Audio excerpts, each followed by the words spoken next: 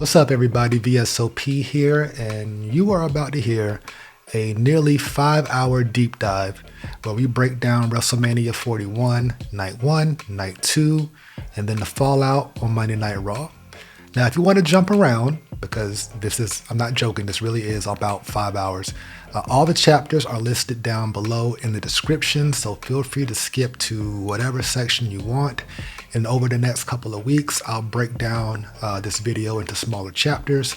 But in the meantime, be sure to hit that like button, subscribe, and check out hiphopandwrestling.com for merchandise. Let's get into it. Hip Hop and Wrestling. Hiphopandwrestling.com.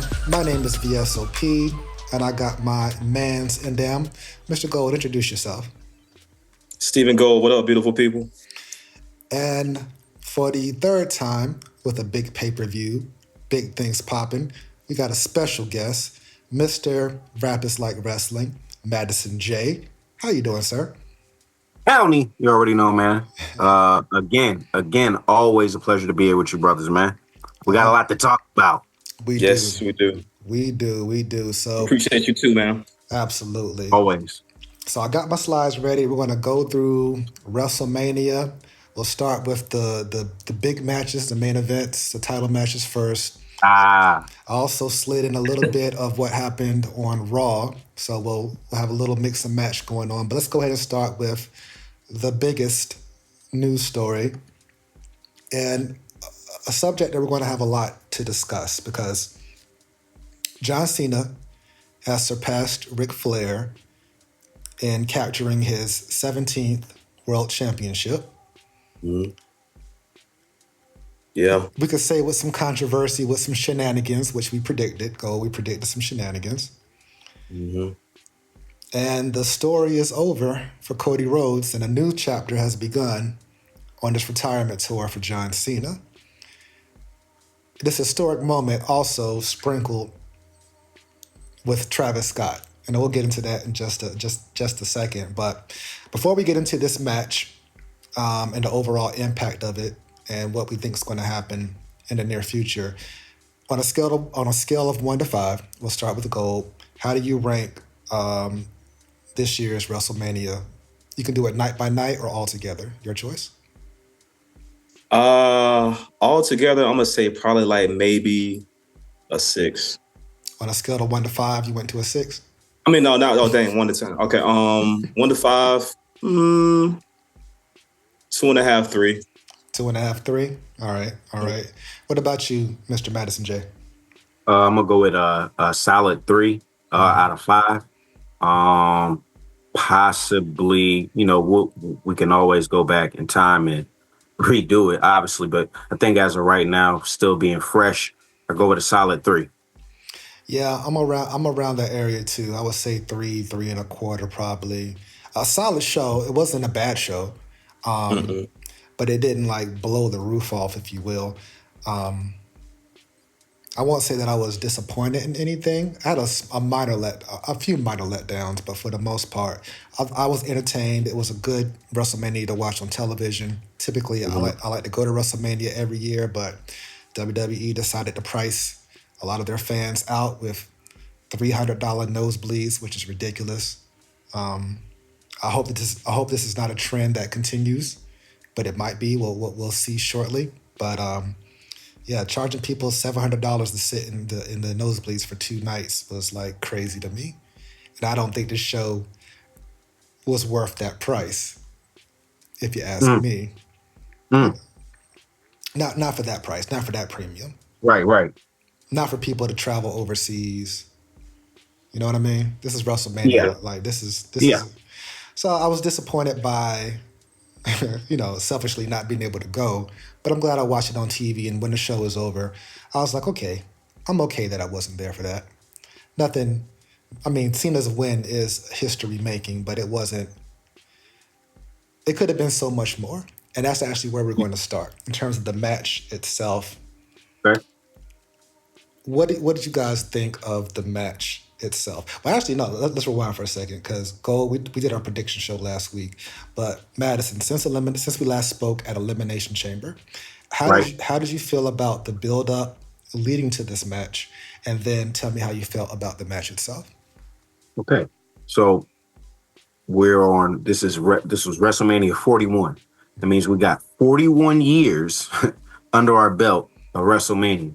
I think let's put that in perspective. Mind you, the 40th anniversary was last year, so that's a lot of wrestling. And just us, within us three, a lot of WrestleMania is under our belt in terms of watching as fans and whatnot.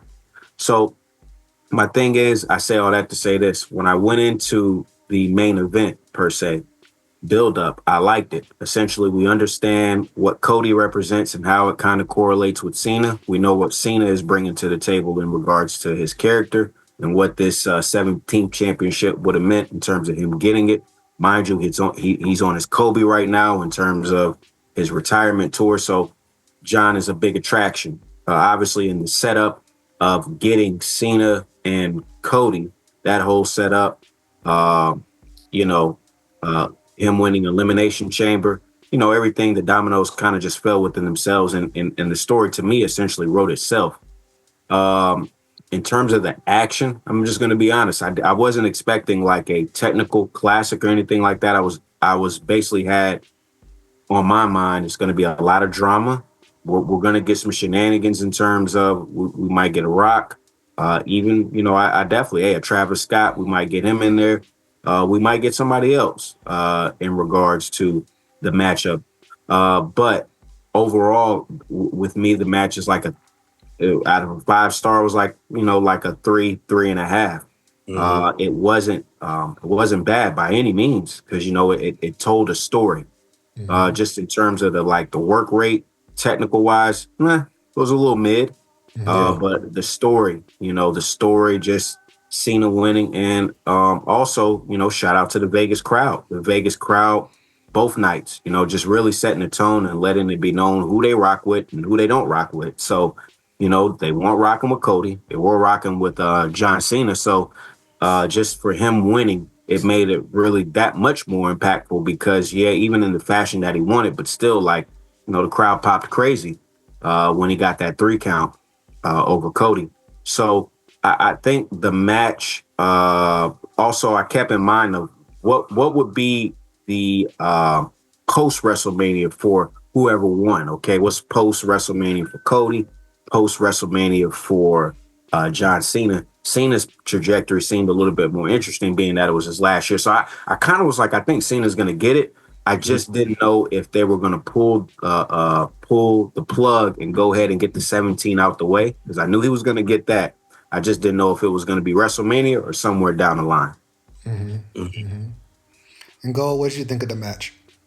I agree with Madison too, man. Probably like a solid 2.5 or 3. I think they were just trying to sell the match with the story, like Madison said too, man. They were just really banking off selling the story instead of the match being an actual spectacular match. I mean, we knew what to expect with Cody Rhodes and John Cena.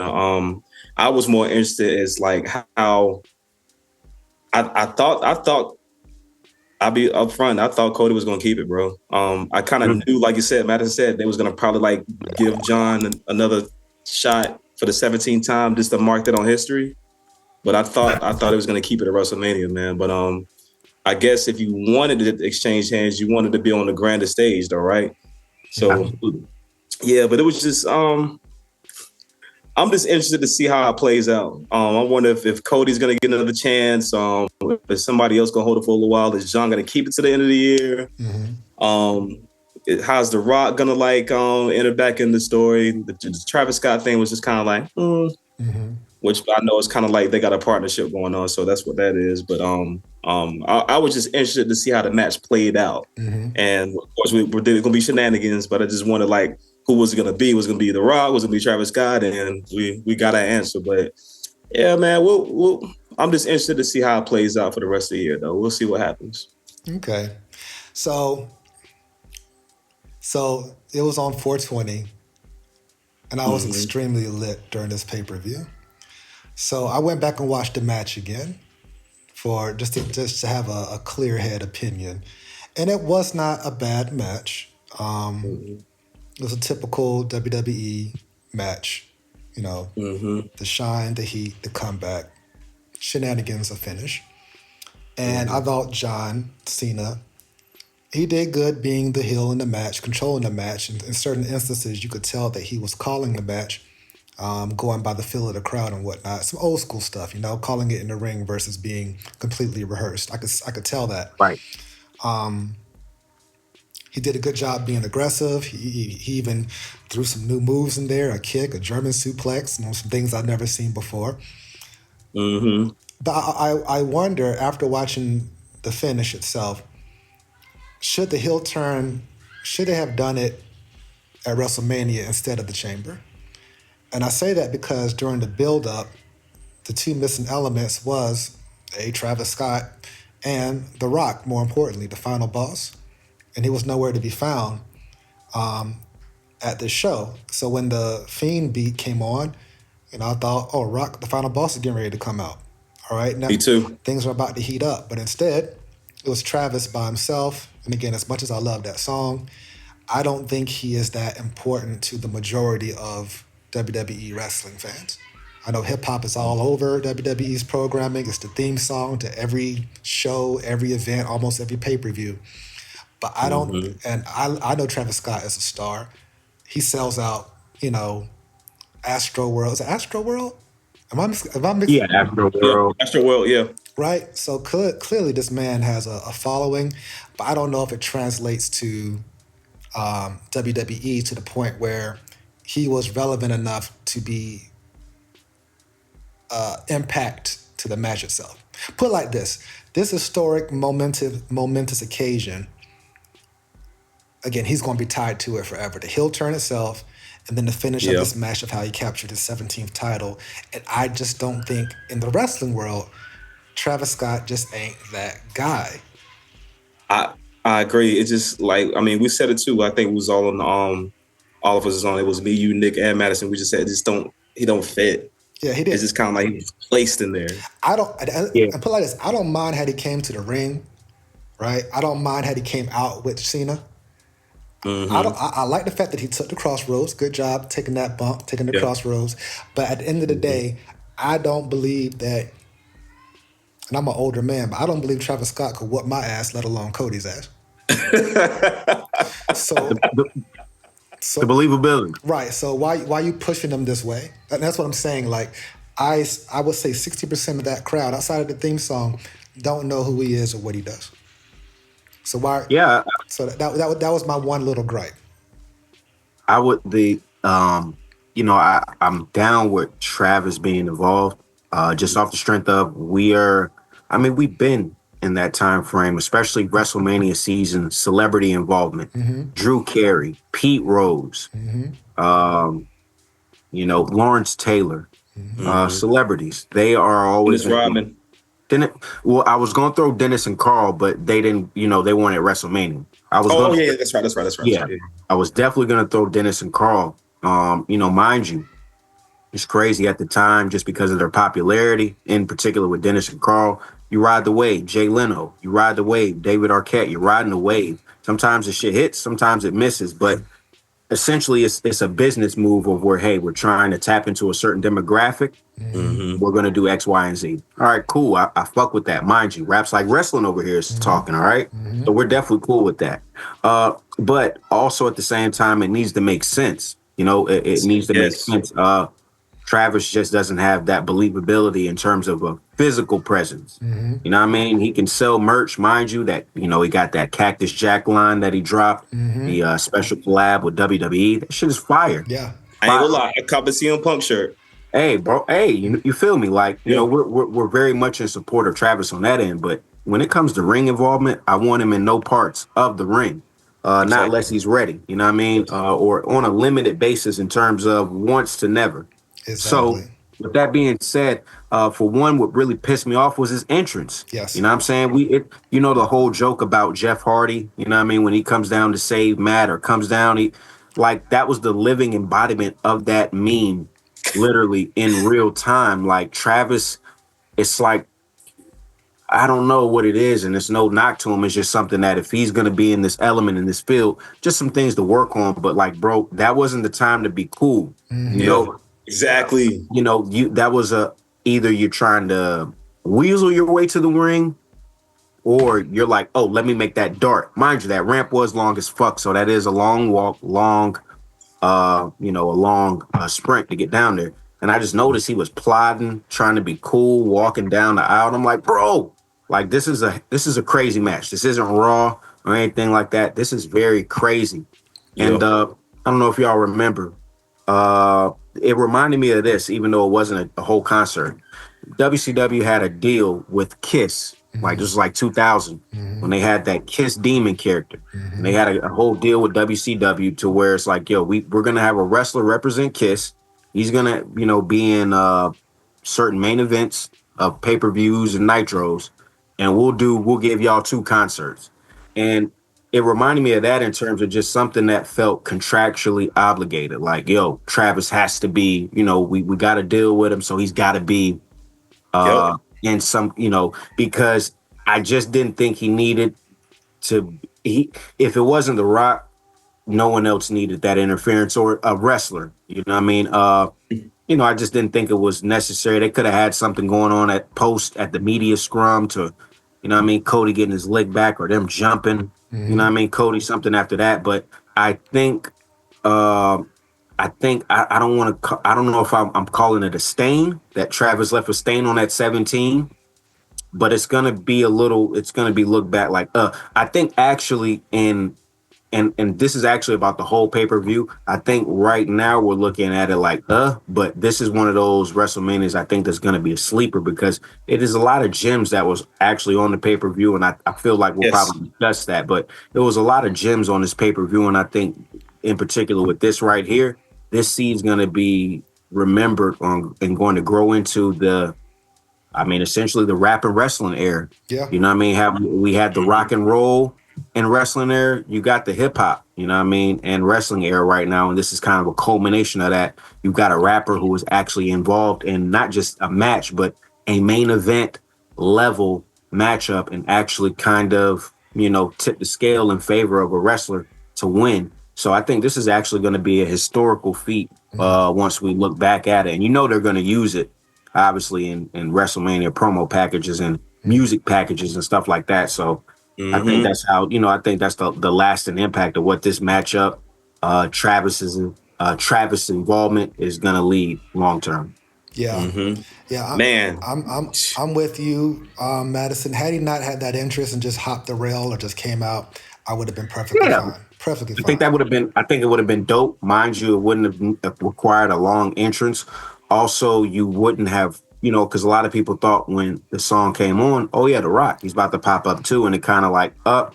So no Rock, it's like, all right, so what the fuck is Travis Scott doing here? What is he doing? Right. Right. And it was a mind you, we have to go with the flow of the match, because this is the, it's the final match. This is the main match of the the whole 2 days. So it's like we want to follow suit what the hell's going on, but I know a lot of people are thinking, what the fuck is going on? What is Travis Scott doing here? And it leaves, it's like, I don't want to have this thought, but also, mind you, rap already has this thing within culture, then in wrestling culture as well. They already feel like, oh, what the fuck is rap doing in wrestling? Like, oh God, these rappers, when we've had to live with Rock, for eons in terms of in wrestling. But for the most part, it's like, damn, Travis, you fucking it up, man. Yeah. Fucking it up. Now they ain't gonna want no rappers to do shit. Yeah. You know what I'm saying? And it's like, it's a lot of guys I feel that really are talented that could make that leap. You know what I mean? A little scrappy. He's somebody that's really dedicated some time and putting in, a lot of pain and really learning and he's somebody who's like has a physical presence, as opposed to somebody like Travis Scott. I'm just like, but again, I think the impact of Travis's, all his appearances and what he's doing is something that's going to leave an impact for years later, of which people will pick up on. Yeah, I think business wise for his audience, his fan base, the cross pollination of the two could be probably helpful for sure. Absolutely. I just think that they got to be careful on how they want to interject the two. Absolutely. We got Wale is a diehard wrestling fan too, but he ain't hopping the rail. Actually, it has. Nope. He may. Right. He just did a 2-0. I think he did a 2-0 live appearance. Yeah. Or NXT appearance that time during, I think, their premiere when they went colorful, NXT 2.0, because he did the theme song. That was it. You know what I mean? Sexy Red, she popped up. Sexy Red popped up. Yeah. Hey, that's it. Metro Boomin, he's in the crowd. Quavo's been in the crowd multiple times. I'm cool with that. But don't. Even another match had Travis Scott came out with Damian Priest, but this is John Cena versus Cody, a heel John Cena. Right. But looking, I like the fact that he broke up 3 count, pulled the ref out, perfect. That's old school wrestling to a T. I'm with it. Yep. He went for the slap. He regretted it instantly. Ate the crossroad. Perfect. Just erase that entrance. On top of that, do you think John Cena and Travis Scott really hang out in real life? Hell no. That part, so that ties to the believability as well. So just on some storyline wise, I think it makes sense. Just on some like Hollywood shit, like okay, Hollywood, like bumping shoulders, bumping elbows. Yeah, you know what I mean. Just because obviously the age gap as well. You know what I'm saying? I'm pretty sure there might be like a 20-year age gap or something along there. So even it's a culture clash, but the common thread is, hey, you know, we're millionaires, you know, and we're in that realm of Hollywood and entertainment. So yeah, let's schnoozle together, you know? Yeah, that's a good way of looking at it. I think if Rock came out with him, it would have helped out a bunch. I think Rock's absence from this main event took away a little bit, but it was just more like we really want to see The Rock, right? And The Rock was absent for the whole 6 weeks. Not only was he absent, but his name really wasn't brought up until like maybe the last interaction between Cena and Cody, their last like face-off. Like, what is the ultimate game plan? What's the long game here?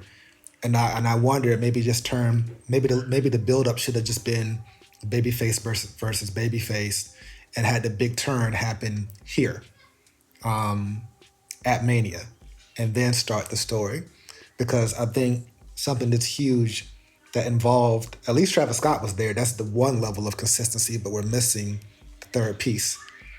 Right. You know what I mean? What are you gonna say, Go? I would say I saw something too, man. They asked The Rock why he wasn't there, and he was saying something like he didn't want to take away from Cena's moment. And I was like, but you already did. Well, yeah, that was it. I told him when he won it for the 17th time, like he didn't want to like. But this is just what he said. He didn't want to overshadow that man's moment, so he said that's why he wasn't there. But you know what? And I would be perfectly cool with that if we didn't have Mr. Fiend there. But he exactly. You know what I'm saying? Yeah. That would have made sense to me. I get, and it's, you know, again, discussion is key. I get it in terms of The Rock's response, because actually, you know, mind you, the 17th, it's not like it's a kind of a normal win. It's the 17th. It's gonna, you know, live in infamy, mind you.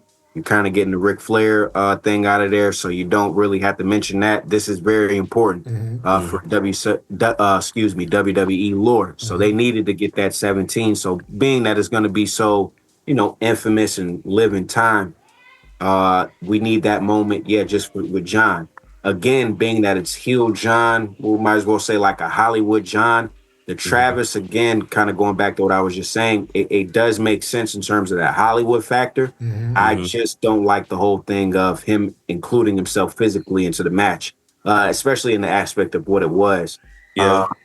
I never really, if The Rock came to WrestleMania, cool, interfered in the match, cool.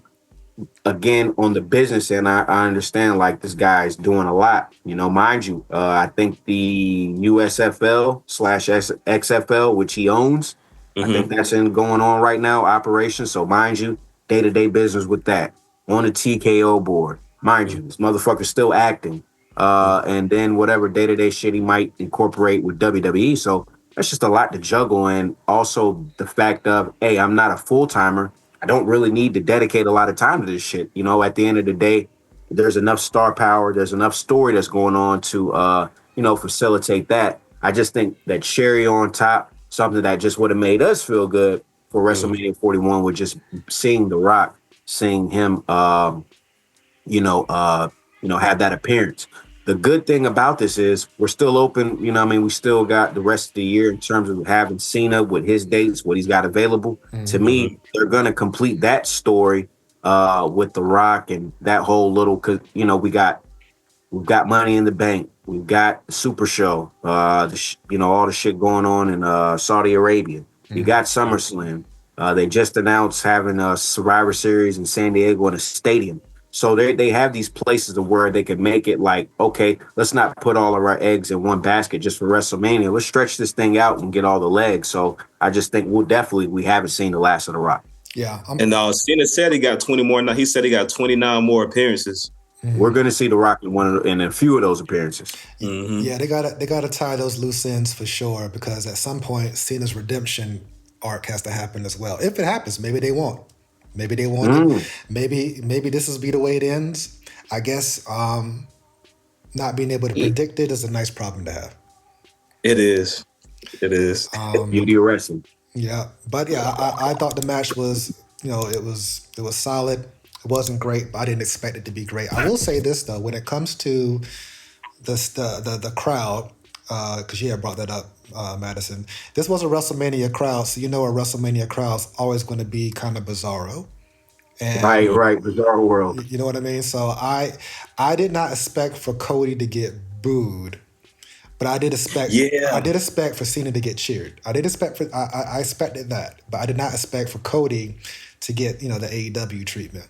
And I just hope that I hope that was just this one instance, because that's what we don't want. You know what it reminded me of? What? WrestleMania, for a past WrestleMania. You talking about Brock versus Goldberg?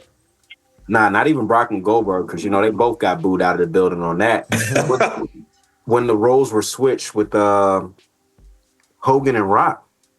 At, 18? Yeah. 18, WrestleMania 18. Yeah. And it was like, okay, Hogan going in heel, leader of the NWO, trying to take down The Rock, Legacy, I forgot it's Icon, how they build it or whatever. And mind you, that whole matchup was the catalyst to Hogan's face run, bringing back the damn yellow and red back in WWE. So it reminded me of that. Mind you, it was, The Rock was still good after that, but in terms of being a face, but it really reminded me of that. Like it was almost like a double turn by the fans, not intended by, the writing or anything like that with the actual match. But it was, again, we know Bizarro world when it comes to WrestleMania and the WrestleMania after Raw. But that was definitely one of those crazy moments. The whole evening, though, they were actually, and again, I'm pretty sure we're going to discuss it, but there were two instances I was like, okay, what the hell is going on with the crowd tonight? Like, y'all all right? Like, I like it, but it's unpredictable. The energy, but it was just so weird. Yeah, the energy was good. I'll give them that. It was, Great. It was a hot crowd.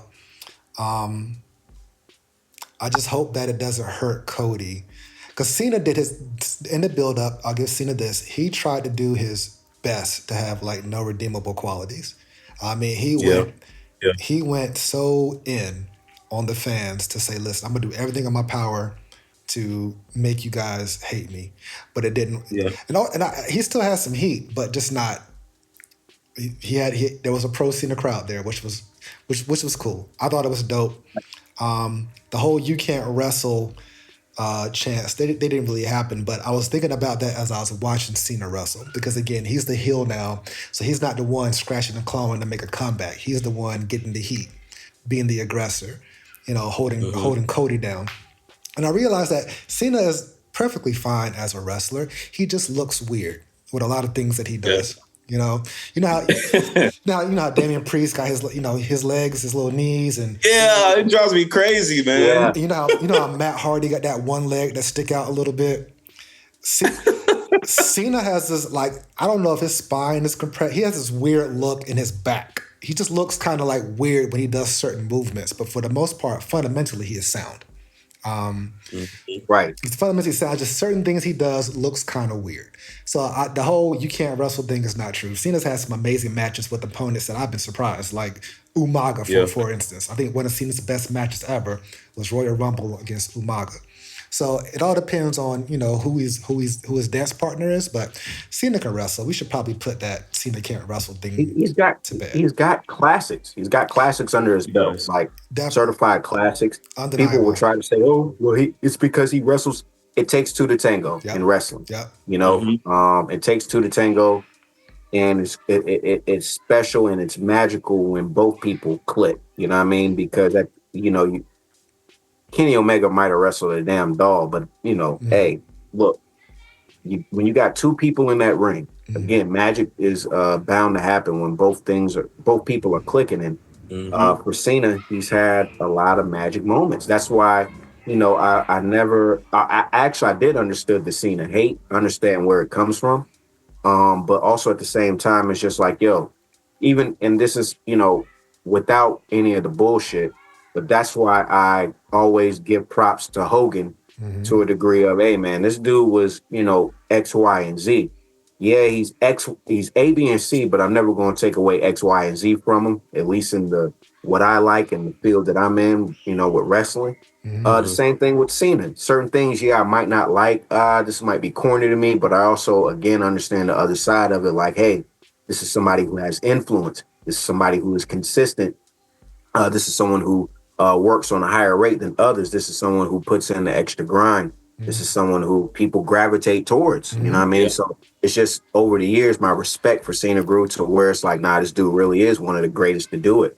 And I was just, we've been able to see it in real time and see him be able to leave and come back on his own terms. And, mind you, I think he's the first wrestler on a main level to have a retirement tour in terms of, we know he's on select dates and he's doing his Kobe, you know what I mean? And it's just a special thing to see what this dude is doing. Again, I give my props to Cena because he's somebody who's really he's transcended wrestling in the modern era, or the tech era, the new era, or however you want to deem it.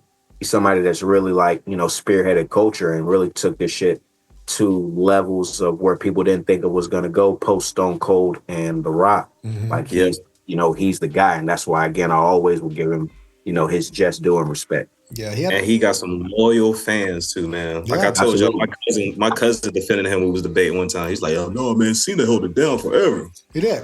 Yeah. Cena he had an amazing run.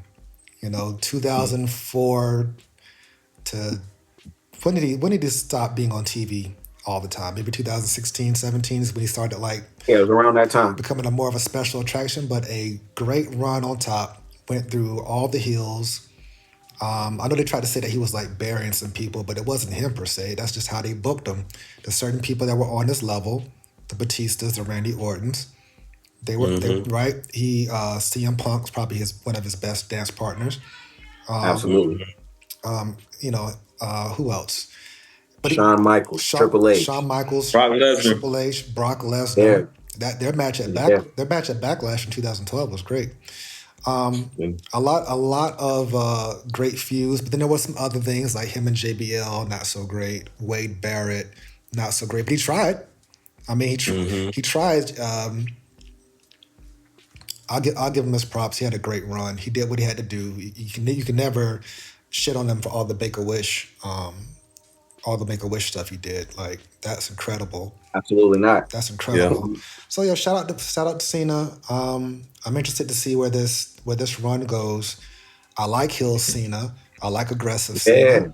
So I'm rocking with it. So the first promo he did as heel Cena at Madison, that 30-minute segment where he was just going in and he was like, yo, you thought I was going to get some new music, some new gear. You're getting nothing. You deserve nothing. I was like, Cena's speaking the truth. He's speaking the truth right now.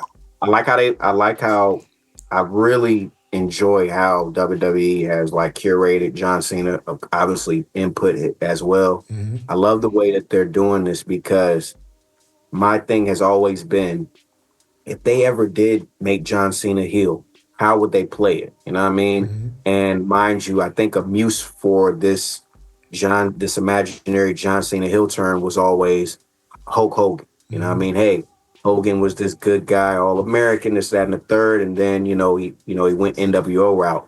So how would they do it? Mind you, there's no NWO to really do now. John has damn near been, 2 decades of a guy who's been a good guy. How the hell do you, flip and turn this guy? Pause.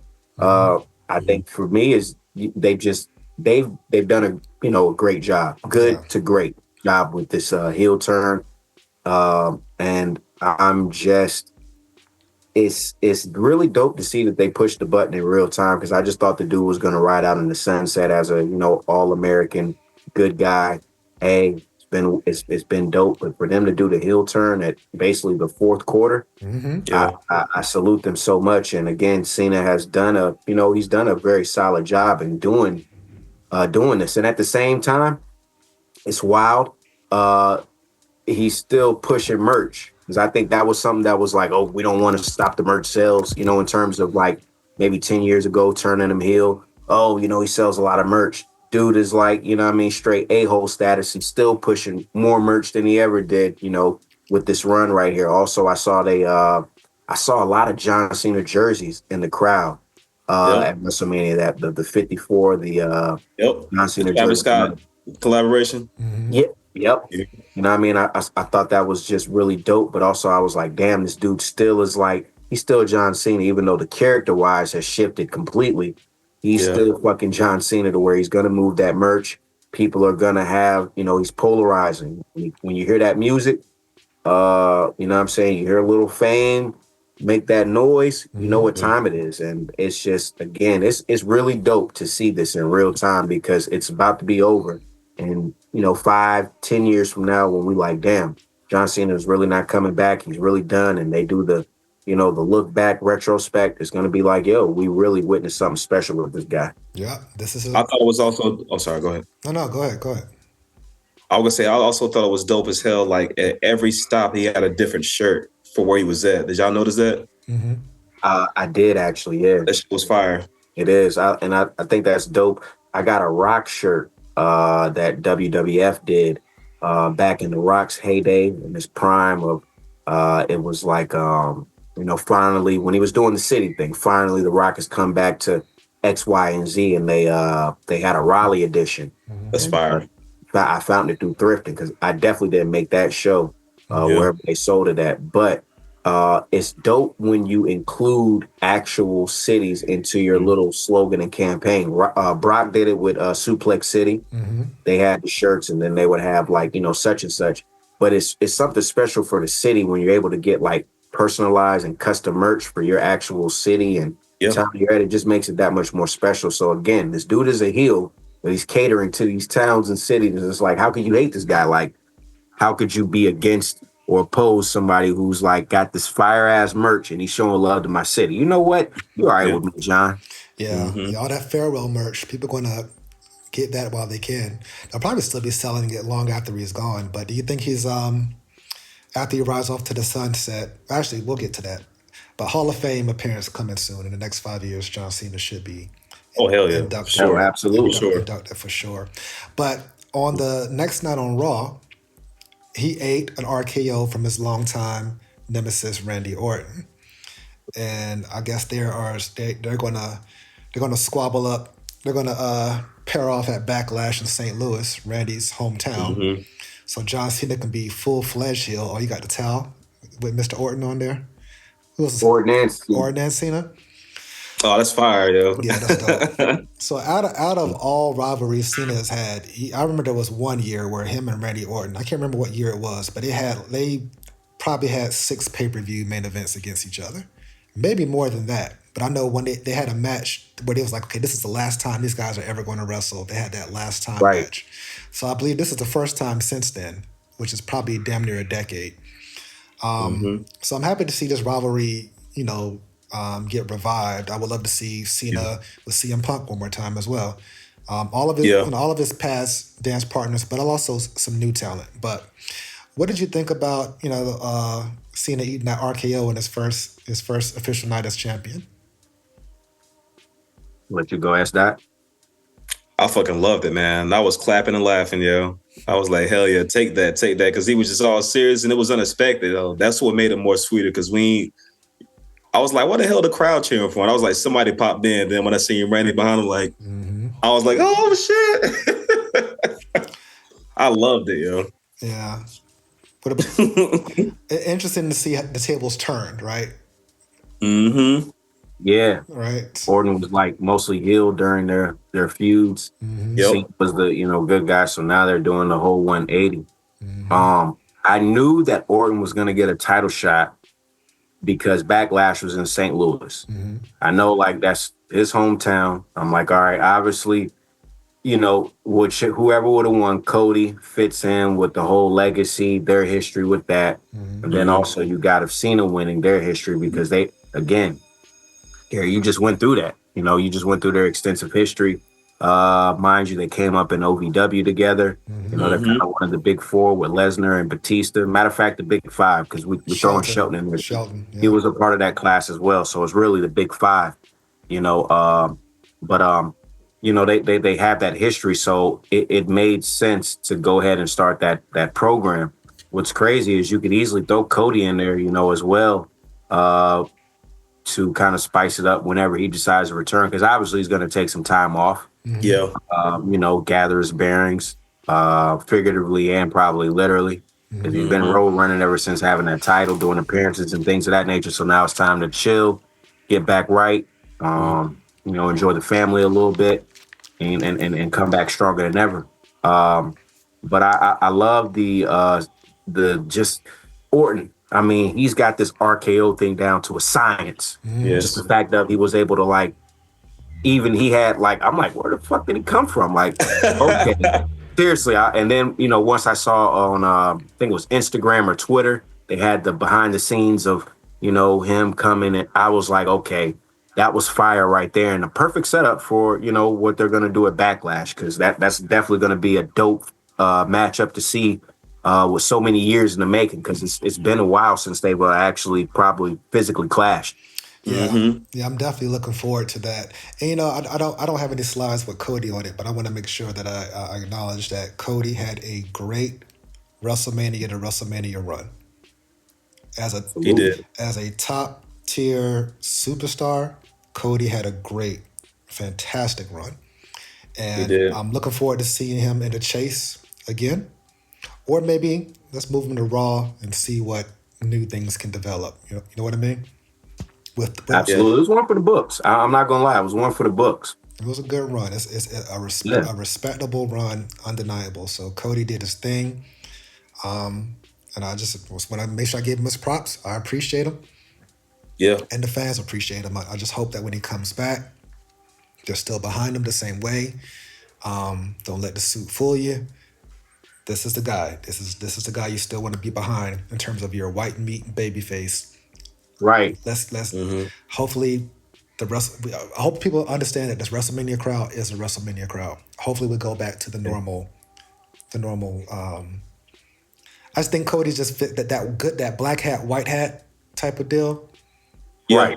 Cody fits that perfectly. So shout out to him.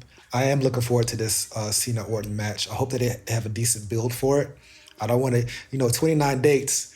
It's not a lot of dates. But then again, I mean, there's that could be one appearance for every week, maybe two in 1 week for the rest of the year. Depends on when they want this all to end. But they had advertised that Cena's going to be at the October event, whatever country that's going to be in, right? So maybe they'll take... I think Perth. Is Perth in October? Is that the October pay-per-view? Yep. Okay. I think so, yeah. So, I mean, we'll see. But, shout out to see this. So let's go ahead and go to another big thing that happened at Mania. The night... the night one... the night one main event was incredible. And I would say that I would vote both triple threat matches between the women and the men were the matches of the weekend. In my spectacular opinion. With the triple threat, Seth Rollins, Roman Reigns, CM Punk, it was magic in the ring. These dudes worked so well together. And hell yeah. we had called that there might be some inadvertent or blatant shenanigans that involved Paul Heyman. In this case, that's what happened. Matter of fact, I think, didn't you say that Seth might win? Were you the one? No, I said I said if anybody was going to turn heel, it was going to be Seth. Which technically, me and you both thought that Seth was like going to take the pin, but he ended up fucking winning. Right? So yeah. I thought Punk was going to win, have his big moment. Seth was going to go crazy because it happened and then turn heel, but nope. Instead, Paul Heyman came into the mix, slid the chair. Actually, that one little part right there. Who do I slide the chair to, Punk or Roman? I like that conflict right there. But that was good. But as soon as Heyman got in the ring, I was like, okay, I think a low blow is coming. As soon as he started to creep behind Punk, I was like, he's getting ready to hit him in the nuts. And that's what he did. So we have a relieved Roman Reigns, like, I knew you would come through for me, wise man. Give me that chair. Mm-hmm. Tear CM Punk's back up. And then here comes Paul Heyman. This is when I knew the second nut job was coming. When he said, as soon as he pointed towards Seth, I was like, okay, something's getting ready to happen again. And then slowly... He gassed him up too much. Right. Started to creep behind him, and then that next nut shot came. But it was still great. Mm-hmm. It was fantastic. Because although Seth had planted that seed, a few weeks ago saying, now you owe me a favor, I still didn't put two and two together. I thought absolutely there was no way that Paul Heyman would align himself with Seth Rollins.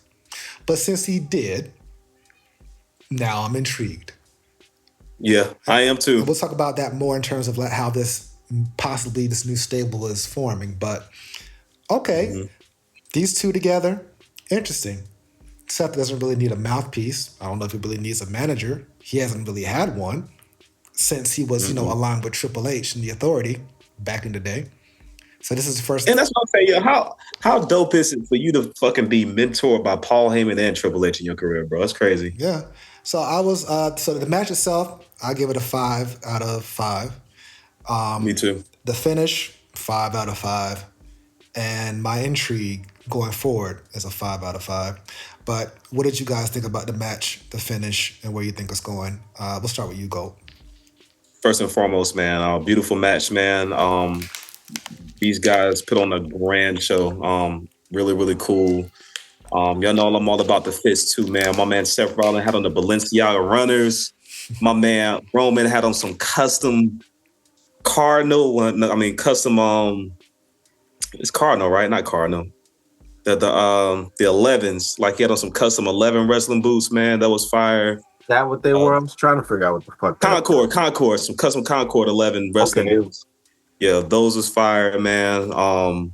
CM Punk with the yellow and coming out with the band, man. That was fire. Just 10 out of 10, man. And they did a beautiful job. I really, really enjoyed this match. Mm-hmm. What about you, Mr. Madison Jack? Man, big fight feel. Triple threat between 3 of the hottest acts in WWE. CM Punk, Seth Rollins, and the tribal chief himself, Roman Reigns. And incredible matchup. I think for the most part, definitely is going to go down as one of the greatest triple threat, one of the greatest matches in WrestleMania history.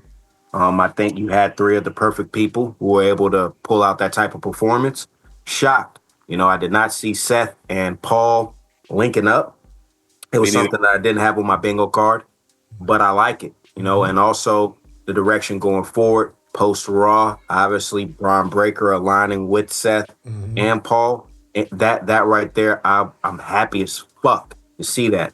Big Bron Breakker fan. Feel that guy is most definitely the future. He is definitely going to be leading the future along with a few others in WWE, prohibiting injury and prohibiting, any type of incidents. That guy is, his star is very bright. Remember that Madison J told you this. The future is very bright for this alignment, and if they have some potential other people join up with them, I think it'll be dope too. But just right now with Paul aligning with Seth and Bron, oh man, we are the summer is about to be very hot. Yeah. Yes, man. I'm excited. Yeah, Bron Breakker with Paul Heyman seems like a good natural fit. Dangerous. The new beast, someone with the intensity of a Bron Breakker with the wise man. Yeah, I'm with that. I like this. I like him being under Seth's tutelage as well.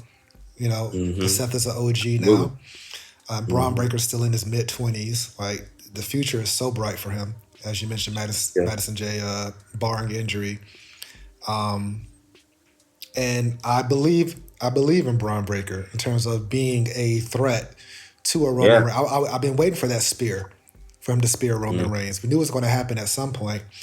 The thing about Braun is just like he teeters between face and heel so much. Like, people want to cheer Braun Breaker, and then as soon as we Yeah. get ready to want to cheer him, he goes and Switches it up. he spears someone that we like, a Jey Uso or a Roman, but he's an intense dude. He's the ultimate competitor. His uncle's crazy. His father's a nut job. It makes perfect sense to me. Heyman has Mm-hmm. worked with his father and uncle back in the day. Makes sense to me. Mm-hmm. I believe Seth Rollins, he mentioned that, he came in via Paul Heyman when he first debuted as the Shield to protect CM Punk. Made sense to Yep. me. Whoever else they decide to put in this group, if they decide to, I hope that they pick and choose carefully and it make as much sense as Braun did. But it worked. Right. It worked perfectly. I was like, oh yeah, okay. Now, should Punk and Roman team together to go against these two? I think inevitably they will, but Yeah. Punk just got his back torn up with a steel chair in a triple threat match. He may not be too forgiving right away, but Yeah. they have a common interest in getting their hands on Paul Heyman. Mm-hmm. So Mm-hmm. that makes sense to me. This is not the first time that Paul's turned on Roman. This ain't the first time that Paul's turned on CM Punk. They should have known by now. Right. When they brought that snake home and it bit him, they should have known. Mm. Mm. But Exactly. here we are now. Like, what is this going to lead up to? And what role is Paul Heyman going to play? Because I'm gonna be quite honest with you. I'm gonna keep it a buck. The wise man, I like the idea of the wise man, but I didn't like the way that he what's the word I'm looking for? Paul Heyman, when I first saw him as Paul E. Dangerously, when he had the cell phone, when he was managing the Dangerous Alliance, One of the most underrated / greatest factions of all time, by the way. I thought they were great. Fucking Larry Yeah. Zbyszko, Arn Anderson, Rick Bobby Rude, Eaton, Bobby Stunning Eaton. Steve, Medusa. They had it going on. But then Paul started ECW, a rebel promotion that changed the game. But Paul Heyman under Roman Reigns, although it made sense, I have a hard time forgetting the old Paul Heyman. You know what I mean? Paul Heyman Absolutely. as the tribal chief, he was a pussy.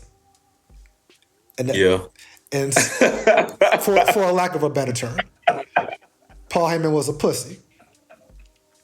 But those who know Paul Heyman from back in the day, he will smack you over the head with a cordless phone real quick. Yep. Absolutely. He will Mm-hmm. he will try to gouge Jerry Lawler's eyes out at the announce desk when ECW invades Raw. He had edge. So hopefully maybe he's going to get his edge back. Even with Brock Lesnar, he wasn't a pussy. He was just Paul Heyman, the advocate for Brock Lesnar, the mouthpiece. But the yes, my tribal chief. Yes, my tribal chief. No, my tribal chief. Right. I Yeah. was never really into that, to be quite honest with I you. hated that shit too. It was so corny. But for, Right. but for someone But it fit him though. it fit him, and for someone who's like just now watching for the first time, again, I go back 30 plus years. We all go back decades. For someone who just started watching around when the tribal chief character started, maybe they don't understand. They don't know the old Paul Heyman, so they're going by this frame of reference here. I'm hoping that Paul Heyman shows us some more edge because again, Seth don't need a mouthpiece, No, he doesn't. and neither does Braun. But the wise man's the wise man, and he's supposed to be bringing something to the table as a manager, as an advocate that no one else has. So I'm open to seeing where it goes. I don't know if Paul Heyman's going to be ever grouped up with either of these two gentlemen who are laying on the mat right now, Punk or Roman in the future. But I'm cool with that. Let's see what this next wave for the next year is. So in terms of like resetting the clock, getting us ready for the next year leading up to the next WrestleMania, I am with it. I hope all 4 of these men avoid injury and have a good, healthy year because we need them because they're that important. Yes. And they showed that in that triple threat match. And how many curb stomps is CM Punk going to take? This dude should have CTE by this point. Yeah. He's been eating curb stomps all year. Yeah, Yes. I'm about to say, holy come on now. It's damn. Can we, it's stuff like that. I'm like, but then also it's wrestling, man. We just gotta throw belief, throw it in the air like confetti and just let it land where it may. Cause this shit never makes any sense when you actually really break it down and think about it. But we're definitely in for a hot summer because you can go so many ways with what transpired night one, also Raw post-Mania with this alignment right here with Bron and Seth and Paul. Again, you got the Punk and Roman Reigns factor. You could go both matchups with them, a tag team match, all again taking over the whole summer. Paul Heyman in a shark cage. Yeah, I mean, and then mind you, with that announcement that with Survivor Series taking place in San Diego, it's like, okay, is it going to be a War Games match with these guys kind of being the foundation? I'm just, again, just thinking about that and throwing stuff like that out there because, again, you have so many ways that you can go with how things went Monday in particular. So great job by everybody in this matchup because, again, it's going to be a classic. And also just looking forward to what the hell is about to transpire because, man, oh, man, Seth, the visionary, the architect, he does it again. And I think he's also going to go down as one of the greats. Because, man, he's given us, like, the character-wise, he just knocks everything out the park. Mind you, I like how Seth is he's a young OG. He's helping out young talent that's under him, at least because this is his third go-round in terms of a faction. The fourth with the Shield, but they were all, roughly in the same time frame. But, you had the with the Authority, even though he wasn't like the OG, he was the young guy in there. Noble, Shannon Moore, Triple H, Kane, he was the young guy. Absorbing that knowledge. But then when he had his what was his faction with Buddy and AOP with the Authors of Pain, where he was like the visionary. What was the name of his group? I completely forgot. Was that during the pandemic? Me too. Was that when he was when he first started becoming the maniacal laughter and all that? And Yep. Because he was like kind of on some cult shit. He was the Messiah. Was he like a Messiah or something? Yeah, that's what it was. Yeah, I remember that. Yeah. Yep. Well, I can't remember Monday the Night name. Messiah, something like that. Yeah, that's when he started going into that kind of aspect. But that was kind of after, because that kind of started to be like a tagline. But he was really on like his kind of like almost how CM Punk was with the Straight Edge Society, but just minus the straight edge shit. But he had it again. It was Buddy Matthews and Buddy Murphy and the Authors of Pain. I forgot the name of the group though. Then I think Authors of Pain either Buddy got injured, Authors of Pain got fired, so it's just like they just ditched the group. But long story short story long, again, getting some talent, working around him. I just think it's gonna be dope, man. I think any type of situation Paul is involved in, it's must watch, must see. Seth, Bron, of course, what they're doing right now in their careers just in the past year, it's been definitely incredible. It definitely provided always a much needed and necessary boost to the WWE. And again, it's gonna be a hot summer, man. We're gonna have a lot of talks. I think about this. Who y'all think touch and go first? Y'all think it's gonna be Seth or Punk? I'm not sure.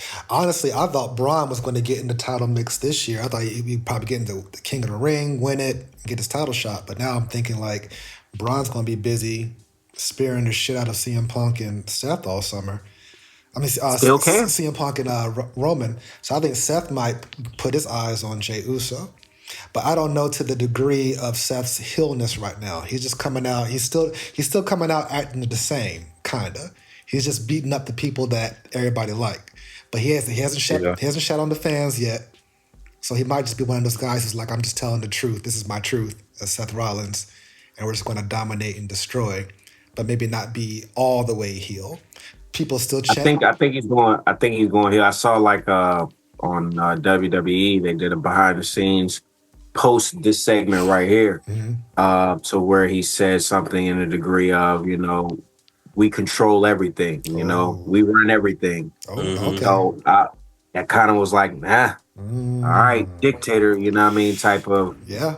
So I was like, because I would agree post that. I mean, before that. But once I saw that, I'm like, nah, I pretty much stamped it. You know what I mean? And that's how I felt too. I felt like Heyman, like, showing us like he was on his side was him putting a stamp on I'm a heel now. That's how I felt.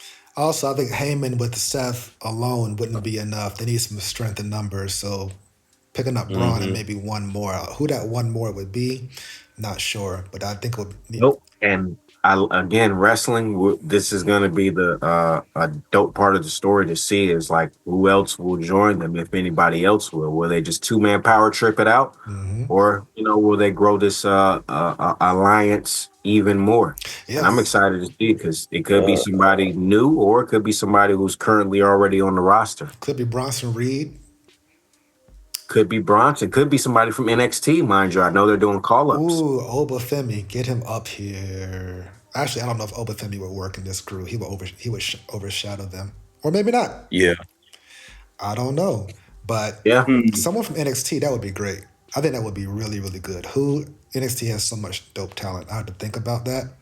But even someone like an Ethan Page with his charisma and character would work. I can see that. That fits. Would work. I can see that. But I do think that CM Punk is going to put Bron Breakker over at some point. And when I say over, I mean Bron's going to pin CM Punk somehow, some way. Absolutely. Because when He's got you. When CM Punk was in AEW, he had put over Wardlow in a way that didn't hurt him at all. I don't know if you ever saw Wardlow. You don't watch AEW Gold, but they had this guy with all the charisma in the world named Wardlow, which I hope he goes to WWE because he's money. CM Punk had put him over and lost him and whatnot. I think CM Punk would probably put Bron over, knowing that Bron's the future. And Roman, we'll see. I mean, we'll see. Roman don't take too many pins, but he did at WrestleMania, so shout out to him. So yeah, as you mentioned, Madison, one hot summer. It's coming. I don't know if to answer your question, Gold, is Seth going to see who's going to see gold out of these four? Out of these four that I'm looking at right here. Mm-hmm. If they're trying to take over, then Seth got to get it.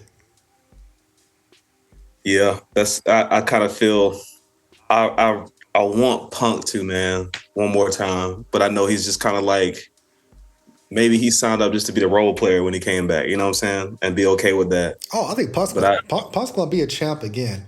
Just maybe not the undisputed. Yeah. Hey, who knows? Maybe he takes it off of John Cena. Who knows? He's going to get that title. But first, he got to deal with Paul. Yeah. He got to deal with Paul Heyman and Seth and now Bron. So they really don't need any gold for this feud. No, they don't. It's the hype is already there without gold. Yeah, and the grudge is already there. You know what I mean? So who knows? Like, I don't want it to be a situation where now we got a makeshift tag team of Bron and Seth taking the tag titles or things of that nature. I don't want all that. Let's just see what. Yeah. Let's just see what happens. But I'm intrigued.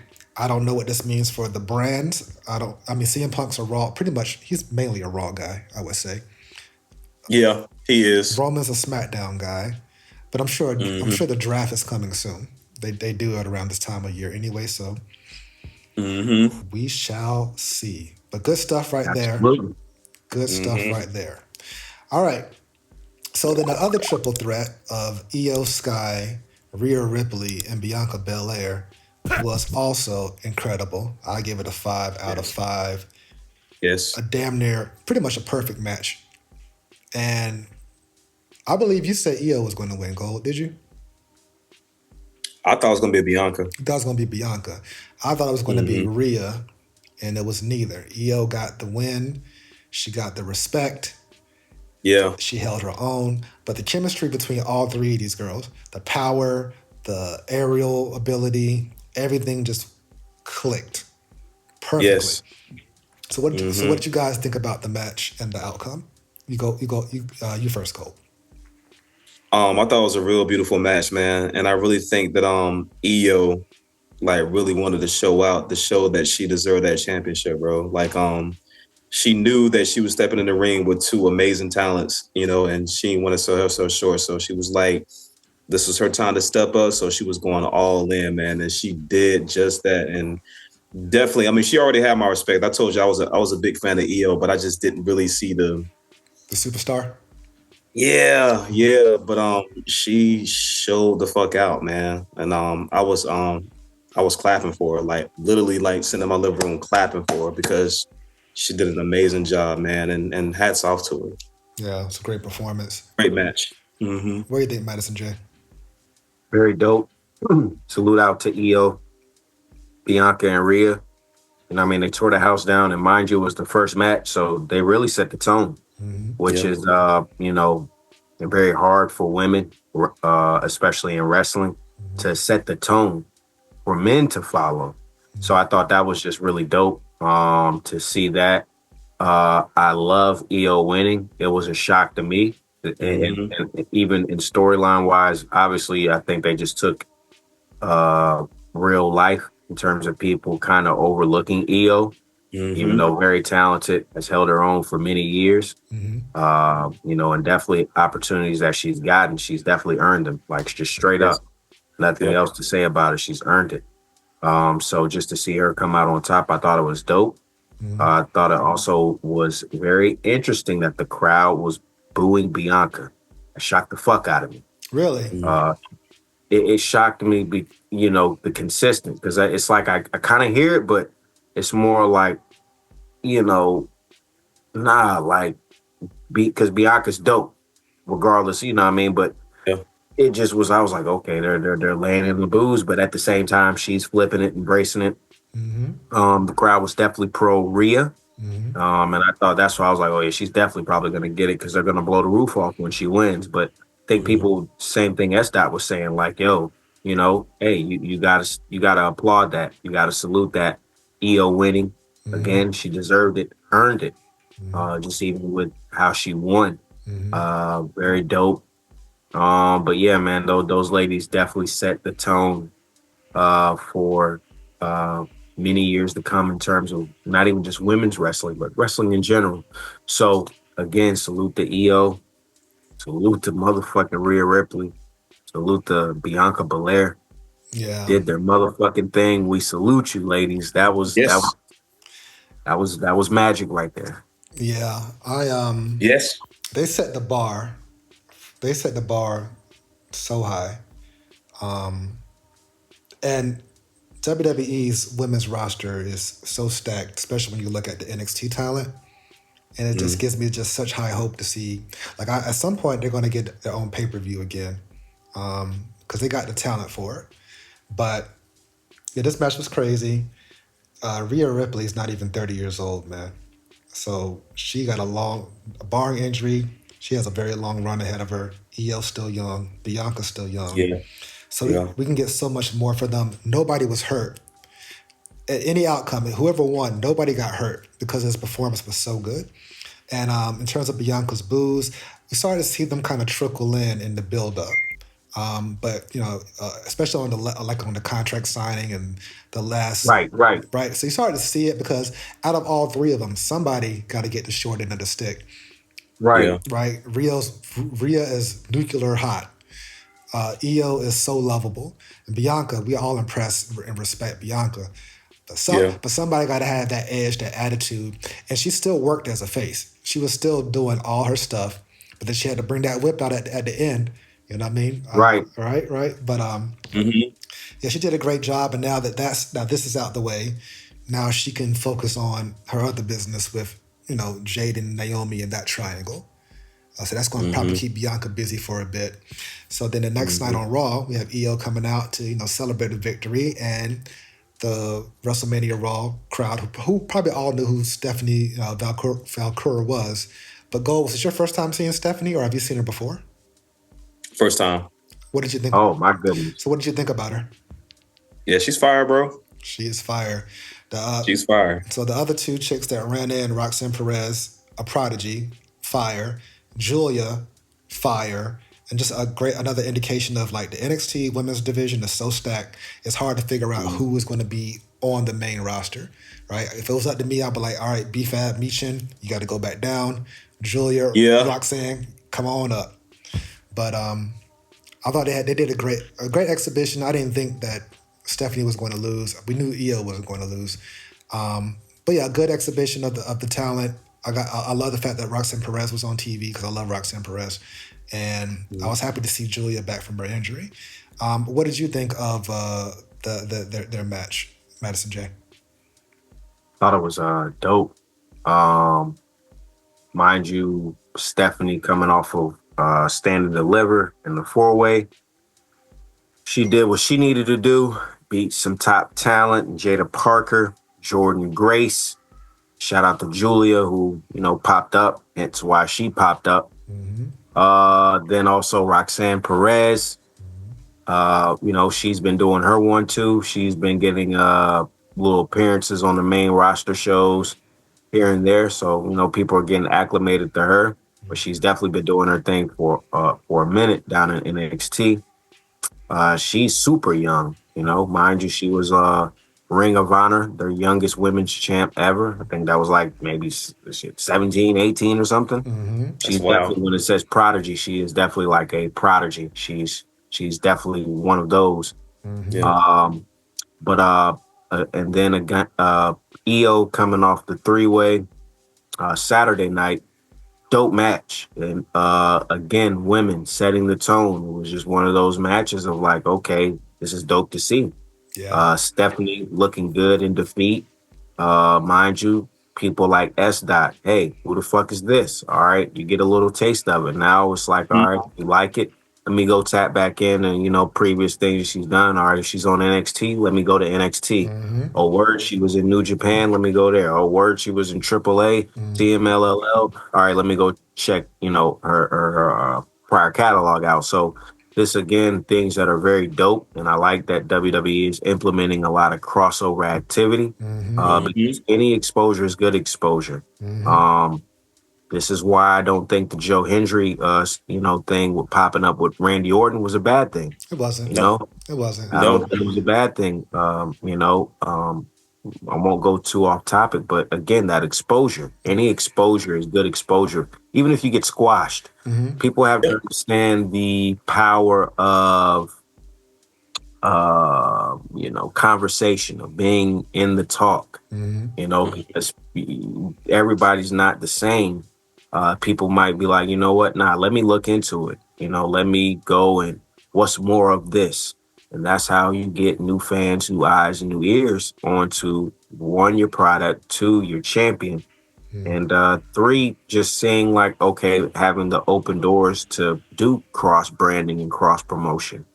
But again, I just thought it was very dope to see Stephanie on Raw. That would surprise me because I'm just like, okay, she's champion, so I know she's not about to get drafted or signed or anything, because that would be crazy. Like an active champion, especially an NXT signed on the main roster. I don't think that's ever been done before. So just to see that would have been crazy. But them having a match like that was just really dope to set off post WrestleMania Raw.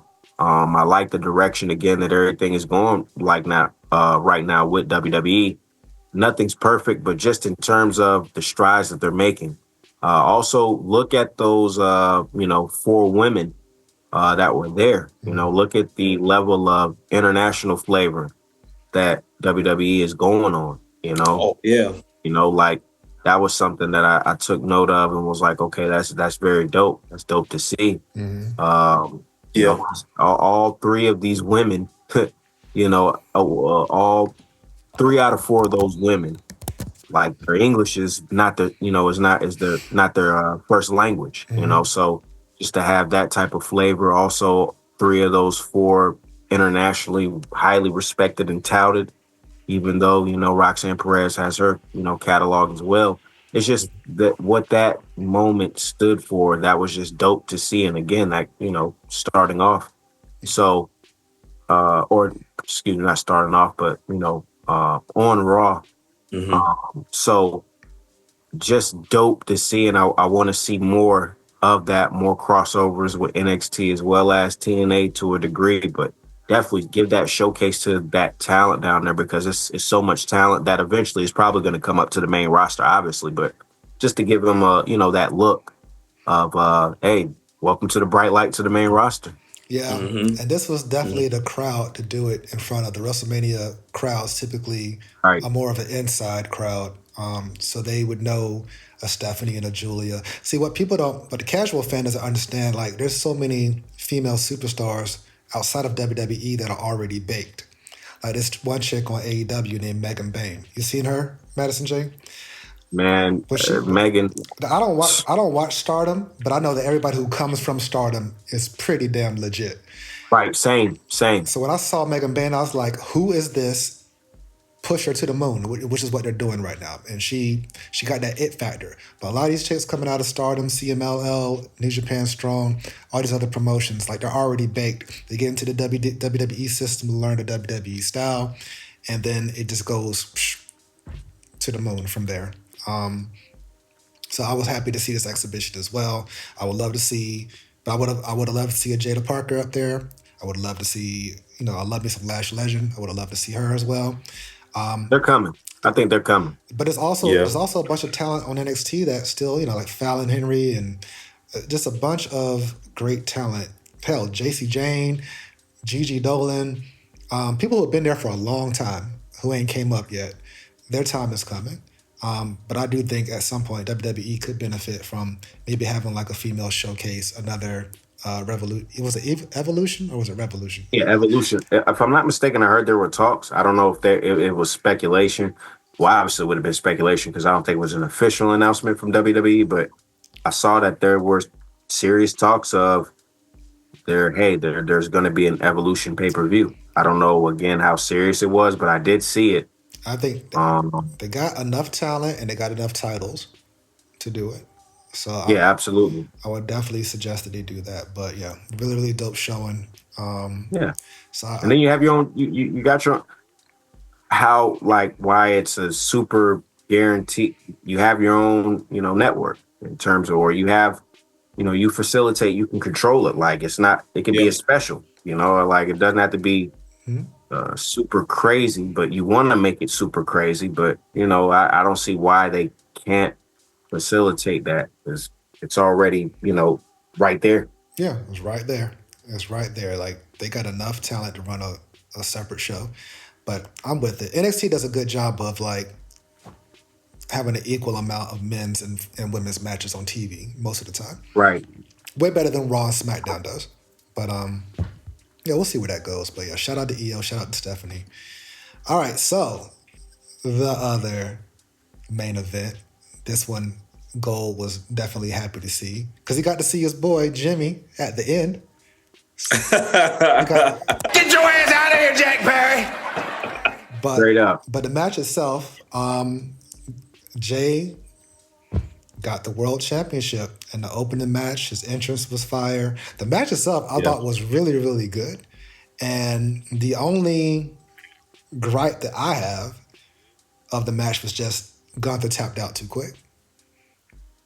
Yeah, I ain't like that either. But, you know, he got 3 Uso splashes to the back. That was pretty. That was pretty dope. But I thought him pinning with the Uso splash with the Uso splash would have been bigger.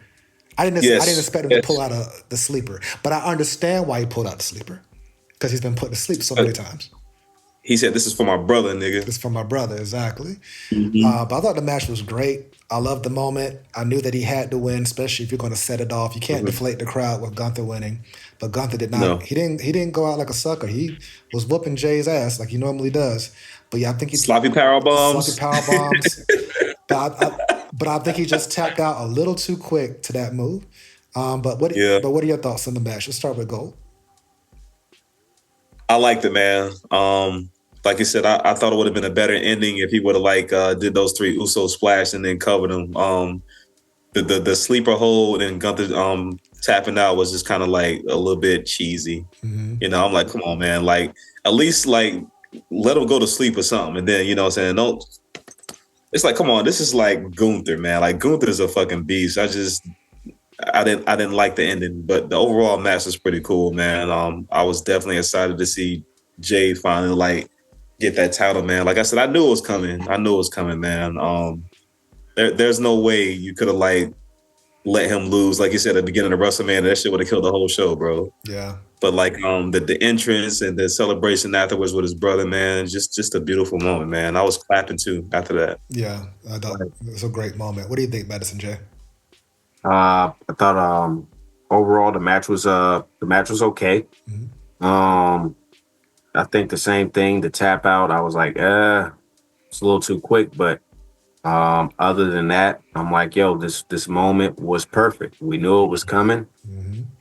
This is exactly, what we saw. Mm-hmm. So having foresight, wink, wink, shout out to S. Dot. You know what I mean? Having foresight, it's like I loved it. I just loved the moment. It was genuine. This motherfucker's worked hard. Yes. Worked hard. Yes. Just putting in that pain. Yeah, one of those things like, yeah, man, you deserve it. Definitely, you deserve it, bro. I like to see something, fresh blood with the world title.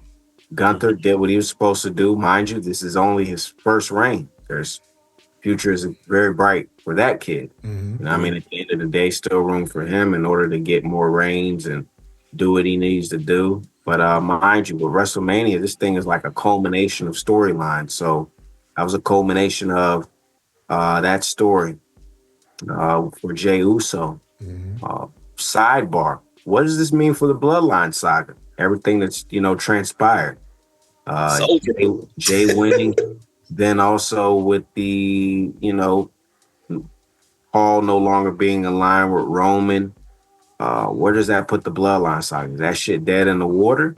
Yeah. Or, is it like, hey, we're going to do another chapter of that at some point or another. But again, that moment for Jay, super dope. And I just hope that, his reign is definitely up there and one of those ones. I'm interested to see, because I have a feeling post Raw, him and Sami, and even with Jimmy, we might get a 3-way, might be on some respect shit, or somebody doing some level of betrayal, which could be Sami. I mean, well, that's the good segue, because Sami, yes, sir. He was looking at that belt. Well, he had lust in his eyes. He had lust in his eyes. He was looking at that belt, and then when they were celebrating, and he got off the top rope and was, standing behind Jay while Jay was still celebrating, I was like, is he about to kick him or do something to him? And he didn't. He was smiling the entire time, so it's not like he was looking like he was plotting, but I kind of heard like the fans starting to make a little noise as if he was getting ready to do something. They're like, no. Right, but no, this makes sense for them to have that feel-good moment. Jimmy come out, Sammy's there. It would have been great, had Roman came out to acknowledge Jay. Maybe he will, maybe he won't. I don't know. But, I mean, Roman's hands are full. I get that, but still. Right. But still, I would like to see that, Right. Some type of acknowledgement there. In terms of the bloodline, right now there is no bloodline, you know what I mean? Not at the moment. With the Paul defection, Fatu, we'll talk about him. He's doing his thing, solo and Tama. I don't know what the plan is for them collectively, but it seems as if everybody has their own thing going on. Right. I hope that Sami doesn't turn because I don't like Sami as a heel. He becomes kind of obnoxious. And also I don't look at Sami as that tough guy who will come and beat you down and leave you laying. I don't look at Sami that way. Could he show me different? Possibly. He's been a heel before. It's just when he was more annoying than intimidating. Sami, that is. I think they would go the maniacal, just kind of my thoughts. I think they would go the maniacal route, use a level of resentment. You know what I mean? Resentment. He'll be resentful against Jey, like, God damn it, you got the title, should have been me, and certain or hey, I want to be the first to get the title shot. Like, I think, hey man, we're bros, we're buddies. Hey, let me be the first to get the title shot on some respectful shit, and then probably either it's a respectful thing or the backstabbery. Hey, fuck that. I want that title. You know what I mean? Like, I'm on my damn last legs too. Hey, before I leave, I want to get a world title before it's all said and done, and I got to take my opportunities as they come. So I'm trying to take you out, Jey. Or that, or you can like earn a legit title shot through some type of series, tournament, whatever. That as well. That definitely that way as well. Absolutely. I think it'd be like on some old respect shit too. I think like you said, maybe earn it, or either maybe like the Blade brother, you know what I'm saying? Like, I'm on my like you said, I'm on my last legs too. Like, I ain't gonna be around here too much longer. He was like, why don't you say we just have a test of showmanship? Like, you know what I'm saying? Let's see who can come out. Like, let's have a match, man. I think it might be on some shit like that too. Right, yeah, I can see that. If you're not trying to go push Sami, if you don't want him going heel, that would be the perfect way as a face. Like, absolutely. Yeah. And who's to say that Roman won't be like, you know what? I want that belt too. Yeah, that too. Yeah. You never know do you think that Jey, because I think at the time, whenever Seth, Heyman, and Bron decide they're ready to go after the top gold on their respective program, they may achieve it and get it, unless Jey got a crew aligned with him, some backup with him. Do you think that Jey's going to have this belt past SummerSlam? 4 months from now. Depends how the reign goes. I think if you just have the signs of, this shit is like, it's the best thing smoking. That's when you keep like, okay, yeah, keep this thing. You know what I mean? Keep it on them. Strap them to, give them the rocket fuel, load that shit up and keep going. Yeah. But if things just get a little stagnant, if shit just not really going, or if somebody just happens to pop up and they're super mega hot and, you give that switch to the title, I think respectfully, depending on how things go and how everything is booked, I think a solid SummerSlam run for Jey would be dope. Because again, that's under the resume. That's under the belt. You got that world title reign out the way. You got the bug out the way. Hey, at any point, there's 2 world titles. So at some point, you can go after another one, or you can go and, try to get another reign with that one. So I just think at the end of the day, if that were to take place with Jey carrying the strap into SummerSlam, I think it would be dope. You know what I'm saying? Whoever. And that would be intriguing as well. Who the hell would main event Jey be going up against at an event like SummerSlam for the World Heavyweight Championship? So I think sorry. No, go ahead. VS, I think you called it. I think it'll probably be Drew. It could be Drew, but Drew's a SmackDown star now. But you said the draft about to happen though, right? So he might come back to Raw. True, but he just went to SmackDown. I mean, I guess it really doesn't matter, right? He's setting himself up for something based off of his victory. We got on Raw, we got Bron, who's beaten Jey multiple times. That's kind of like a built-in feud right there. But Bron might be too busy with Punk and Roman. Of course, Seth, but he might be too busy with Punk and Roman. So I'm trying to think who else is there for Jey to have some good title defenses that really mean something. because now the underdog, we got to have the dominant Jey, not underdog Jey. You know what I mean? Underdog Jey is what got the title, but now he is the champ. He is the man. Now, his competition need to bow down. The question is, who's that competition going to be? The King of the Ring winner. It's not a given that the King of the Ring winner will be going for the world title versus the undisputed title. We don't know. Right. So I'm interested. I don't want this to be the same outcome as the IC title, because he had the IC title for a cup of coffee and it was gone. I don't want him being. Right. Yeah, twice, right? No, just once. It was once. That one time. Oh, was Bron with twice? Yeah. Bron had it twice. Okay. So I don't want him to be a transitional champion. You know what I mean? Me neither. But business is the business. They're going to go the way the business flows. So we'll see where that goes. But he got his brother. He got Sami. He got his cousin. Who's to say that Solo won't come after it? Yeah, there's plenty of feuds I think that'll like sustain for a good to great reign. Mm-hmm. Yeah. Just depending on how they, just really depending on how they want to, which way they want to go. Because you could stretch out more, bloodline type of things just with the characters with Jimmy or even with Sami. You could stretch that out, at least 2 pay-per-views. Leading up to, I think the end game possibly could be, again, it's like whoever they see in that driver's seat to go up against Jey to be the one to dethrone him. But you got some things that'll definitely could, suffice and hold down up until SummerSlam. Yeah. What I don't think is going to happen, because rematch clauses are really not being really utilized anymore. Upheld anymore. Yes, I don't see Gunther going back after Jey anytime soon, but he is kind of pissed, and he had to kill Pat McAfee last night. That was so random for me. I was like, what?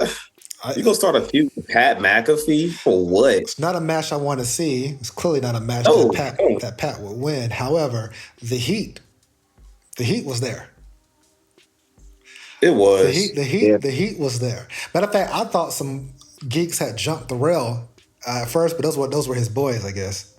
Those are the homies. Those were his homies. But at first I was like, yo, because if someone has the gall, the audacity to jump the rail, a fan, they are liable. Well, not liable, but they might get their ass whooped for real.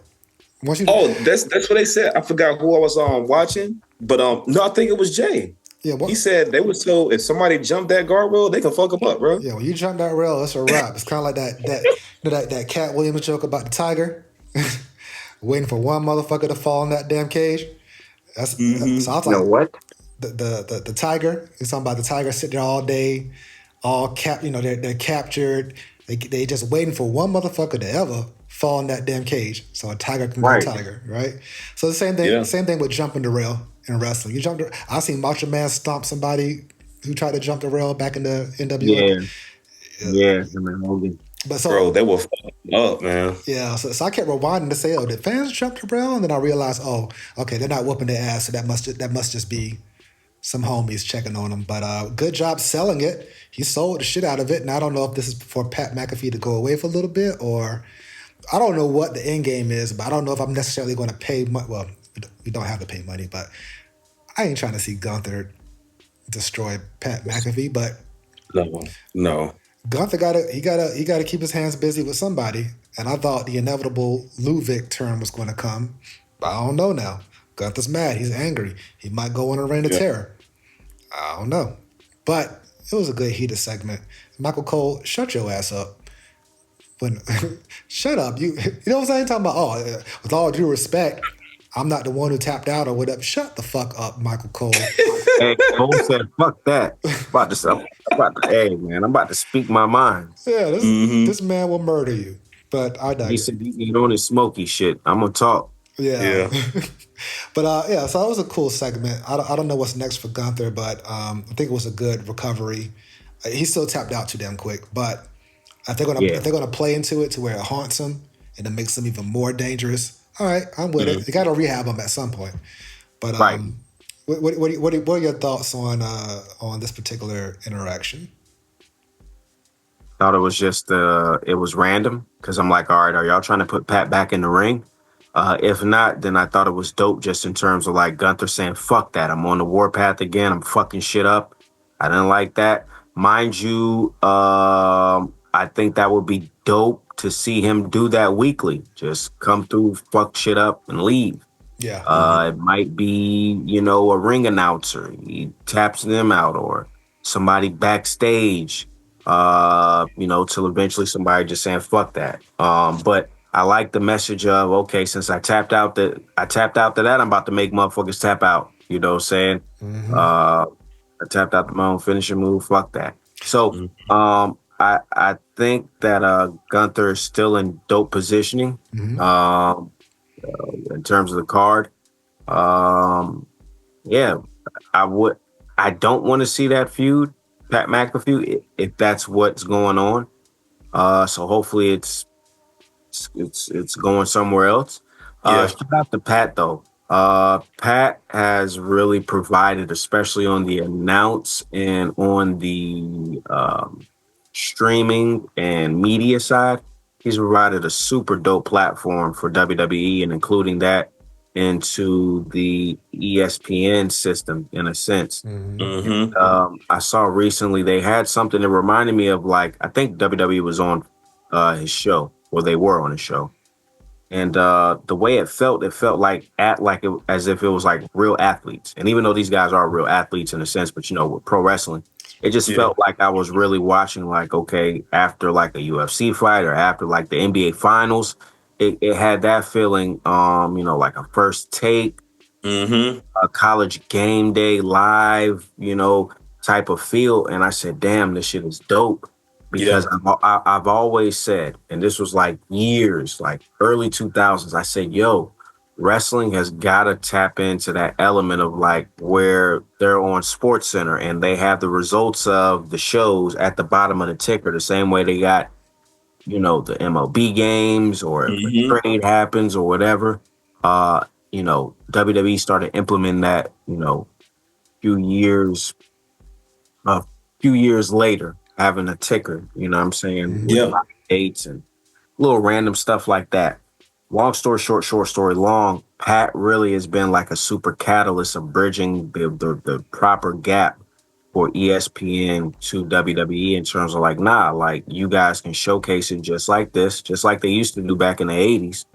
Yo, you guys can like showcase this shit as like a legitimate sport. How they, you got these guys are characters. Have them come up to these, have them come up to such and such and do just the same way you have any athlete. So just Pat, again, providing that because like I said, it was Paul Heyman, as a matter of fact, and they had a segment up there and he was on Pat McAfee show. And it was, he was in character and he was cooking somebody. And I just was like, damn, this shit is dope. Just the look, the casuals, people who fuck with Pat McAfee and his brand and what he does might not be in tune with wrestling, even though, he's wrestled post football, all this shit.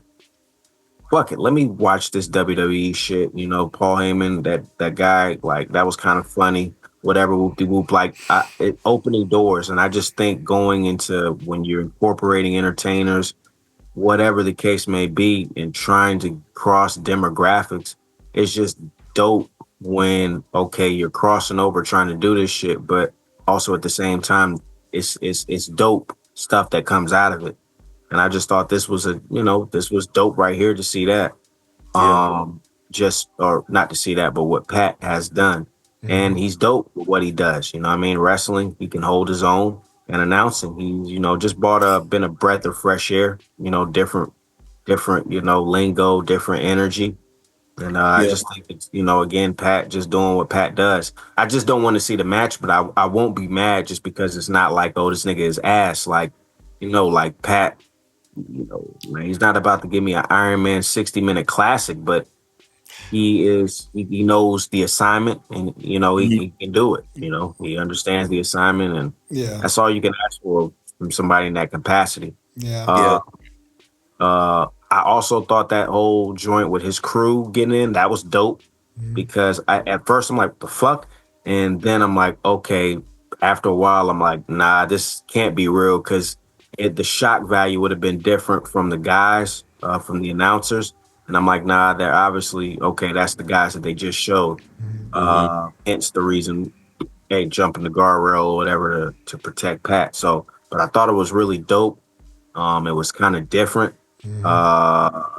I don't think we've ever saw or seen that. Just your man is getting fucked up, and then it's like, okay, we're guest of him at this shit. Like, nah, we need to go save him. Like, fuck this wrestling shit. Like, no, our man's getting, and security stopping him. You know what I mean? I would have fucked you, man. I would have been fucking security up. Like, man, if y'all don't get the fuck out the way, our man is getting fucked up by this Austrian guy. Like, you need to help him. Damn it! Like, get out of the way. But just. Again, dope segment. You know what I mean? Post WrestleMania, Gunther, he's on the warpath. He said, fuck that. I want my lick back at some point, and we're going to see how it goes. Yeah. He said, any and everybody getting it until I feel like I'm good. Everybody gets it. I don't give a fuck who it is. I do think that's a great angle right there, just to fuck shit up every single week. Absolutely. Especially, I may have Adam Pearce, I want to give you a rematch. Put his ass in the damn sleeper. That definitely, that's the highest you probably really could go, honestly. Yeah. And not unless you tap out Cole again, but because I'm like, if you do a wrestler, they're obviously going to want a match, but you want to send a message like, nah, you got to tap, Shorty who does the announcing. I think Alicia Taylor, tap her out. You know what I'm saying? Hey, give Michael Cole a couple of sloppy power bombs, yo. Yeah, that man, bro. Hey, you really want to get that heat? That's I mean, week by week, if when Gunther comes out to actually wrestle, he always gives that side eye to Michael Cole or something, like maybe right, something like that. And then someone finally comes to Cole's defense or Pat's defense. Now, Pat is more than capable of wrestling. That match he had with Adam Cole years ago was way better than it needed to be. And it was, I gave it 4 out of 5 stars. Yeah, his match with Austin Theory, not so much, but a good feud leading up to it. Yeah, it was decent. It was fine. I was like, okay, it was fine. You know what I mean? I'm nothing to jump out the gym for, but yeah. Yeah, so we'll see. But Pat did a good job of selling it, even acting like he was about to throw up and whatnot. So he did a good job of selling that choke. Yeah, he did. And I will agree with you, Madison. He's been an amazing contributor. And he has definitely boosted the quality of the show.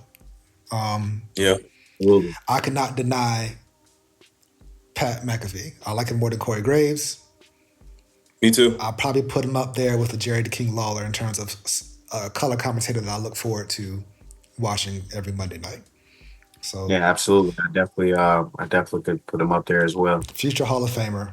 Pat McAfee. And you could tell that the thing with him is you could tell he's actually passionate about the shit. He's a fan. He's not just up there just talking. You can tell, man. I think he don't need the check. He don't need the money. No, he don't. He said, "Hey, I get he's already paid." Yeah, so I get money. It's definitely out to love. So he's going to do his thing, I guess, until college football season kicks off. But right now, let's enjoy it while we got it. You know what I mean? All right. Where's my bullshit ass applause? Hold on one second.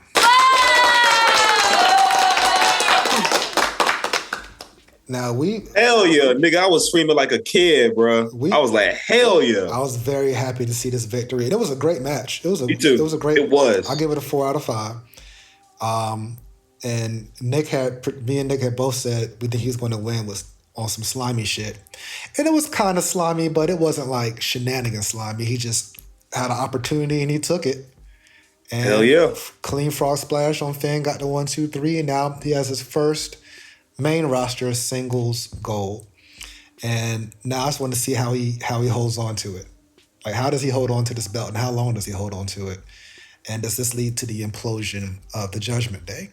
It's on the way. Yeah. It's on the way. Trust me. So for sure. So what did you think of the match and the outcome, Gold? Man, I loved it. I was excited about it. Like, I was jumping up when he first got the when he kicked Finn Balor in the back. I was like, I said, oh hell yeah, here it comes. And then he didn't get the pinfall or whatever. But then when Finn got like the stomp And then I heard the crowd pop, and I see him I was like, hell yeah, he's about to do it. Mm-hmm. And when he got that pinfall, man, I was like, hell yeah. Like, I literally jumped the fuck up, and I started clapping like a motherfucker, bro. Like, so yeah, yo, Dom is dope, bro. Dom is young. He's fundamentally sound. His father is a legend. He has his future is bright. Yes. Madison J, your thoughts on the match, and is this one of the other crowd pops that surprised you, or did you see that one coming? Yes, sir, it was. I said, yo, and it's crazy because I don't know if Dom did that just in the moment or if it was intentionally planned. But when he won, left, and then came back again to embrace the pop, I said, yo, this right here is crazy, but it really made me feel good. Just, this guy is a kid that I saw, in a, crazy storyline growing up as a young adult, I guess. Him, Eddie, and Ray. And it's just weird because I'm like, damn, that kid is really like actively wrestling on a high level. And that I'm like, damn, yeah, like, damn, that's crazy, but it's beautiful to see. Yeah. Dope. I really enjoyed the match. Everybody, looked good, did what they were supposed to do. Obviously, Bron moving on to bigger and better things. Penta still looks good. Any type of multi-man match and somebody like, hey, it's multi-man, you know what I mean? The variables and all that shit, you're good. You're covered. Finn, I'm like, damn, I think Finn, let's see. For me, Finn is in a certain type of trajectory for his career. More of a elder statesman, even though he's not considered old. He does have some age to him. In terms of, assisting. I don't know if I can see a championship on him outside of tag team or being a transitional champion just straight up out the gate. I like Finn, but I do think he has reached the expiration date in terms of seeing the best of Finn Balor. I just don't think, if anything is going to be in the assistance to help other people. It's a Dom. It's a Dom. But yeah, I thought it was just definitely dope to see Dom get that IC title win, and especially in the fashion that he did. Yeah. Judgment Day, obviously, I think there's going to be, they're going to have some type of discussion or things are going to come to a head. For sure. That saga, though, is going to be, it's going to be interesting to see how, how they go. Also, hey, Dom, are you still looking for another member to join Judgment Day? Because I don't know if that's still in the wind or if that's something that's still on go that they're going to try to do. Also, JD, where does he stand? He came back from injury, helped out Dom. Hey, does he side with his big homie and Finn Balor, or does he keep it straight JD, no pun intended, purple and black and keep it straight family oriented and keep everything in-house? So Judgment Day, man, it's been a pretty good ride with that faction. It looked like some shit was like it was going to bomb and tank after Damian and Rhea left, but they've done a pretty good job at just keeping things entertaining and also at the same time giving us some some good shit, man. Yeah, just character development, man. They was together. Yeah, absolutely. Even Carlito has his role in all. Absolutely. Of it. So yeah, very clear. Yeah. Excuse me. But look, Madison, I told me, Nick, and VS was like had our predictions or whatever, and I was like, yo, I said if my man Dom steps into WrestleMania with some fire ass boots, he gonna win. And when he come in, he has some fire ass boots on. I said, my man, he gonna win. Yeah, I wasn't so surprised by the pop only because it was a WrestleMania crowd, and it's like and fans like us, we like Dom, even though he just has that good sliminess to him. His character has developed. He's come of age, and really, he's in his element. And looking like Uncle Eddie. I think getting the rub from Rhea helped out a lot. I think the rub from actually him and Liv both helped each other out. I would say a lot. And I'm interested to see if he turns face in the future, or is he just going to be slimy, grimy, dirty Dom? I don't know. But I thought it was a really good showing. I was really happy to see him win. In terms of Finn Balor, I'm kind of with you on that, Madison. I kind of share that same sentiment. He would be what me and Gold refer to as a pullover, like a pullover feud. Right. You know, some young. We need to get some young talent over here. Let me pull you over for a second. Work with you. Right, let me pull you over here for a second. Work with you. Yeah. So, you know, as you mentioned, the elder statesman help elevate some other talent or something to do in between another person's storyline or whatnot. There's nothing wrong with that. Nothing wrong with that. People, I don't know why people try to, like there's nothing wrong with that. Everybody can't be, in the top mix. We still gotta have our players in the middle to keep the circle of life going. You know what I mean? You gotta have your Luke Longleys, Ron Harpers. Hey, and at the end of the day, the contributing players, like without them, things would not have been what they were. Obviously, that's why they were a part of what they were a part of. Mm-hmm. So it's like it baffles me, when people kind of like, oh man, like you jobbing these bro. Half the time, people don't even know what the correct term of jobbing. Right. And then also losing. It's pro wrestling, dog. It's not real. You know what I mean? So at the end of the day, it's a thing of, hey, what's the best way to make this production the best? Mm-hmm. All right, I am going to be theoretically losing. What's the best way for me to lose, and what's the best way to make myself and the person I'm going up against look as amazing as possible? Mm-hmm. That right there is, pro wrestling for the most part in a nutshell. Exactly. So it's like, there's definitely nothing wrong with that, So there's lots of Karl Malones and Charles Barkleys in wrestling when you look at it. Absolutely, and doesn't take away from their, it doesn't take away from their greatness. Exactly. In particular, being that mentioned with basketball being a something that, I mean, a real sport in a degree. Wrestling, mind you, this is mapped out. So when things like this, it's like, hey, we're putting the best people that we feel can fit these roles, to bring this in the best possible way to us, the fans and the viewers. Mm-hmm. And at the end of the day, that's all that matters. Anything else is kind of like, it's in between or obsolete. Mm-hmm. It's like, hey, bro, that's why certain things are why they are. Because, hey, bro, butts and seats and people watching this shit. But again, you just want to make sure that you're giving the best possible product for us to invest in. Yeah, and even Barry Horowitz, played his role back in the day. He did. You know what? Yep, him, Brooklyn Brawler. We can name a lot of different. Salvatore Sincere, a lot of different folks. Salvatore Sincere, man. Yeah, a lot of people. And I think Hakushi. Remember, what's his name? Was Hakushi? Hakushi wasn't really a jobber. No, Hakushi was good. You're talking about the guy who had all the tattoos. He had looking like Raiden coming to the ring. If I recall, he had a really good match with Bret Hart at In Your House. He did. Great match. Great match. And also Hakushi and 1-2-3K had a really crazy ass match too. That was like super underrated. Mm-hmm. I think it might have been on Raw. So I think it's like on the DVD in terms of like either Raw Gems or I just remember like 1-2-3 and Hakushi, and I'm like, damn, it makes sense because High Flyers, especially in '95 at that time, like I was like, nah, that actually would have been a crazy matchup. But nah, definitely like shout out to Hakushi though. Shout out to Hakushi. Yeah, shout out to him.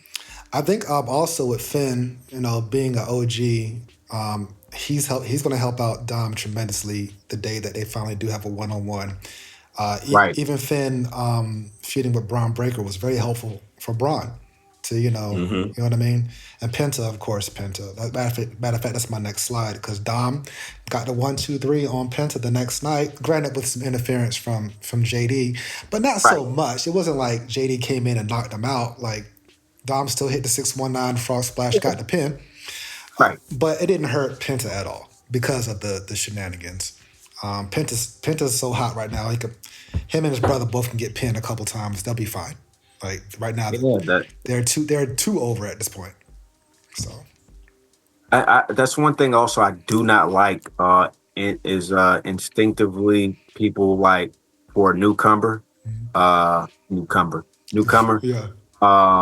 to be undefeated. Like for me, I like to get it out the way. Hey, get that loss out the way, so that way it's like, okay, hey, I can, everybody doesn't have to be a Goldberg or I really enjoy new guys when they lose early in their trajectories because it sets the tone. And to me, it's not something that really hurts unless it's in a certain fashion of how they're losing. Right. But again, Penta, he's lost, I think, 3 matches so far already in WWE. But at the same time, like you said, this dude is red hot. Right. Like, not saying it doesn't matter, but it doesn't matter. You know what I mean? Just as long as he keeps performing on the level that he does, Right. everything is usually going to fall in place. And it's exciting to see something like that. Even with AEW having Josh Alexander premiere debut last week, And lose.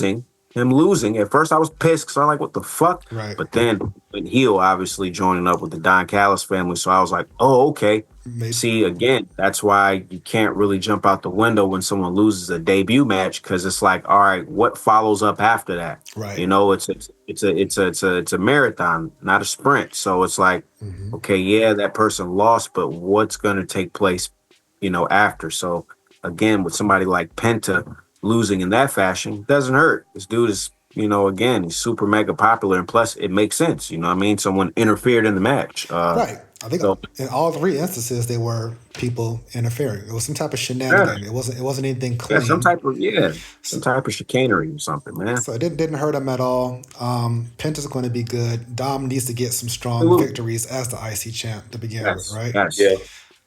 So it made sense to me. But hey, shout out to Penta and Ray Phoenix, both debuting this year and both getting on WrestleMania. Ain't that some shit?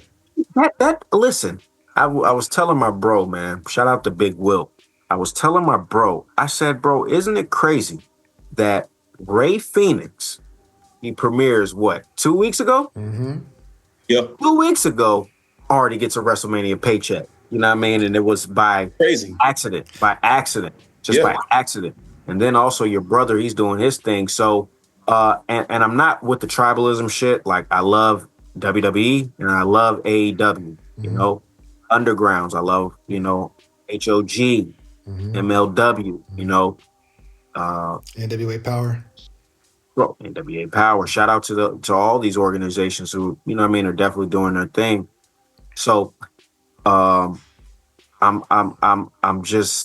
I'm looking at it and I'm like, okay, it's kind of crazy, just to see how that happened. If I was mistakes, man.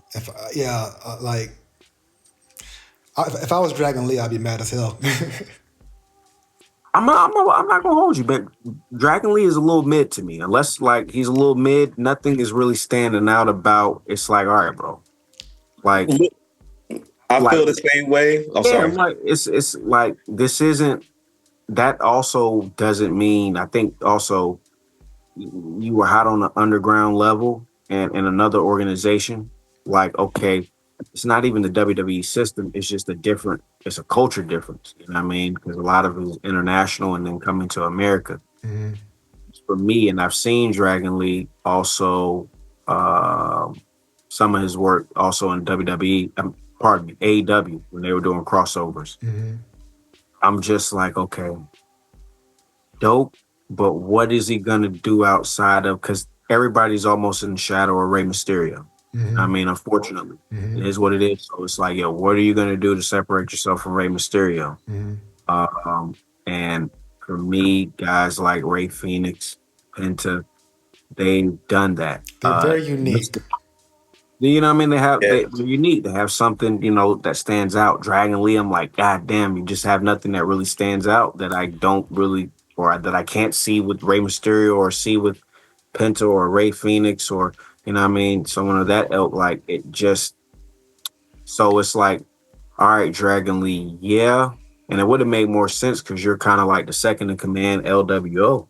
But also it speaks to Ray Phoenix, the star power that this guy possesses for him to be inserted into that slot. Because again, I'm like, damn, he's about to get a WrestleMania check. He ain't even been here for like, and just because of how he exited AEW, I know Ray is like, yeah, motherfucker, like, yeah, in terms of Tony Khan and AEW, just kind of sticking it to him to a certain degree, and Penta as well. Yeah.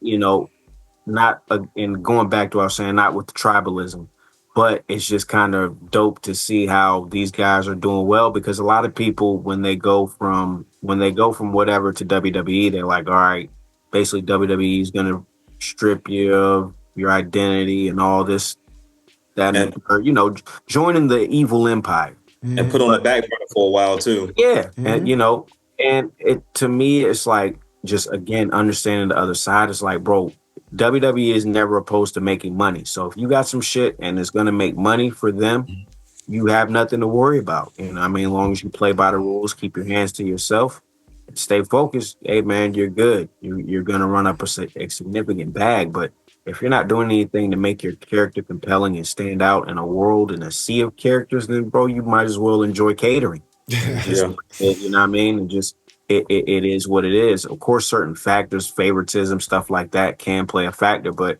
again, it's so many opportunities of like getting on TV outside of just having, stuff going on back. But like, so again, I'm really especially with the draft coming up. What is Penta about to do? What is Ray Fenix going to do? I'm excited to see also the day that they come together as a tag team, because you potentially could have like the foundation of the tag team division with those two right there, because them coming together is like the Usos on crack. They're going to have, they're going to have some of the most exciting tag team matches, especially with the tag team division that's right now. If you were to put them against those guys, Motor City. Well, let me tell you something, brother. What you gonna do? God damn. Fellas, I knew y'all was more like educated on these two guys as far as like Ray Fenix and Penta, but let me tell you, man, I'm a fucking fan, bro. Like, especially with Ray, man. That motherfucker is amazing, bro. Watch Lucha Underground. Watch Lucha Underground. You can watch some old AEW. I think Pentagon was on MLW as well, if I recall. Yeah, he was. Yep. Yeah, when he was Pentagon Jr. House of Glory. Yep. I like the fact that they let Penta and Ray come as Penta and Ray. Like WWE, because WWE is quick to, as you mentioned, strip you down, rebrand you, give you two first names or some shit. They actually let people come in and just be them and get over on their own. And I will say, when it comes from, I'm with you on the tribalism thing. I like all wrestling. I like WWE for one thing. I like AEW for another thing. But I like it all because I'm just a fan at the end of the day. But I will say, with the exception of like a Shawn Spears, everyone that's defected who's left AEW and went to WWE, they made them look like some crazy like superstars. Even Ethan Page. Like they're booking them the right way. Jay looks like a star. Penta look like money. Ray looks like money. Ricky Saints at some point when he finally comes up, he's going to look like money. Right. It's the same people. Nothing's much changed except their style. But I think the advantage that WWE has over every wrestling promotion outside of having 50 years head start is their production value. It's just top of the line, top notch. You can't beat it. Right, Jade Cargill came out to a similar theme in AEW with a slow beat with the guitar and all that stuff. But WWE just makes it look better with the smoke, with the light show, with the camera angles, and all that good stuff. Then of course they have their own style for every match. But Penta and Ray, in terms of like their rookie year in WWE, sky is the limit for these guys. And I agree with you, Madison, that one of the best things they can do is pair them up as a tag team, as the Lucha Brothers, to mix things up, because you all know how I feel about the tag team division. It's shit. And the reason that it's shit is because you have a lot of teams, but they keep fighting each other over and over and over again. And it's hard to have a storyline in a tag team feud. It's kind of difficult. We could say Bloodline versus Sami Zayn and KO, but that was two single stars teaming up Right. for a common cause.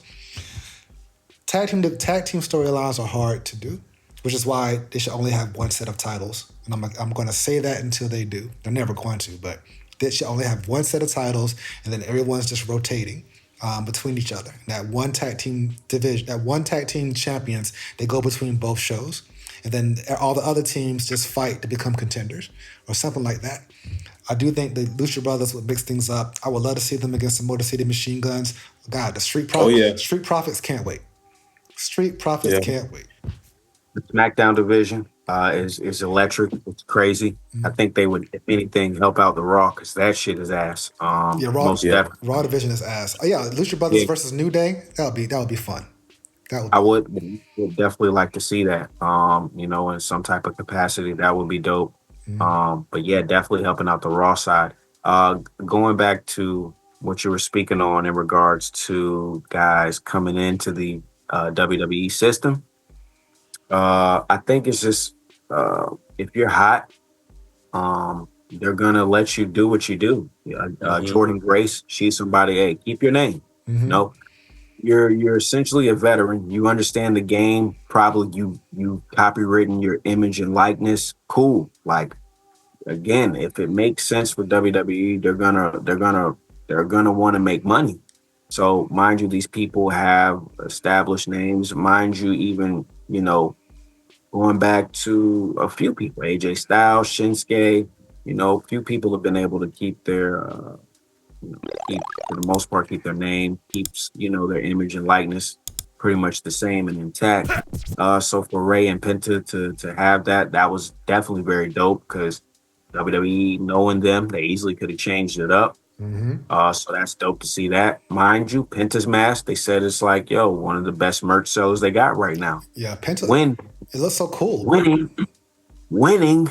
Yeah. As the Sheen would say, winning. Yeah. Because that's yeah, bro. They used to kill me when you went winning.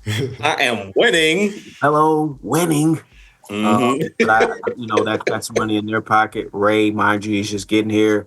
That's going to be money in his pocket. Yeah. Mind you, they just, scooped up AAA. That's dope. Expanding out to the, Latin market even more. Mm-hmm. Mind you, when I was looking at the lineup, when they were talking about it, and they had everybody around, I say, they got a solid foundation to do some dope international work just off the guys they got. You got Stephanie, who was down there as well. She's in NXT, so she brought that. She's, bringing women into that pipeline up into NXT and WWE. You got guys, LWO. You got Ray, Penta, got Andrade. You got these guys who are going to be able to provide a solid foundation and who have done major work just down in AAA and other, Mexican organizations. So mind you, just this whole inclusion of having those guys come over here is about to open a lot of doors and do a lot of big things. I like what WWE, again, Carrie, what you spoke on. I love what they're doing with the NXT guys because, the AEW guys. You want to show somebody like, hey, this is the reason why you came onto this side. This is why you joined Death Row. Mm-hmm. We're going to show you, and that's what you're supposed to do, And for the most part, everybody is definitely, stepped their game up. I am very interested to see what my guy Rusev, what he's about to bring to the table. I think this run is going to be even more special than the first run because he's been away 5 years. He's gotten his character down when he was doing the Miro act. Oh, yeah. He's bringing that over here to WWE and probably whatever they want to go. But just off of that, him squashing the Alpha Academy, I said, in the intensity, mind you, the crowd he was feeding off the crowd too. But his intensity, I said, oh yeah, man, this is a different Rusev that we're seeing. Mm-hmm. But anybody who's coming from AEW over to WWE, and I think the same for WWE over to AEW, they're going to be treated well. Absolutely. They're going to be treated well. I've said this, with AEW, the success of AEW, we're back in the, it's not the Monday Night Wars, but in terms of those companies, in terms of like, who's going to pop up, who's going to get signed, who, that era is definitely back in real time. because we're seeing it. We're seeing these guys, oh, I'm going back to WWE, or you know what? I'm going to go sign with AEW and shine over here. Mm-hmm. We've been seeing that since, the company began. Mm-hmm. And this is one of those things, again, that's going to mark an era of like, okay, hey, this was a huge influx of AEW guys over into WWE. Hey, is this the beginning of the end for AEW? Never. Just having guys jump over, or Yeah. just Yeah. Now I'm with you on that. I think some people still see AEW as minor leagues, and that's totally not the case. Man, so not the case. That is so not the case. They are a competitor. They're a distant number two, but only because WWE has a 50, 60-year head start. They had 20 years with no competition.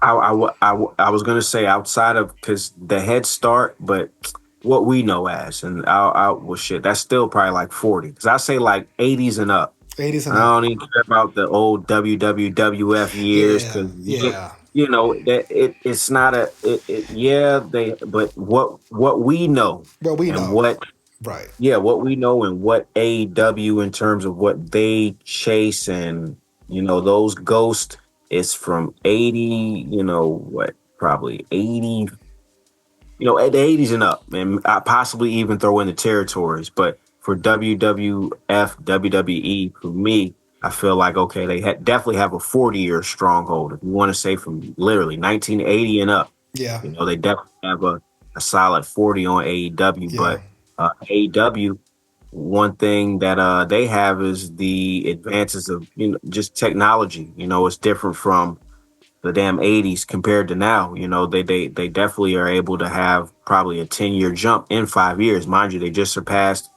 the runtime of Nitro. Mm-hmm. Surpassed that. And when I thought about it, I said, damn, when you put it in perspective, that's incredible, because that showed how short but impactful that WCW Nitro run was. Mm-hmm. That is crazy. Yeah, just the fact of, because it doesn't feel like, so if you, as an adult, I'm like, that doesn't feel like it was a long time. Like, what I mean? AEW running Dynamite episodes. I'm like, I just remember when they started, 2019, like it was yesterday. But when you tell me WCW Nitro, that shit felt like 10 years. Like, right. It did. Right. No, it was 95. 95 to 2001. 95 to 2001. Yeah. Damn. That's it. So that and again, that perspective was really crazy, because mind you, AEW's definitely been pushing that, like, yo, running longest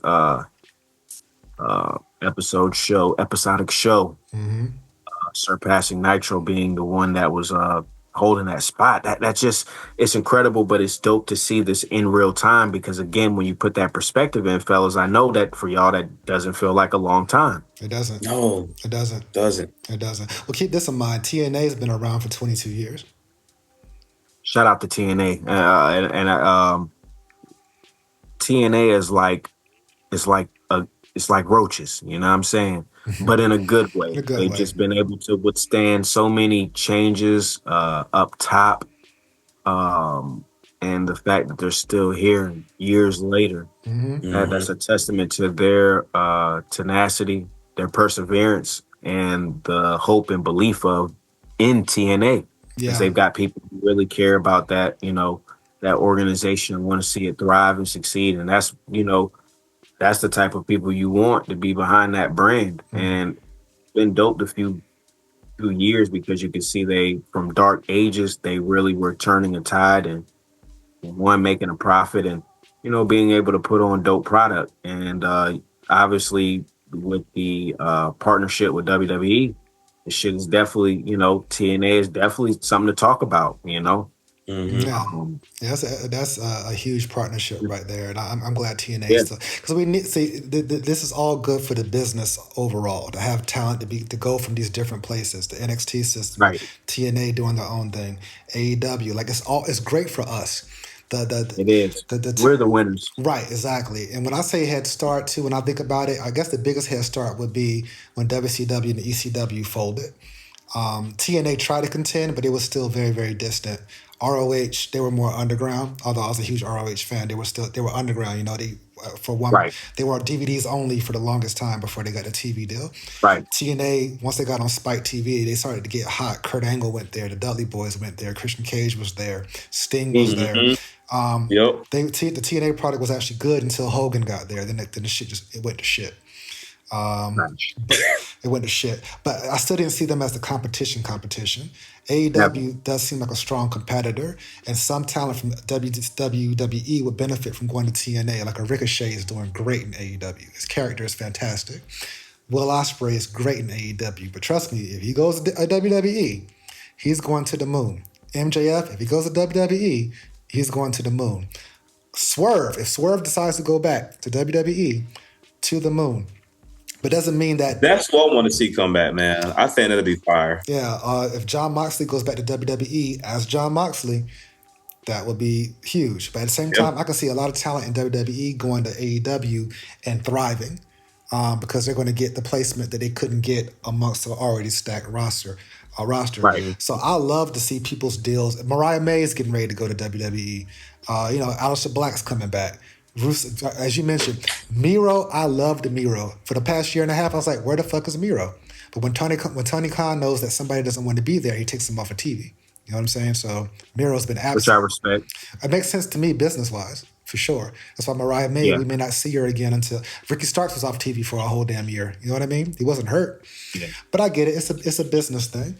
But I think having these two entities, when someone's contract goes up... Go to has the best offer. Are you here to make money? Or are you here to build legacy? Either way, you're putting your body through all this punishment to entertain us. Go where it's going to be the best for you and your family. Either way, we still win. I myself, as a wrestling nerd, I just like to see different matchups. I can't wait to see Darby Allin show up at WWE and take on somebody that I've never seen before. And vice versa. Absolutely. I would love to see... I don't know, maybe the two dudes from LAWO and Berto and Garza, if they came to AEW, maybe they would be treated better. Or maybe they... Right? So, it's a beautiful time right now. For the haters, if I had to choose between WWE and AEW, again, they both have their strengths. I like AEW. I think the wrestling is better. But I think WWE, the way they make the superstars, and the storylines are better. Mm-hmm. And I have love for both, and they both just have a special place in my heart. And TNA used to be all about the wrestling to me as well, but their production always was kind of like trash, with the exception of when they were when they were on Spike TV. The production was good. When they got off of Spike TV, it went to shit. When they went to the America Network and all this other shit, Access, right? And I can't even watch TNA now because Access is not readily available in most homes. I would have to bootleg it to kind of watch it. You know what I mean? That's a problem. ROH, I love ROH, but I don't know what happens on their TV because I can't see it. It's behind a paywall, which is stupid. Right. To me, that shit should be on YouTube for free. But I digress. Tony Khan does. I'm just glad that Athena's it's been on television lately. I'm cool with that. Absolutely. That's I've been begging for months in terms of what the hell is going on. Why are you not showcasing? I thought it was some type of beef. I'm just excited that, like you said, I'm excited that she's getting that time. Mm-hmm. Mind you, she is the biggest thing that Ring of Honor has right now. Yeah. You know what I mean? I know Bandito's a world champion. Shout out, but she's the best thing smoking. Honestly, if you put Ring of Honor under AEW, she's one of the best things in AEW. Yeah. You know I mean, outside of her, and obviously Tony Storm as well, but man, Athena, the work she's been putting in. She's incredible. She is incredible. Yeah. So what are we talking about? It's just a win-win as long as these wrestlers are getting paid. Because I always wondered, like NXT, I don't know how good they're eating. You know what I'm saying? I don't know what they're not on the road all the time. I'm not sure how they're eating compared to the main roster. I ain't trying to pocket watch, but I just want to put your body through that amount of punishment. $50 a night, $100 a night, even $500 a night. Like the indies, nah, bro. Back in the day, sure, but now, like, no, you got to be able to eat, and if you can thrive and survive just staying off NXT, for the most part, by all means. I don't look at NXT as a downgrade. I look at it as their developmental system. I think they should be on the road more. I think they should be traveling and selling out arenas so people can eat off the gate like old school days. But hey, if doing their thing in the PC is working for them, if their contracts are good, who am I to say who should and shouldn't be on main roster? Blah blah blah, whatever. As long as people are moving around, evolving, and staying relevant, and that'll probably lead us to the Joe Hendry thing in a few moments. But we went completely off script. But tribalism with wrestling, it ain't that damn serious. Never that It serious. is never that serious. I will do a WWE recap, wear my AEW hoodie on, and ain't nobody gonna say shit to make me feel any type of way about Not a it. damn thing. Nothing. You know what I'm saying? Trust me. But I digress. How did we get here? Penta and Ray. They were at AEW last, right? All right. So Charlotte and Tiffany Stratton, the WWE Women's Championship. Outside of them wearing matching outfits, I thought the match was cool. Real talk, bro. That shit threw me off. Like I did not. And it's like attire is so important. Like literally, Yes. like a theatrical production. So costumes are so critical, so important. That's what kind of fascinated me about wrestling. Like these dudes are in these crazy ass costumes. And mind you, WrestleMania, hey, we know how important costumes are, how everybody likes to come with their best shit, put that shit on, as they say. But I'm gonna be real. Even prior to WrestleMania, I said I don't like the feud with Tiffany and Charlotte because it's like it's two of the same people visually. You know what I mean? When I'm like, just if you look at the still shot, like we know who the fuck is who. Right. You know what I'm saying? Yeah, you can blink like, wait a minute. Yeah, like obviously we know who is who, but like it's just like, are those twins? You know what I'm saying? It's just the contrast doesn't, so that's why just the build up for me up into this was okay. It was straight, but it just like it felt like two of the same people going against each other. And sometimes for me that doesn't work because this is a big deal of an event. You need those matchups to where it's like, okay, so I don't know if it's like, hey, to show that she's fierce Tiffany, don't dye your hair blonde, like let it be your natural color, and you kind of just I don't know, Charlotte, you put your shit up, and you know what I mean, just who did they not talk about this? And then the actual costumes looking like each other. I'm like, did you guys not have any meeting or discussion? Like, damn, it not saying it ruined the match, but it was throwing me off, and it's like, yeah, from looking at it from the insider point of view of the outfit, this wardrobe malfunction here just added fuel to the fire that they weren't on the same page during the build-up. That's the way it came across. I'm like, these two, as good and gifted as they are, probably should have had an awesome build-up. I think the microphone's what messed it up, because when they were just brawling and doing flips on each other, it was cool, but their talking segments just wasn't clicking. And now we're now we're in the ring, we're looking like a damn tag team. Yeah, looking like a damn tag team. Yeah, but what you saying, Madison?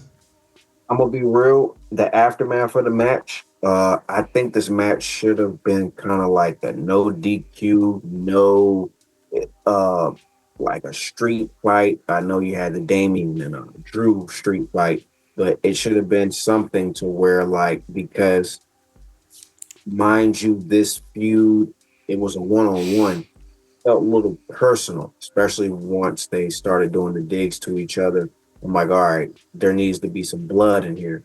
And then also just seeing how physical they were with each other in the match. You know what I'm saying? Like, I'm like, damn, it would have been dope with like some weapons. Just because, like, to me, this shouldn't have been like a straight edge match. Just because, mind you, the triple threat. Okay, you don't need anything with that because it's a triple threat. But this match, to me, I think in order to really juice it up, it should have been some blood, and it should have been some like a higher tier of violence, like a no DQ, a cage.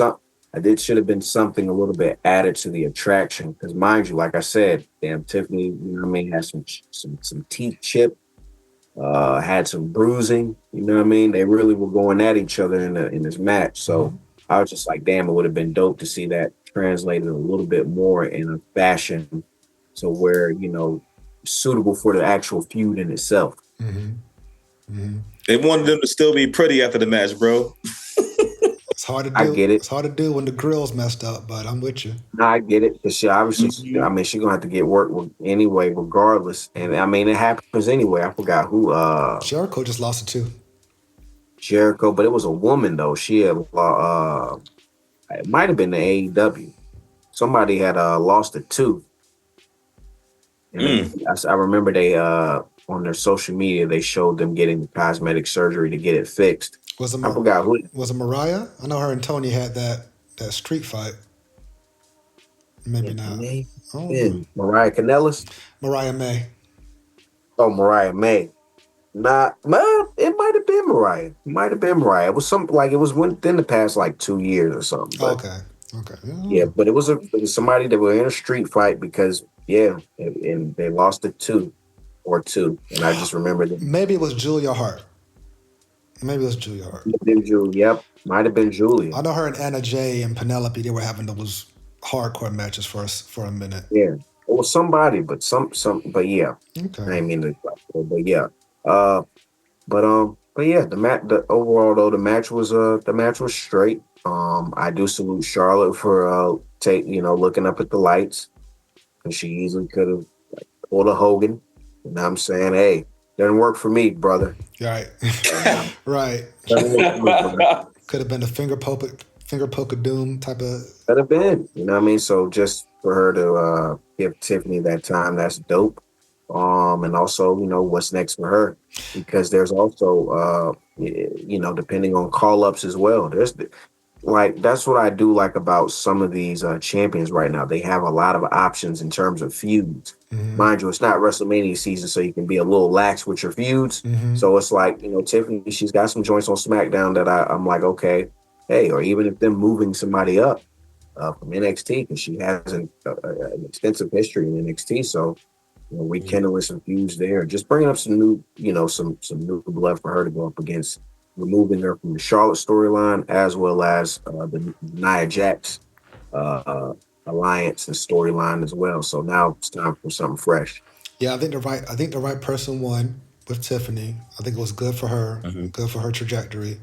In terms of who her contenders are going to be, move somebody up or move somebody over from Raw, but let Tiffany shine for a little bit until we find who's that real crucial contender to carry it going forward. Charlotte doesn't need it. I know that she wants to break records, and she will. Charlotte still is relatively young and you can still get a lot out of her. She can go to Raw. But I think of the SmackDown women's roster, though, I'm having a hard time seeing. Piper Niven, Alba Fire, Meechin. SmackDown, right? Yeah, SmackDown. Meechin, B-Fab. Chelsea, if she, technically, apparently WWE doesn't mind doing champion versus champion, so shit. Yeah. You got that. You got Chelsea. Nia, Candice LeRae, Nia. Bailey. I forgot. Sorry. Bailey was wrong. Bianca, Naomi, and Jade. I forgot. Facts. They're all there. That's right. They are all SmackDown. They're all there. Okay, so Tiffany could actually have some interesting things happening going forward. Yeah, that's straight. Okay. I ain't gonna lie. Shake the scene up over there. Yeah. On the SmackDown after going through this list, because I'm like, Right. When we started the list, I was like, it's kind of underwhelming, but I'm like, But hey, good for Tiffany, her first WrestleMania. Absolutely. Yeah, good for her. So Drew and Damian, a feud that was a year in the making. And I didn't realize that until they started doing the build-up for it and just putting all the pieces together, going back to last year's Mania, when Damian cashed it in on Drew. I got so lost in Drew and Punk's feud, I forgot about Damian being that thorn in Drew's side. So I thought it was a great story leading up to the match, and the match was very, very, very fun. I need my street fights, and this was good and violent the way I liked it. Gold, what did you think of the match and the outcome? I liked it too, man. I thought it was a really good match. I thought, them going into the crowd, like sprucing it up a little bit, like really beating each other asses, bro. Like the multiple finishing moves and kicking out, and then I enjoyed it, bro. I enjoyed it a lot, man. Like good old fashioned street fight, man. You need those. Mm-hmm. Yeah, it was really good. I think the right person won too. I'm ready to see what they do. What's like Drew's next like move after this? Yeah, because Drew had a really good year this past year. From Mania to Mania, he had a great year. Took some L's, but it didn't hurt him at all. If anything, they made him stronger and made his character and his truth more compelling. What did you think of this match and outcome, Madison? Thought it was a great match, great street fight. Two, as they say, two meaty men slapping meat. Pause. Right. Right. But just two guys that I felt like it was a very, very dope matchup. Just being honest, dope matchup. Literally, the history wrote itself. A year in the making. With Damian cashing in. It wrote itself. A lot of people, I think, they were kind of, they were kirking out seeing it at first. Damian Drew, but I'm like, yo, it makes sense. You know what I'm saying? It makes sense. If it was a title added, would have definitely added that layer. But just them having a grudge match, that was, very dope. Again, like you said, that's Dot. Looking forward to see where Drew goes. Looking forward to see where Damian goes as well. As they both embark on their next feuds, and even if they're done with each other, because they could decide to run it back, run the fade back, see where it goes. Backlash, Money in the Bank, who knows? I think for these two, I feel like this was like a definitive like period at the end of the sentence. But just the way that it ended, Drew hitting the Claymore with the chair, that shit was great. It was. That shit was great. Hell yeah. Again, Damian wasn't hurt at all because he showed up and showed out himself. I forgot that table spot. They're really good at setting up the tables and having you forget that the tables were set up. So when Damian fell, I was like, oh shit, those tables were sitting there that entire time because they did so much in between. And I thought that was really good the way they executed that. It definitely is time for Drew to do something different. It's just the question is, what direction does he go? I don't think he's going to go after Cena in Cena's current, character arc. He's a SmackDown talent, so I don't know if he's going to go after Jey. Although when Jey had won the Rumble, I had predicted that Drew was going to be the one to take it off of him, but that was before Drew had switched brands. So I'm not sure what's next for Drew or Damian, but them running it back after having a gimmick match like this, it's going to have to be like a minute. They can't go back to exchanging headlocks and arm drags and elbow collar tie-ups and shit like that. Not after doing this. Right. Not at all. Hell in a Cell would only, would make sense. Yeah, it would have to be a cage match. Last man standing. It would have to be another gimmick. Right. Ambulance match. Who knows? I mean, I'm here. I'm here to see it because they have great chemistry together. Damian is a great brawler, and so is Drew. I used to think Drew was like one of those delicate types. If you look at young Drew, but this Drew he's gritty and grimy. He don't. Hell yeah, he gets down with the best of them. He gets down. Like they had a hardcore title and they want to put it on Drew. I'd be with it. Hell yeah. Yeah, this was a great. And he gonna hit your ass with that damn Claymore out of nowhere. You ain't gonna see it coming. Right. Yeah. I had to rewind that spot, the Claymore with the chair spot. I was just like, how is this safe? It was completely safe once I rewinded it. But a great visual though. On first glance, I was like, yo, bless. Ain't gonna lie, I thought he was gonna kick out because I was like, hey, I'm tired of super kickouts, man. Just like, yo, bro, it's cool to like one or two, but motherfuckers kicking out of like, oh, you got to spam moves. I'm like, all right, man, chill out. Yeah. Niggas get DDT for the top of the cage and kick out. It's and I like, mind you, AEW, that's their go-to. WWE been doing it too because they kind of originated that shit.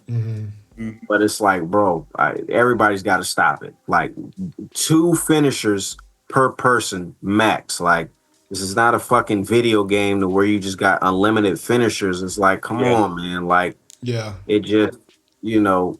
Yeah. But all right, I get it. Whatever. Okay.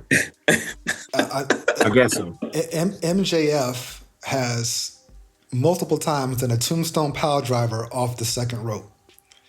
And ain't nobody got pinned from that shit.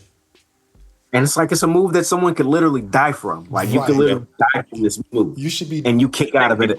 Broke. You kick that's out of like, it. Sometimes it does get out of hand sometimes. It gets out of hand sometimes. But I'm with you. I digress. Mr. Fatu, Jacob Fatu, all gas, no brakes. Capture some singles gold at the expense of your man, Gold, LA Knight. But Fatu is hot. He is. He's hot. He is. Strike while the iron is hot. Give him some money. Yeah. I was not mad at it at all. I wasn't mad at it. Also, I think that LA Knight did such a good job of building up this title that, you know, it's only right that Fatu takes it forward and dominates with it. So the match itself, I don't remember much of it because I was lit. So you tell me what you thought about the match, Gold, and then we'll go to Madison. It was a good match, man. Fatu did his thing, and they definitely they definitely let both of them shine, bro. Like and have some highlight moments, man. But I like the way it ended. Fatu hit his ass with like 2 moonsaults back to back. I was like, yeah, it's fucking over. I was kind of surprised though. I'm not even gonna lie. I was kind of surprised, but I was like, it makes sense. It made sense because it's so. How long has Fatu been in the WWE? It ain't been long. Hasn't been a year yet. Maybe 10 months.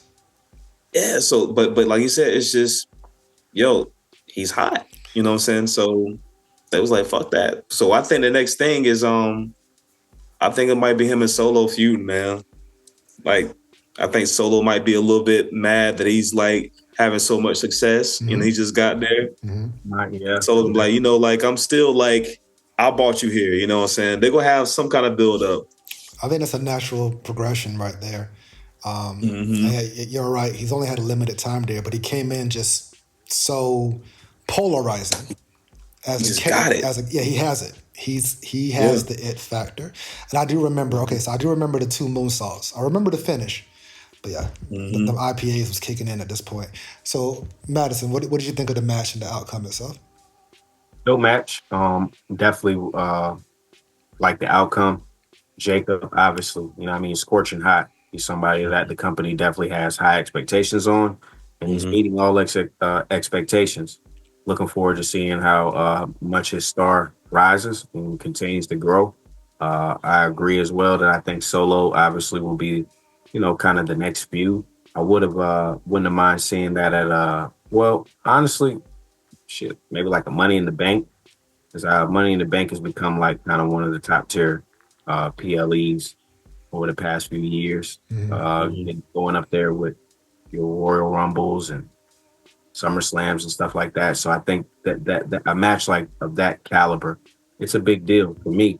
It's because this Bloodline saga, especially the new Bloodline saga, you know, they've invested a lot of time and effort into that. So just to see a culmination of that, and see, you know, how that kind of slowly, gracefully bows out by having this be one of their feuds. I'm looking forward to it, man, because Jacob is he's one of those ones. And I still think there's a lot of, you know, room also for Solo, because this whole thing with him and Jacob, I love it. You know what I mean?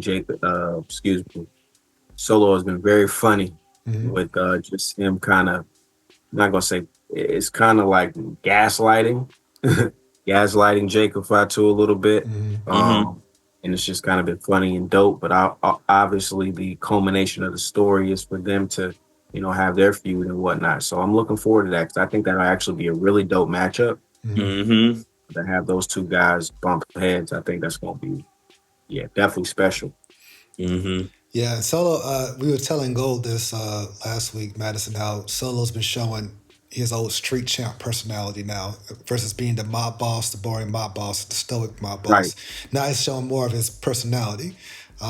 which has led to him being funny, entertaining, whether it's what he says or the facial expressions that he makes. He's showing more character. And the storyline that he is the one who brought in Fatu, had Fatu acknowledging him until he lost the tribal combat.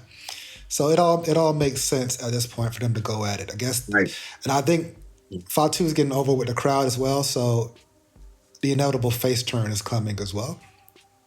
Unfortunately, yeah. But I mean, not unfortunately, but yeah, because it's going to be basically definitely into the to the bloodline.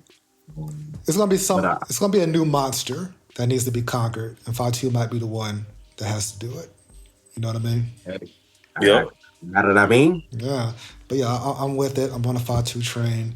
It's just I'm happy to see him here now, but it's just that like for the past 5 years when he was in Contra on MLW, I'm like, why is he sitting here on MLW and not on either one of the big programs? Not on AEW, not on TNA, not on WWE. Jacob was killing it in that little ass MLW ring, but they ain't. I don't know what for whatever reason, I don't know.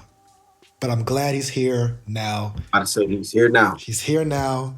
He's still good, and he will fucking hit 9 moonsaults on you at any given moment. At any given moment. And does it with ease too, man. That is a bad man right there. Yeah, that dude. Yes, he is special. So let's talk about Joe Hendry for a second. And we were trying to figure out what the surprise was going to be, and Gold thought it was going to be Aleister Black popping out the coffin on Randy Orton, which would have been cool.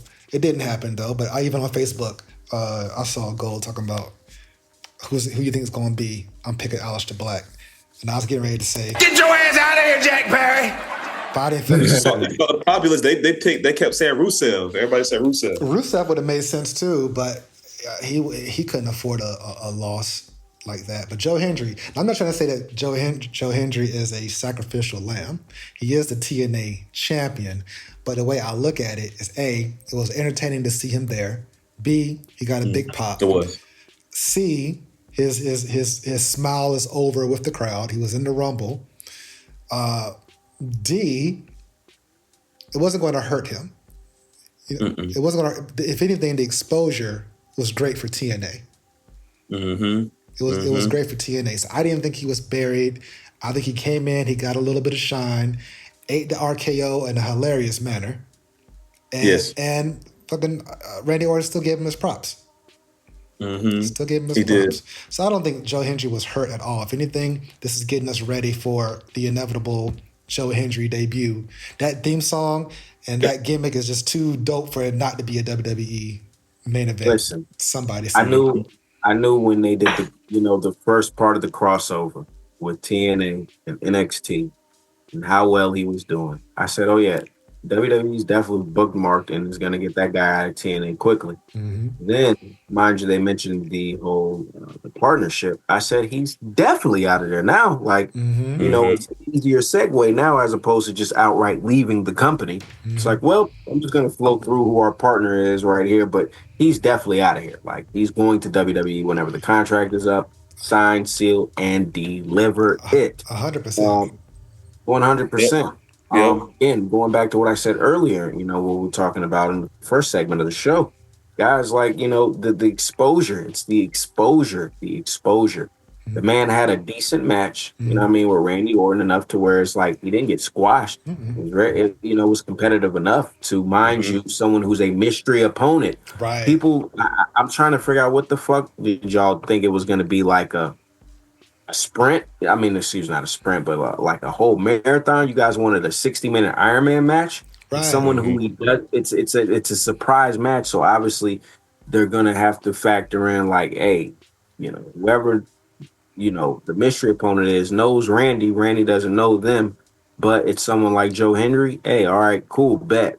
I'm still Randy Orton at the end of the day. Like, yeah, it's even if it would have been Rusev or Aleister Black. Hey, bro, it's still Randy Orton at the end of the day. Like, you're not about to just you're not beating Randy Orton.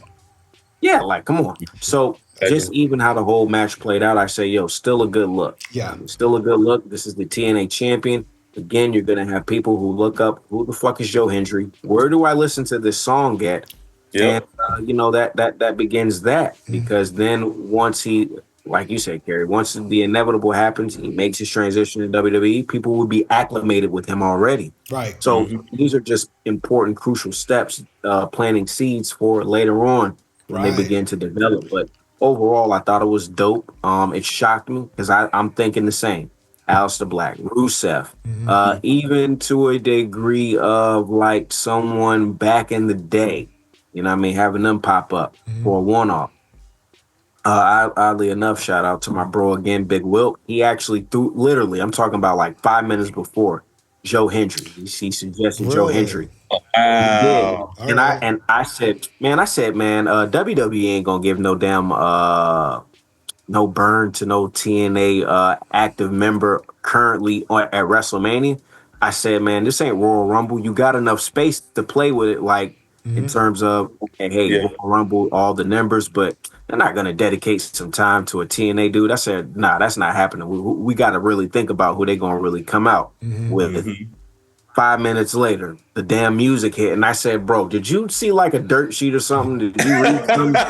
He was like, nah, bro. I just like, it was like, nah. I was like, man, that's just too, it shocked me because I was like, Joe Hendry, I just didn't think WWE would be like, and they obviously had to know in advance because the man had on a damn WrestleMania Joe Hendry shirt. So I said, okay, they had some prior knowledge on something that just happened the day of. So I think that was just dope on both ends of for WWE to do that because they didn't have to. They could have just kept somebody in the pipeline in the system. But reaching out to TNA, and then TNA, obviously, they're not going to turn down their world champion getting, probably his biggest airtime that he's ever received in his fucking career at WrestleMania. Right.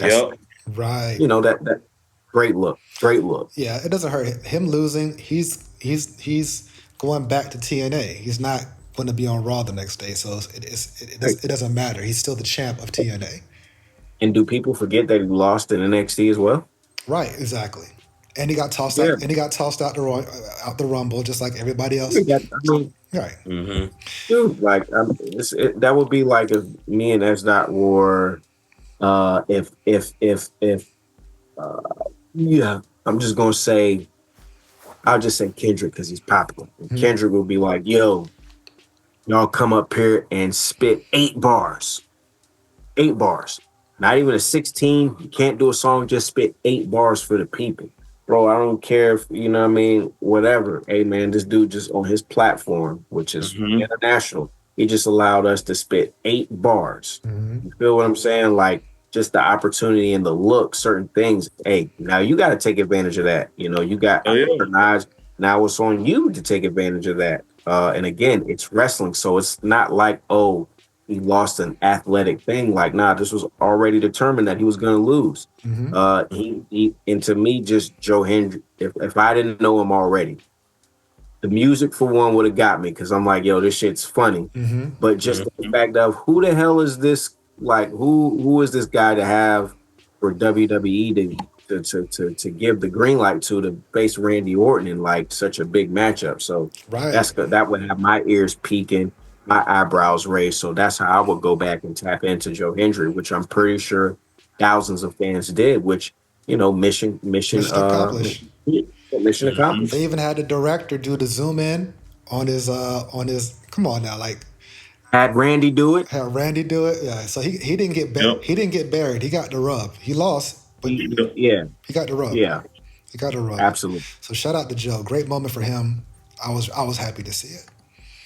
Yeah. Oh, there's the RKO right there. I just love how they did the zoom in, and then that damn RKO came out of nowhere. It's like the director was on point. Shout out to Randy Keith Orton. This man is on fire. 2 crazy back-to-back RKOs, Sunday and Monday. One to Joe Hendry, and then to John Cena the other night on the Raw.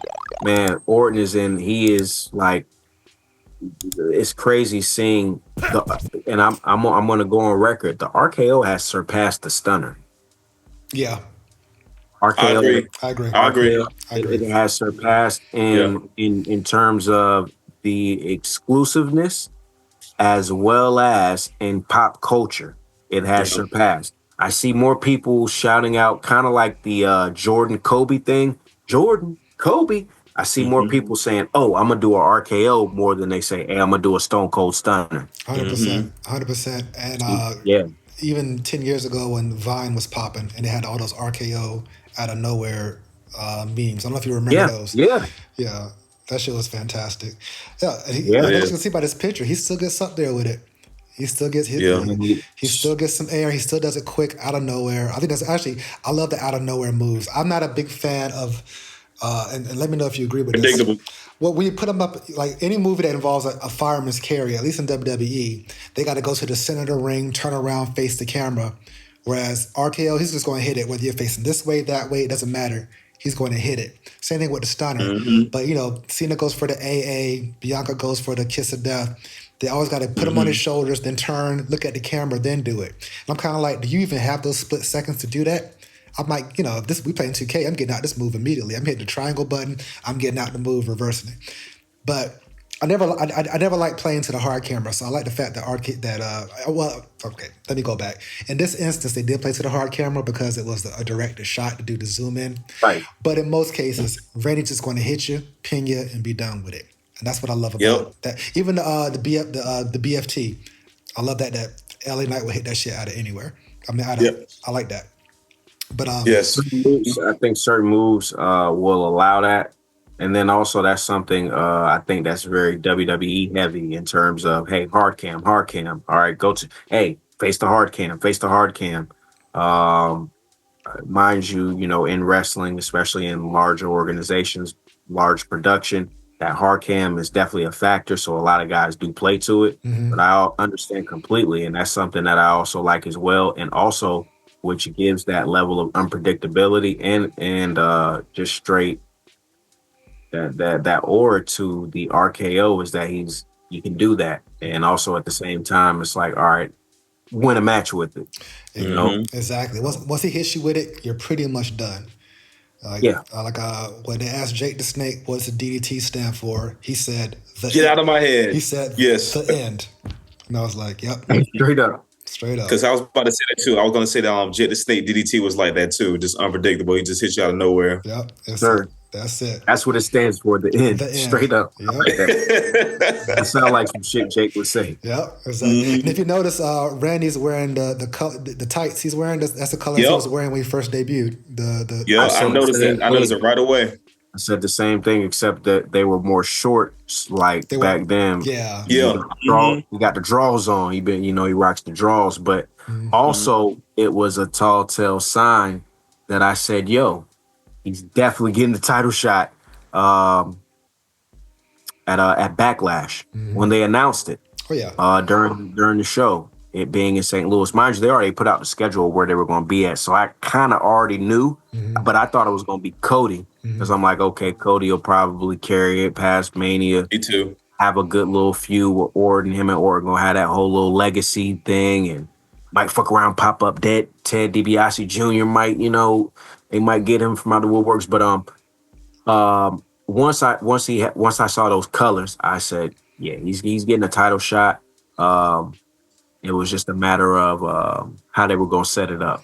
Yeah, and I thought it was inevitable that he was going to go after Cody, maybe when he was done with KO, because there was a few lust in his eyes moments looking at the belt, looking at Cody's belt, prior to. Yep. So I was like, okay, when is that RKO coming on Cody? But at this point, Cena ate it instead, which is all gravy. So we had a return of Becky Lynch. Now, this was kind of weird to me. Pre-show, Bayley got attacked backstage. Don't know who did it. I'm starting to wonder if it was Becky who did it. But I guess maybe it didn't make sense for... Go, you still there? Yeah. Okay, you were so dead still, I didn't know if the shit glitched. My bad. Okay. Straight up. Y'all was just like mannequin mode at the moment. I was like, oh, shit. All right. So backstage, Bayley's laid out. And I'm surprised they didn't have Lyra get laid out backstage. I mean, I'm glad that Lyra got a WrestleMania moment, but at the expense of Bayley not getting it. I don't know. How do you feel about Bayley not being in this match? I mean, Becky is a big a big surprise, clearly. And her and Lyra have history. And I don't know if Becky and Bayley have reconciled since Bayley turned face, back from the Damage Control days. But still, it's Bayley. You know what I mean? Yeah. But anyway, what were your thoughts on the surprise and the match itself? I thought this was random too. But I knew that Becky was coming back sometime sooner or later. I just didn't know when. I mean, I guess if you are gonna bring, Becky back, it'll be WrestleMania. But I just think they're just trying to like incorporate the OGs, man, and kind of like just have some vets around to kind of like spruce it up a little bit, some fan favorites to keep things exciting. Which, I mean, if I had to choose between Bayley and Becky, I mean, I think I like Becky a little more. You know what I'm saying? Mm-hmm. I love Bayley. Bayley's cool, but I don't know. Just Becky got a little more edge to her. Right. You know what I'm saying? So I think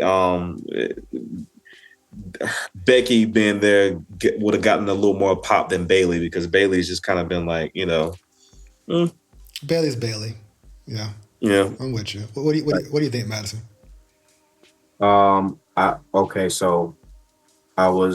It was a little random. I thought Bayley was injured with them using the attack angle. I was like, oh shit, did she get injured too? Mm-hmm. But then I saw reports that it was been planned. They were going to replace Bayley for Becky. I'm like, okay, cool. We get to the match. Bayley is the surprise partner. Like, all right, cool. Because her and Lyra, I think they got a history, European stuff like that, kind of putting her under the wing or whatever, some shit like that. Mm-hmm. And then also Becky and Liv. I'm like, all right, cool. They won the match. Mm-hmm. All right, well, cool. I also said, I'm like, damn, y'all need to like make it more known that, hey, Lyra is a damn double champion. Mm-hmm. You know what I'm saying? Mm-hmm. Tag team and the Intercontinental. Mind you, the first woman to ever do that. Big deal. All right, make it, make it a big deal. Didn't last long, but Didn't last long. We go to Monday, 24 hours later. We go to Raw. All right, tag team match. And then I'm like, okay, I something peaked, because I'm like, why the fuck are they doing a return match? Mind you, this is the only return match out of the title matches that y'all are doing, unless they do something on SmackDown. But I'm like, okay, that's a little weird. Mm-hmm. Yeah. Right. So lose or whatever. I'm like, all right, man, hold on. Don't tell me a turn. Did the hug. All right, bam. Okay. Right away. Cool. I'm not mad, but I said, why the fuck you guys didn't do that yesterday?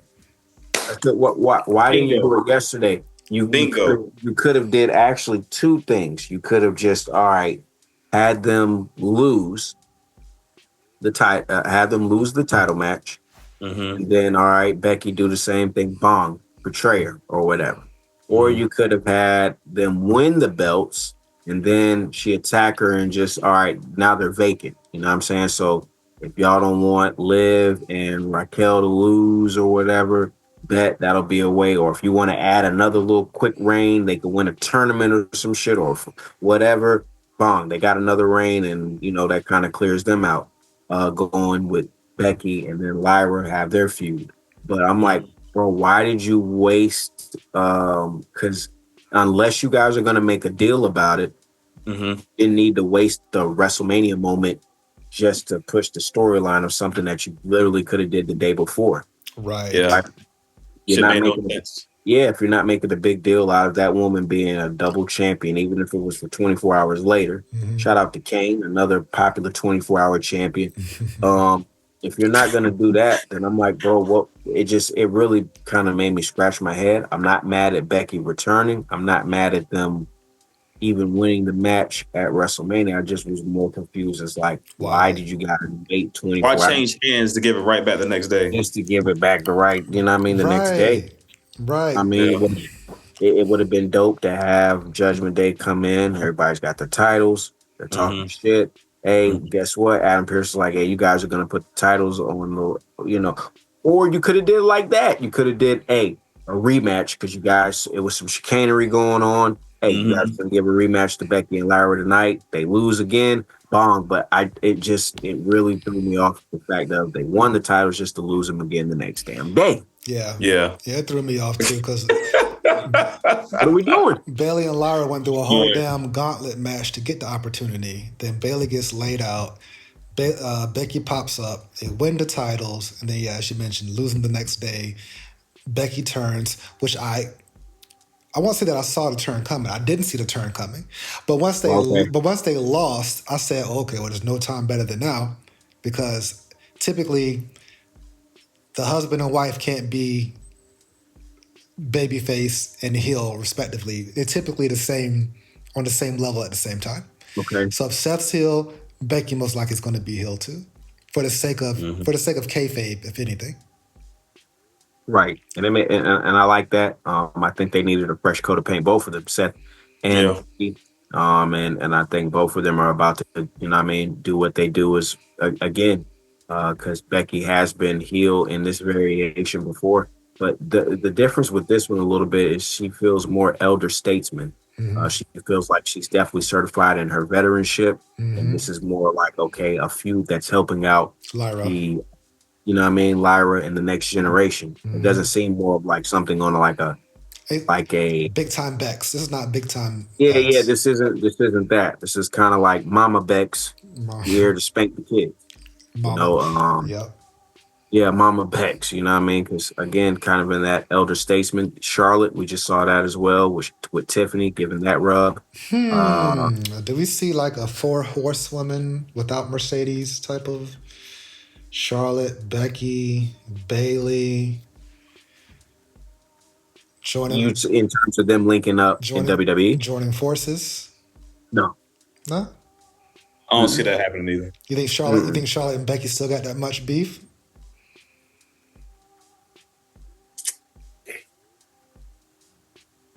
I don't know. I just think they're their own thing, man. They don't really have to have the need to collaborate. They just kind of like. I mean, against these young whippersnappers, these Lyras, these Tiffany Strattons, these fucking Meachins and B-Fabs. You know what I'm saying?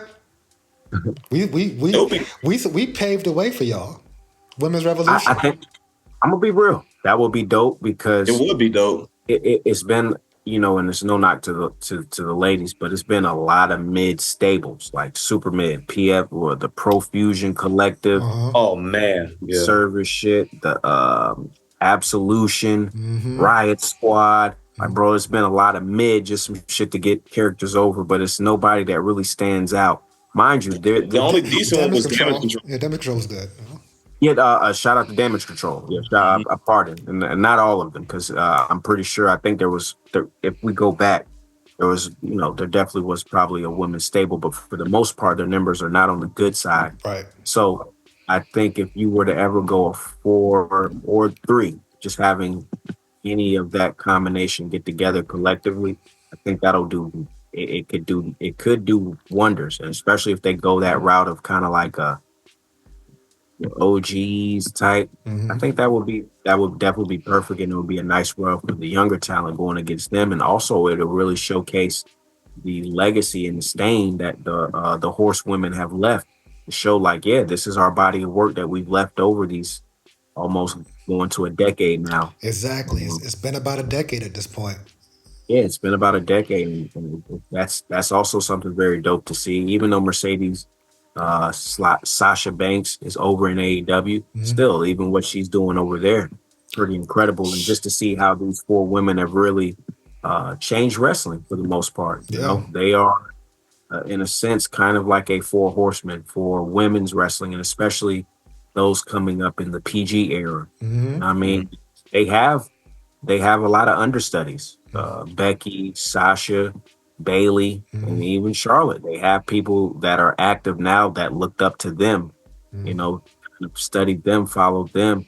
Your Billy Starks, your Roxy's / Roxanne Perez, Cora Jade. You got guys that are like, hey, I watched you coming up. So now again, they're getting into that OG veteranship now, to the point of where it's like, yeah, they're helping the talent get up, as opposed to kind of being focused on them. Now it's like, nah, let's help us get the future established. 100%. And Lyra's a prime example because I believe on NXT when her storylines was like she met Becky when she was like a 13-year-old or 14-year-old girl or something like that at a wrestle. So it goes because in Europe they wrestle very, very young. Absolutely. Very young. So, but yeah, so we'll see where this goes. But it was a good way to shake things up, So I'll give it the benefit of the doubt until they show me otherwise. All right, so a couple undercard matches. Honestly, AJ Styles versus Logan, it was solid. I didn't think anything stood out to me. In the match itself. Even the build up was just kind of like, to future legend and a future Hall of Famer wrestling each other, but Logan hit the punch, the pulverizer, which I think is a dope ass move. Hit it on. It is. It's fire. Hit it on. Yeah. AJ got the pin, and that was that. And it's just like, okay, next. So I didn't see anything special. This could have been a match on Raw if you would have asked me, but I did like how he was trolling though. How he was trolling with the Hogan taunts. Oh yeah. I was like, this nigga's a dick. Yeah, Logan Paul is a great heel. Like that's another guy with the it factor. Like a baby duck in water. He just took to the shit so quick. I just think, but his high profile match has to happen at some point. I just don't think that out of his last 3 years, this wasn't the one. Although AJ Styles is a legend, OG. AJ Styles could have had a better opponent if you would have asked me. Karrion Kross came out, of course. I'm not sure where they're going with the Karrion Kross thing, but I just like the fact that Karrion Kross is on TV, showing his. Yeah. But I mean, I'm indifferent with the match. I think it was pretty mid. But what about you, Gold? I think it was mid too. I did think that they put this match together because they knew AJ Styles is like a vet and he's gonna like go hard, and they kind of wanted to bring like that same type best out of like Logan Paul like he did in his previous matches, but for some reason it just didn't hit the same, man. But I see what they was trying to do, man. They're trying to like line them up with some actual like vets and legends to make sure he gets that portfolio to where it's like, all right, he really earned. Not that he cares, you know what I'm saying? Mm-hmm. Like he knows he's doing this damn thing, but to kind of like win over the fans and to kind of like accept them into the actual wrestling world. So that's why they're setting up these matches for him. What do you think, Madison? If that makes sense. No, it makes sense. No, it makes perfect sense. Because he could say he could say, hey, I beat AJ Styles, I beat this person, I beat that person. To his inevitable title win, which will probably be in Saudi Arabia. But I digress. What were you going to say? Go ahead, Madison. What did you think about the match? Logan, definitely superb talent.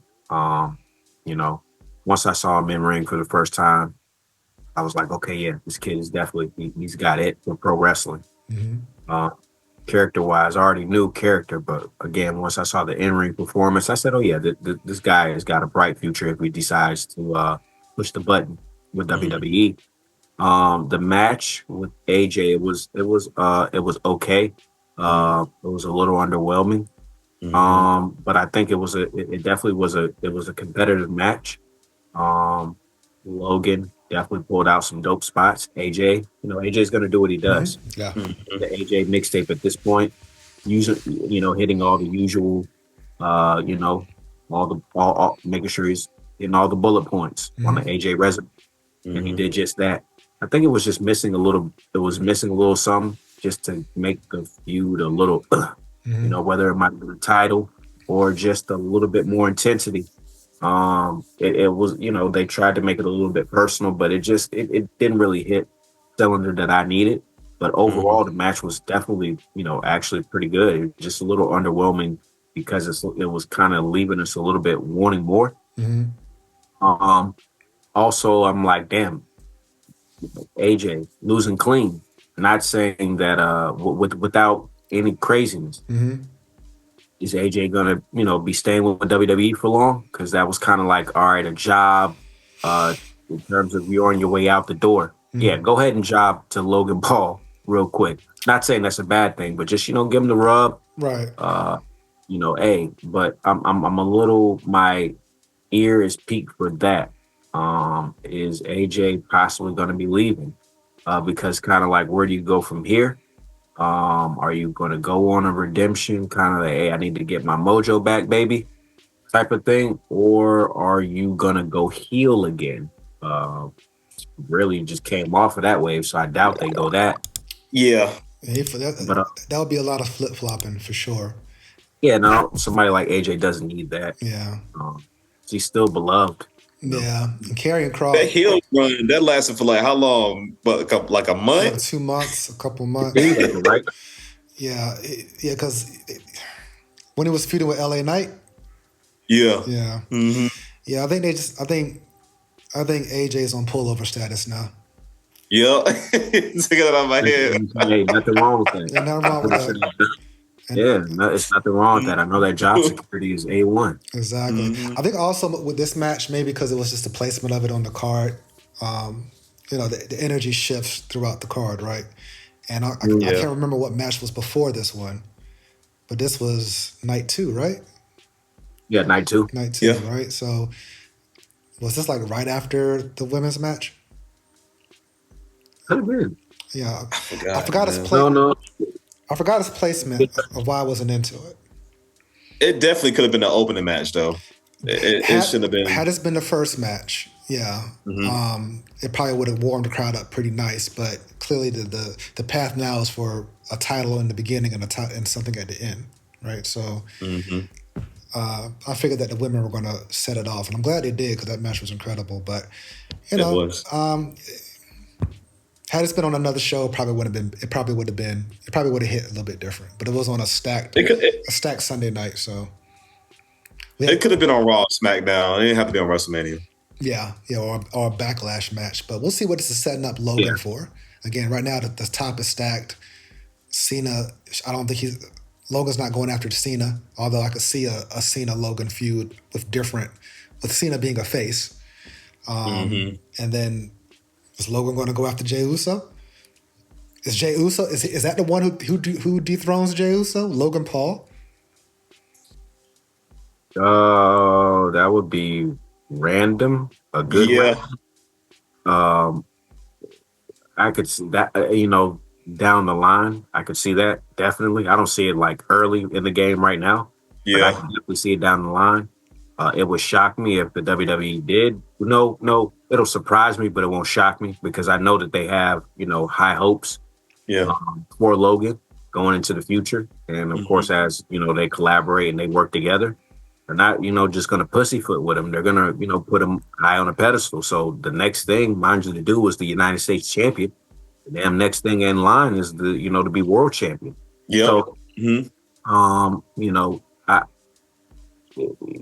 obviously Logan will probably be a heel, so he's going up against a face. Jey is somebody that meets that criteria. So if Jey especially has an extended reign, you better believe that he can run across the path of Logan Paul.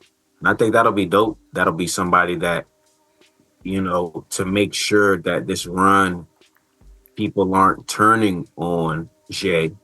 You know how people are very fickle. Hey, have him go up against a guy like Logan Paul, who people just love to hate. Have him go up against and get his rocks off. Maybe on that in that way. But he's on SmackDown, so that's Raw. So, but anyway, long story short story long. Logan is definitely doing his thing. Hopefully, he has like something that's going to be top tier. He's kind of been floating mid card feuds. Ricochet, LA Knight, now with AJ Styles. So let's see. He had a title shot against Cody while he was still U.S. champ. He did have a title shot against Cody, and actually I think that kind of set in stone. Like, all right, this kid, he can have a world title match. He can meet those expectations of bringing the goods. I mean, technically, his crown jewel match against Roman Reigns was way better than it should have been. And the crazy thing is, I forgot about the Roman matchup. Mind you, look at the lineup we just went through. Those 5 matches right there. That's a dope resume to have from somebody who's a part timer. You know what I mean? Like, against no knock to Akira Tozawa, but it's not like you're going up against him. It's not like you know, you're going up against even like Grayson Waller or something like that. Like, no, bro, you're going up against the best of the best. Yeah. And you're holding your own, winning some and being competitive. Yeah. The only thing I would change about Logan Paul is that one move he does with that fucking Naomi split, whatever thing. You know what I'm talking about? Yeah, I hate that shit. Yeah, that shit was whack. Yeah, get rid of that shit. Yeah, it's like, man. But the pulverizer, the split leg drop. Yeah, the split leg drop. Like that's some shit Naomi does. Get out of here. Exactly. Get your ass out of here, Jack Perry. All right, El Grande Americano versus a Rey Fenix. The match itself, it was cool. I mean, again, going into it, I was just like, why not? OG Rey Mysterio gets his match. The Chad Gable, this gimmick happens to be entertaining, and quite frankly, he can wrestle pretty good as a luchador. He did like a crazy ass 630 type of move in the match. Yeah, that shit was fire. That shit was fire. But I hate this fucking gimmick, man. I'm ready to be over with it. I just can't stand. Fucking El Grande Americano. You ain't feeling that? Yeah. If anything, he needs to give Julius and Brutus some masks as well, and they can be like just a luchador trio. The Acuna boys. Yeah, because the rest of American Made, they are floundering right now. So. Yeah. But they need something to to bring that spark back. It's just Chad is cooking right now, and Ivy and the Creed boys. Yeah, they're a little on ice right now, but I think the future is bright for them as well. All it takes is one storyline to change your whole trajectory. So these guys, you know what I mean. Mind you, the Creeds have they been tag champs yet? No. Crazy. It's deja vu. I felt like I asked this on the first episode. It's gonna happen, but they just gotta come up with something enticing, a storyline. Yeah. Get this to get Chad back, get him, again, we were speaking earlier, the Raw division, tag division definitely needs some help. Yeah, it's booty. Structure, they need some new blood. It is straight dookie though. Yeah. I'm having a hard time. New Day are heels. American Made are heels. War Raiders are the only faces right now. Is there another team that I'm forgetting? Austin Theory and Oh shit. Get your ass out of here, Jack Perry. Talk about being kind of buried or being cold or being cold. Grayson Waller and Austin Theory, man. They're some talented young kids. They are talented. They are. Yeah, they are. They are. Grayson Waller can talk. Austin Theory can wrestle. Yeah. They look great. They look great. Yeah. They're gonna get right, man. You know what I mean? They're gonna get right. Honestly, just kind of going back real quick, the match was straight. It just was really like the fact of Rey Fenix was the replacement. Dope look for Rey. Yeah, being able to perform, get him a WrestleMania check. This definitely was a match that felt more like a TV match. Yeah, definitely could have been on TV. But I'm not mad at it. Honestly, didn't hurt or bring down the show for me. But yeah, that Chad doing that fucking move, I was like, yo, I watched that probably like 6 times. That shit was fire, bro. I was because I'm looking to yo, did he hurt Rey when he did that? I'm like, how the fuck do you put on? How do you do that? Do y'all think he did that intentionally or was that an accident? Oh, very much intentional. Yeah, the way he was rotating. If it was an accident, he could have fucked himself up. I think because he kind of landed like a senton, kind of. It was like a 630, right? Like a backward 630, or. Yeah, it was. Yeah. But yeah, I was very impressed by it. He won with the loaded headbutt, which I actually like that. I miss the loaded whatever, whether it's a cast, D'Lo's vest, or a plate in the mask. I'm with it. Stevie Ray used to hit you with a slapjack. The goddamn slapjack, yo. Slapjack, Stevie Ray. Stevie Ray. with the ugliest version of the pedigree ever. But shout out to Stevie. Hell Ray. yeah. Shout out to Stevie Ray.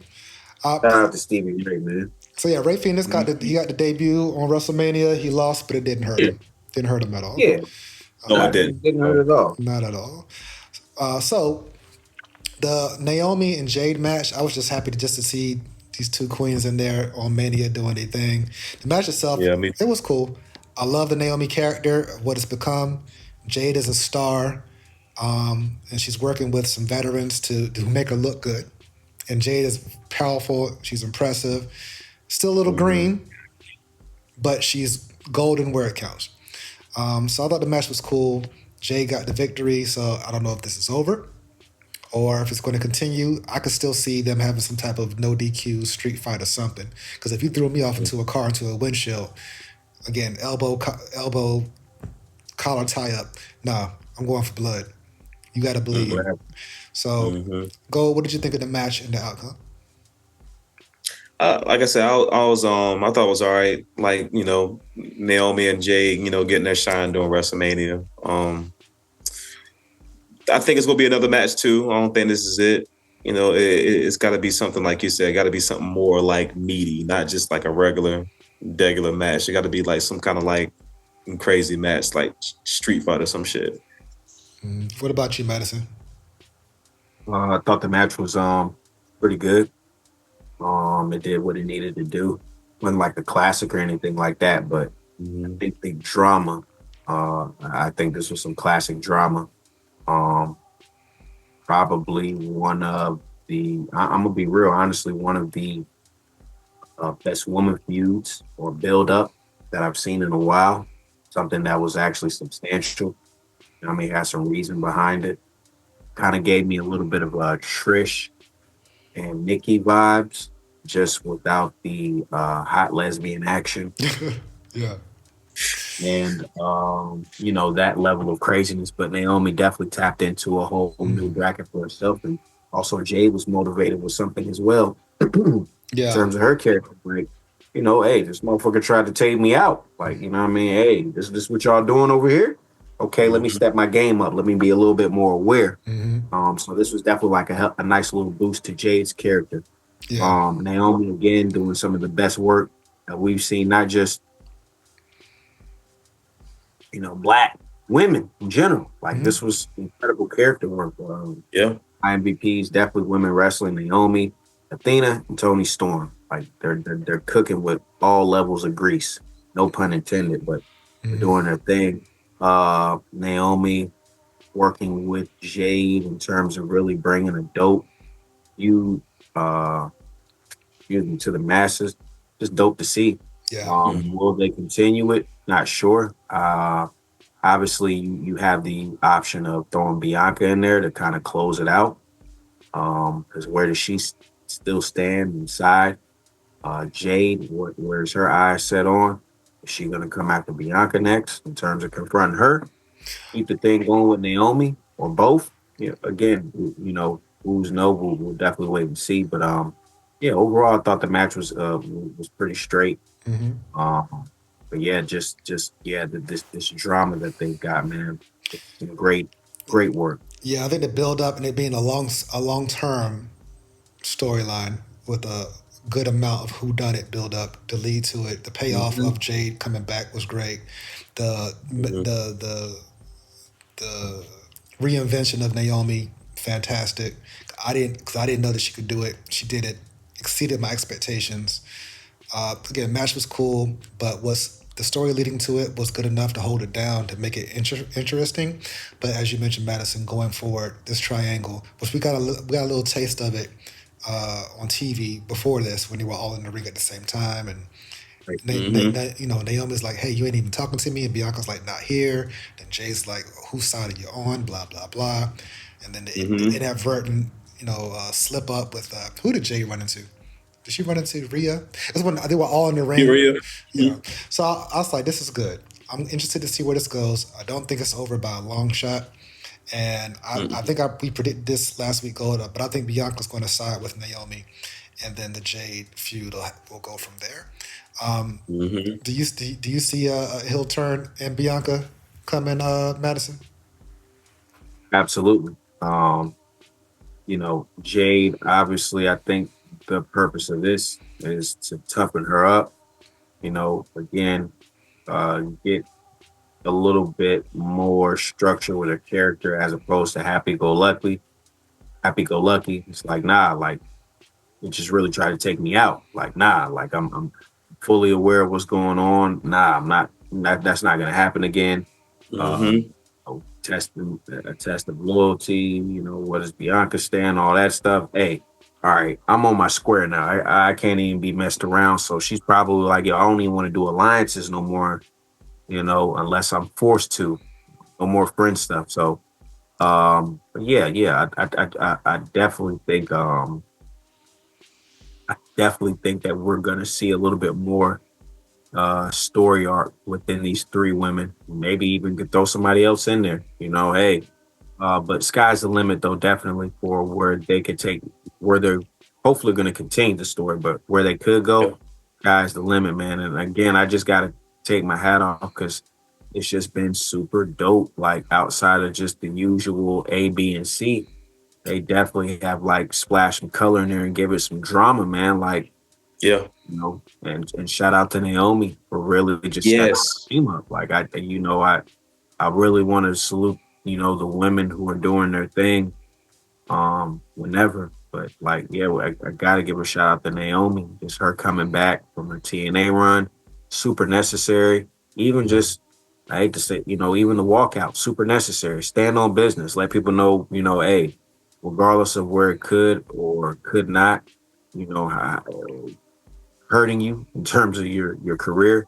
She took Mm-hmm. that risk, sacrificed and gambled on herself and won. Now, Mm-hmm. she got a WrestleMania moment. Mhm. Also, can't forget the first women's non-title match to take place at WrestleMania.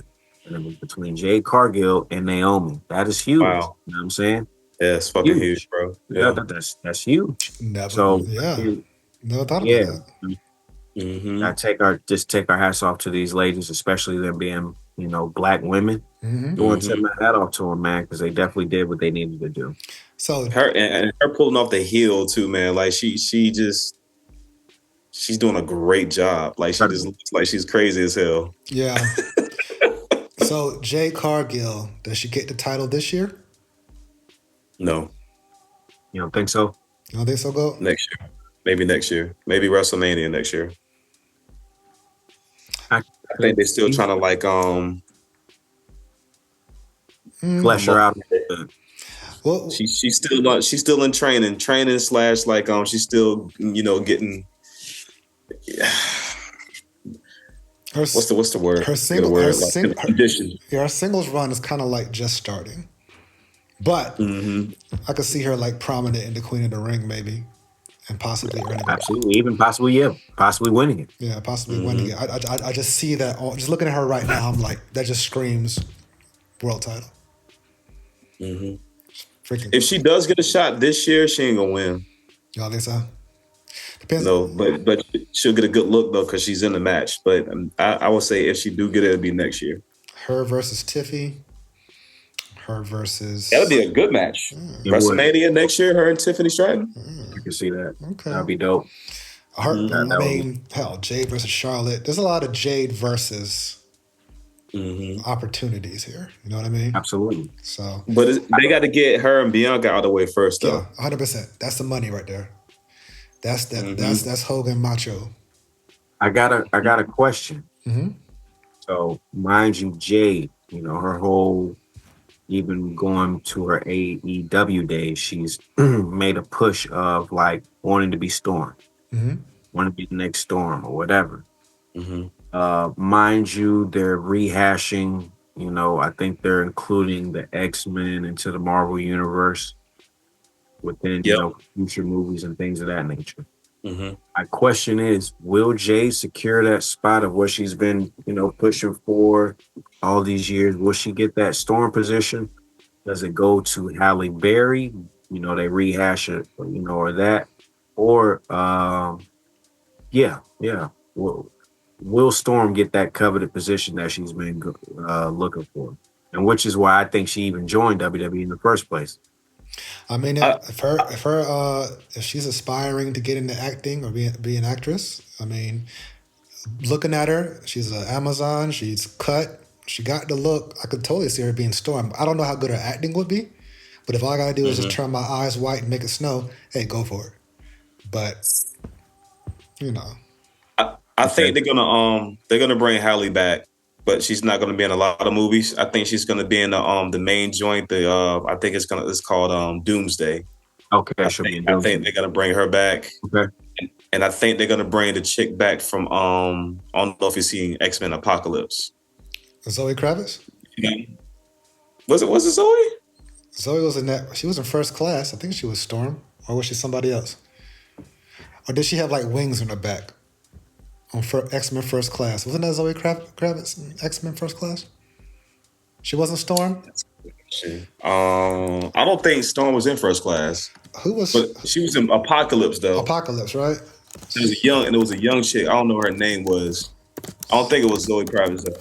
No, I think Zoe might have been someone else. Alexandra Shipp was Storm. Now, X-Men First Class Zoe Kravitz. Who was she? She was Angel Salvador. Oh, okay, yeah. Because she had the wings on her back. Okay. Mm-hmm. Sorry. It's been a minute since I've seen it. It's been a minute. But yeah, so Jade being Storm, I'll be all for it, but clearly it's probably going to be Miss Berry. Okay. Miss Berry, but yeah. But yeah, Jay would be perfect. If WWE has to connect to the Marvel Cinematic Universe and they can get some people in there. Wow.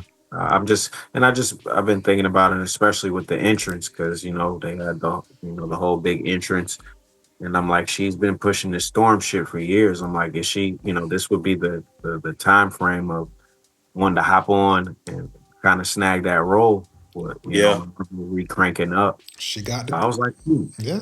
I wouldn't count her out, man. She could definitely be a Storm variant, because they got different versions of like different superheroes and stuff. She could be a variant, man. She could, yeah. She got the look. She got the goddess look for sure. It looks like a superhero. Exactly. She looks like a superhero.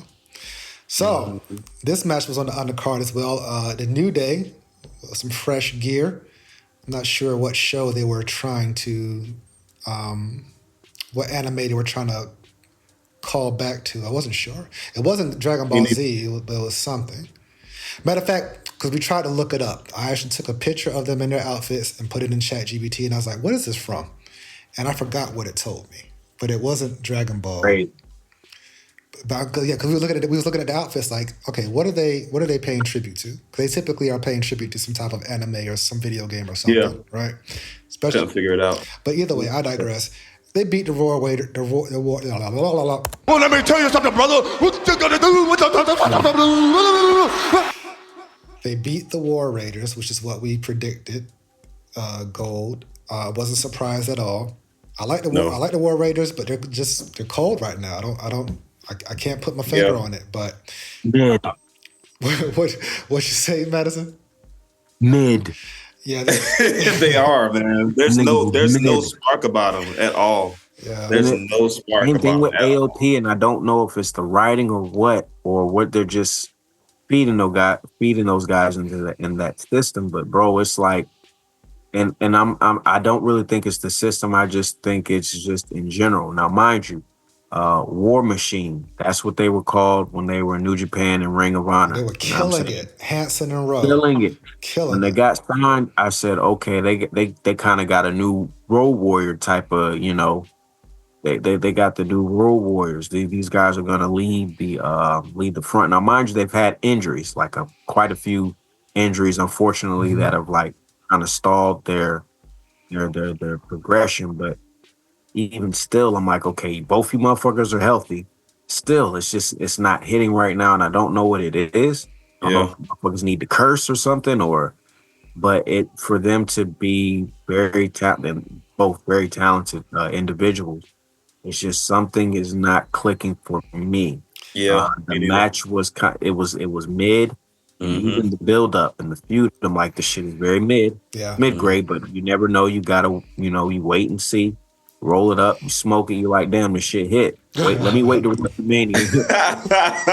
Damn, this shit actually, surprisingly, it hits. Like, damn, this shit's kind of fire. Like, okay, bet. Mm-hmm. So I'm like, okay, maybe they'll have a good match once we actually get to WrestleMania. But it was very underwhelming. Yeah. It's dope to see New Day though get the titles because I think what's that 13? Yeah. I think so. 13 time. 13 Yeah, I time? think 13. That's crazy. Yeah, 13. That's crazy. I believe it is. It is. It's very dope. It's a testament to their consistency and their hard work as well, just to even be with the company, be trusted with winning the match. Mind you, losing Big E in real time. Yeah. Definitely a testament to the New Day. And I always, you know what I mean, support the bros. But I don't know, man. This shit was just definitely underwhelming. Felt like a Raw match. Mm-hmm. Shit that they've done 1,000 times. I understand getting the titles on the on the main card, but I'm like, I don't know. Maybe I should have just built it up a little bit longer. You know, I just think I think the New Day was probably the right team based off of the Big E angle when they turned heel officially. But the holders of the champions, who did War Raiders beat? They beat JD. They beat JD and Dominic, right? Finn. JD and Finn. They beat JD and Finn, or was it JD and Dominic? Yeah, I think JD and Finn, because that's the night he got injured, right? Mm-hmm. Yep. Dominic was in that match. He was in it. Yeah, it was Dominic and JD. Okay. They were defending it on behalf of Finn because Finn was out or whatever, and he came back. And okay, I was going to say that's right. Yeah. Because I know Finn and JD were the champions, though. Yeah. Yeah. So they probably would have been better, but they're heels as well, right? So that wouldn't have worked. The War Raiders, maybe they should go to SmackDown or something. You know what the War Raiders remind me of? Fucking Carl Anderson and Luke Gallows. Hell no. I mean, I get it because even still, them. It just, mind you, these guys who have this reputation that preceded them, then when it's like, I don't know if it's past their primes or past, I'm not sure what the hell it is, but I actually, when I'm saying it, I do agree with Gallows and Anderson because to me, every time they get signed, I'm like, oh man, they about to shake shit up. They don't. And then the shit be mid. Yeah. I actually like them too. I think that whole OC stable was mid. I think it held AJ back. I agree, and I don't know what it is. I'm like, do they need to be tougher? Because I know sometimes, and people, I don't know if people be realizing, but New Japan guys and sometimes to a degree AEW, just kind of depending on their degree, but they rely on like the cursing, you know what I mean, with their promos, and it kind of gives it like a little bit of beef, a little bit, almost in a sense. It's like, oh shit, you're cursing. It's controversial. People associate using curse words as controversial. But sometimes that shit can be like OD and a crutch. It's like, all right, bro, you can't really curse like that here. So it's like what else can you do? Yeah, what else can you do? You know what I'm saying? And I'm like, well, War Raiders, I'm like, they look tough as fuck. They look like they'll fuck some shit up. But I'm like, can y'all, like, what is it? And even to a degree, Gallows and Anderson, I'm just like, yo, bro, what the hell is it that these tag teams are missing and they're not really implementing? Matter of fact, War Raiders, they had a great NXT run. Mm-hmm. Right. Yeah. I think in Japan, War Raiders would tear it up. They have torn it up, but I think they would in Japan. Them and Luke Gallows and Anderson will be over like crazy as the American tag team. But over here, I guess it's just a different world. Quite honestly, I look at Ivar, who I every now and still call him handsome, but he looks like a nice guy. Knowing this motherfucker can probably moonsault and leg drop you to death, but without the face paint, without the old gear, there's like two nice guys who just happen to whoop ass, but they're not. The depth to their character is just not there. And I'm gonna be so real, man. This is why some of the OGs of what they be saying, I understand. Like, you know what I'm saying? Like, we grew up, guys, with, even though, mind you, technological advances, learning certain things, backstage, banter, all that good stuff. Hey, man, to a degree, guys carry persona. They got aura. They got charisma. Yes. A lot of these motherfuckers do not have they don't have aura and charisma. Like you said, like no disrespect. It's like, yo, you're cool. Like y'all are cool individually in terms of actual human beings, but it's like, damn, your wrestling character. It's like it doesn't have that pizzazz. Bland. Yeah, it's bland, bro. Just and not even vanilla midgets, as Kevin Nash would say. Some of these dudes are big, but it's like, bro, you don't understand what that, and you can't teach aura. No, you can't. But it's like, bro, y'all don't understand. Like, the reason why these certain guys are revered is because they had a certain aura to them. Yeah. You know what I mean? Like you said, the War Raiders. You would think, like, to me, the Bushwhackers were more appealing to me than damn. When this was more appealing, right? that was more. It's more appealing, bro. And I'm gonna be funny because people be like, sometimes you have those people who are work rate guys, and they'll be like, oh well, why the fuck is these characters from back in the day? Why are they so pop? Because they connected with people. Mm-hmm. This Yes. is something, even with that work rate shit, technical, it's dope to a degree, but you have to connect with people. And I'm not trying to boost the WWE system over. Mind you, it's just what we're used to. But reason why the wrestling, to a degree, sometimes that shit is on the back burner. Could be a little ass from here to there. Yeah. But the reason why that shit is still putting asses in seats, man, is because people are attracted to these larger than life characters, especially the big dogs, Roman Reigns, Seth Rollins, CM Punk. Mm-hmm. I'll tell you one of my favorite like promos, man. I'm sure y'all will probably like put it in maybe in your top 10. The Macho Man Cream of the Crop promo. Mm-hmm. Man, what iconic. Mm-hmm. Mm-hmm. We don't get shit like that no more, man. That shit was it's just you believed. Yeah. You believe and I try, like, think of somebody like Randy Savage, right? This is a guy that and this is learning about it years later, but this is a guy who lived his gimmick. You know what I'm saying? Mm-hmm. He spoke obviously not in his real voice, but just to keep the the level of suspension up, he spoke in his characters' voices. Mm-hmm. He was a super traditionalist, just in terms of structuring matches and hey man, let's pull at their heartstrings and do this and do that. Mm-hmm. But Savage is somebody that I'm like, okay, he understood the game. Mm-hmm. And again, guys, I be hearing, what's that LFG show that comes on? Mm-hmm. I'm tapped in with that. I think it's a dope show, and people be being online and seeing people, especially like Bully Ray. People be on his head top like, oh man, Bully Ray, you ain't did shit. To say all this, you act like you're this, and I'm like, bro, the disrespect. Yeah, Bully Ray a legend. Hell yeah, like, what? This guy's a fucking legend. Hey Madison, your camera froze. You there? I hear you. Yeah, I'm still here. I don't see you. I think your camera might be out. Oh. But can you hear my audio? I can hear you. I can hear you just fine. I just want to make sure that you were still there. Yeah. Oh, absolutely. Still mind, body, and soul intact. Yeah. Mind, body, and soul intact. Yeah, we just got a frozen headshot of you right now, but that works. It's just frozen. Okay, there you go. On. He's back. Yeah, he's back. Yeah, So yeah, the I'm with you in terms of aura and character. Like, let's take, if we had a tag team that was just two Jacob Fatu likes in terms of just presence and aura, right?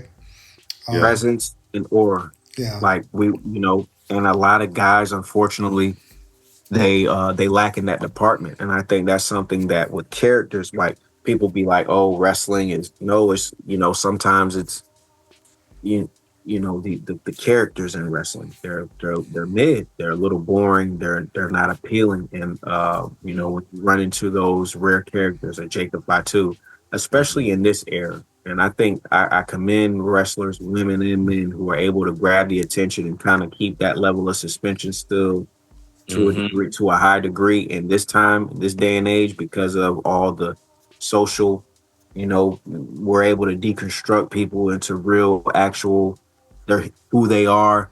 Oh, you're a guy who's married. You got a cat. You're part owner of a gaming network. All this shit. It takes away that mystique and that mystery. So again, going back to guys like Booker T and Undertaker, who is a guy who had one of the greatest gimmicks of all time. Understanding that this man literally, did certain things to you're a fool, ass guy. I saw love, you're a fool though, man. If Undertaker had a cat. And I'm sorry, I didn't even know if Undertaker had a cat. It's just, I know Natalia, rest in peace to Two Paws. I know Natalia had her cat like that. But it's like, bro, sorry. I can't not saying having a cat, it doesn't make you tough, but it's like certain things, the level of belief. No, I'm with you. Suspension of belief, you know what I'm saying? You want to keep that intact. So it's like, for instance, a guy like, rest in peace, Bray Wyatt. I wouldn't want to see the other side of Bray Wyatt in real time. Granted, you're a human. Yeah, you want to share your other experiences outside of your job because this is a job for them. But just in terms of the character, because it's not like a movie to where you're about to go to another role. No, you guys are pretty much consistently in this role, certain tweaks, heel, face, but for the most part, no, you're a certain character. So it's like, I think to sell the product, for a certain light, hey man, stay, kind of keep that, or and Bray reminded me of that old school aura. He did. He bodied it every time, man. Every time. Yeah. He definitely had the character down pat. The matches were so, but the character itself was enough to carry the matches. Yes. I think with tag teams, it's a little bit harder to we're lucky to get like a role. Like for instance, in AEW, we got the Hurt Syndicate. Great example of aura and presence. Shelton Benjamin and Bobby Lashley as a tag team. They're like the new version of Doom, of Ron Simmons, Butch Reed, and they are hurting people. They are killing it right now. But they have that aura, that presence. It's just two super athletes. Whereas like Ivar and Rowe are like these two dudes who are kind of like heavy set, strong, agile, but they don't really have impressive physiques. And unfortunately, if you're a bald-headed guy in wrestling with a beard, you get lost in the sauce. It's kind of hard for you to stick out, unfortunately. That's just the way it is. I would book. I'm not a booker, but I would just book War Raiders on some like Road Warrior shit. Hey, bro, on your promos, just yell shit. Just yell shit. It could be incoherent, whatever. Just yell shit. Your War Raiders, your Vikings. Vikings don't make, you know what I mean? They're like, but at the same time, kick a little intensity in there. Put a little bit of yourselves in there. But like, yell. Don't talk in your regular tone. Like, you guys are War Raiders. So that means like, that is an amazing point, because now that I'm thinking about it, like, who's yelling nowadays? Nobody. And think about it, honestly. I was thinking about this because I really thought about, that's that difference. You know what I mean? It was about cocaine. Motherfuckers talk about cocaine is what wrestling is missing now is cocaine. It was like a joke. But outside of drug usage, because we don't condone drug usage, right? But the intensity, I say, it's the intensity. Like Hogan, this motherfucker talk with intensity. Ultimate Warrior, talk with intensity. Earthquake, talk with intensity. The Road Warriors, intensity. Lex Luger, intensity. Sting, intensity. These guys talk with intensity and intent and purpose. Like it's like people are trying too much to be like the cool, kick a joke. Ooh, well, that's not what your female wrestling companion said yesterday. Like, ooh, like it's like, bro, get back to like, hey man, I'm gonna beat your ass.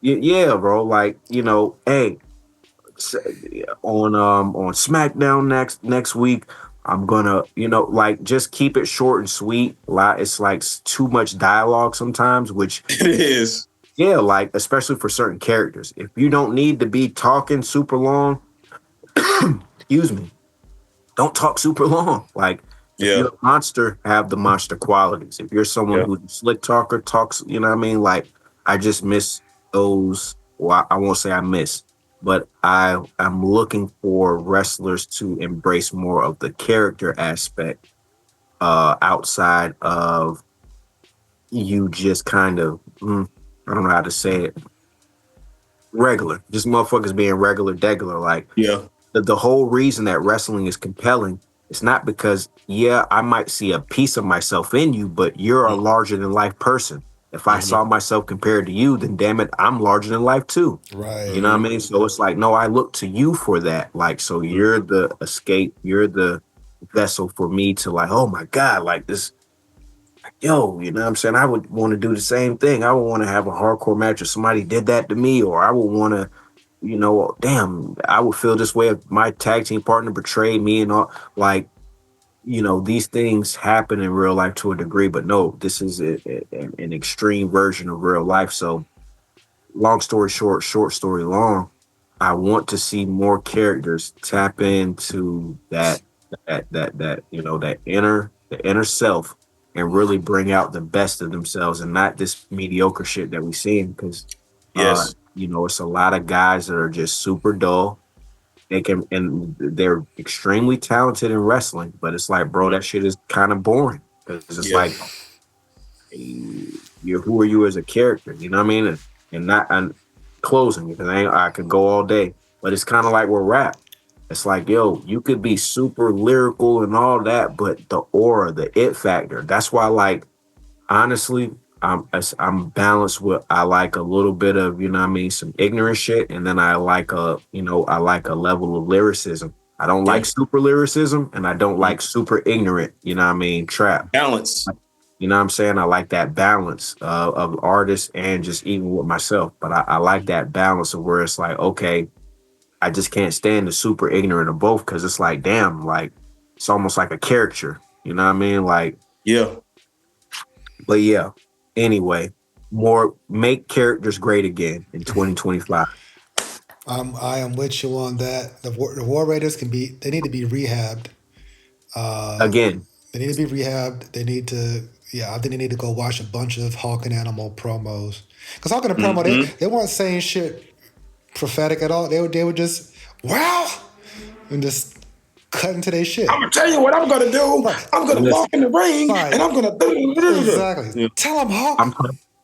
So, listen, and they were some of the most like memorable promos. Listen, we're talking about them to this day, so they obviously left an impact. That's all I'm saying, man. I want, you know, will the kids be remembering, you know what I mean, this stuff? Now, granted, we, just because of our love of the culture, our love of the sport, we're tapped in, but just as a casual, somebody who will grow into in the position that we're in now, are they going to remember a War Raider promo that happened in the lead up to them, you know, their matchup with the New Day, or matchup with Judgment Day, of them even winning the titles? You know what I'm saying?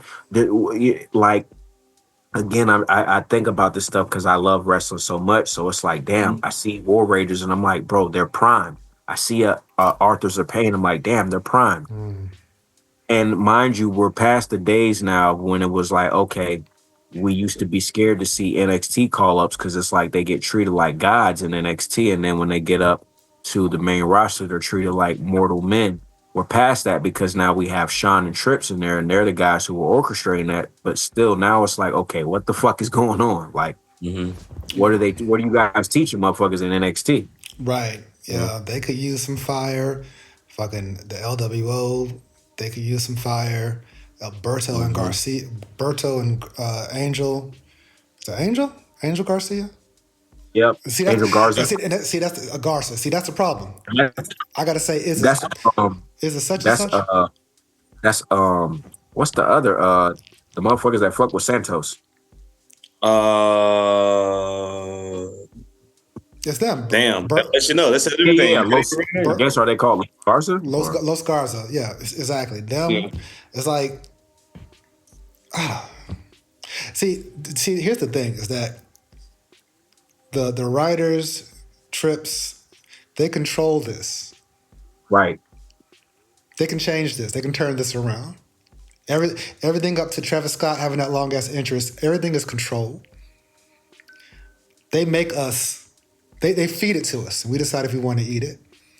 Mm-hmm. And they could totally like make see, I'm about to call them road something. The road raiders, the war raiders, a lot more doper than they are. Luke Gallows and Anderson, I don't know, but vaudevillains, I don't know. There's a lot of different. There's a lot of examples of teams that was just Ascension. Who? The Ascension. Oh God! In NXT, they were so damn great. I thought they were the big thing. I seriously, what AOP and what we thought. Well, I thought the Ascension. I'm like, yeah, bro, they about to take over. Like they're about to be the. They got. I hate the next Road Warriors, but they got buried. They got buried so bad that I forgot they existed. Yeah, I forgot they even existed. That was the true embodiment of getting buried, because it's like, damn, bro, you know what I mean? Y'all lost faith in that first matchup, and I don't know what the initial plans were, but yeah, just how they handled the Ascension, I was always disappointed. I was more mad at that than I was with Nexus. Yeah, well, Nexus was just one good angle that turned to a shit show. Which and at the same time, like, that happens. Like, it's like certain times you don't want to go OD with certain storylines, just like a movie. When a franchise just y'all on the 8th, 9th, 10th joint. No shots to any movie franchise that's on their 8th, 9th, or 10th movie, but y'all know who y'all are. It's like, damn, granted, yeah, the fans are going to eat it up regardless, but brand-wise, still good. Yeah, is it good? Do you need to do that? Do you need to really do that? Yeah. I think that's a kind of situation where, like, okay, do you need to prolong? Does it, a storyline or a group or whatever? Because if it serves a purpose and, this person elevates off of it, cool. All right, let's ride off into the sunset, but don't drive it into the ground to where how it's becoming a character of itself. Yeah, quality over quantity, man. Yeah, Nexus was fucked up. It was just if Nexus didn't the angle when they beat up Cena, that was kind of cool, and they ripped up the mat and all that shit. But for the most part, David Otunga, what? Fucking Michael Tarver, Justin Gabriel. I like Tarver. Tarver was the shits. It was like what's crazy? If he was around now, he would have been perfect for like UFC Underground. He would have been perfect for like Raw Underground or some shit like that. Even though that technically that idea is kind of ass, because like it's wrestling, bro. Why are you doing? Yeah. If you're doing a street fight match, there's no need to have underground fighting, bro. It's wrestling. It's like remember when y'all remember like way back in the day they had kind of like the WWE boxing shit for a little bit. Talk Brawl for All? Yeah. That was the shits too. Even had Butterbean came to it and stuff. Yeah, that was horrible. Yeah. I will say though, I can't front. I do like NXT Underground matches. I can't. They're good, but mind you, it's not like okay. They're overdoing them. Yeah, because they were special but I'm not mad at them because for the most part they're more on the good side than they are on the bad. Yeah, now Raw Underground, that was trash, but NXT Underground, get my boy Eddie Thorpe in there, or Lola Vice up in there. It's gonna be good. Shout out to my man. I forgot Dabo Caden. The dude who was like Commander Z. Yeah. They let him go, right?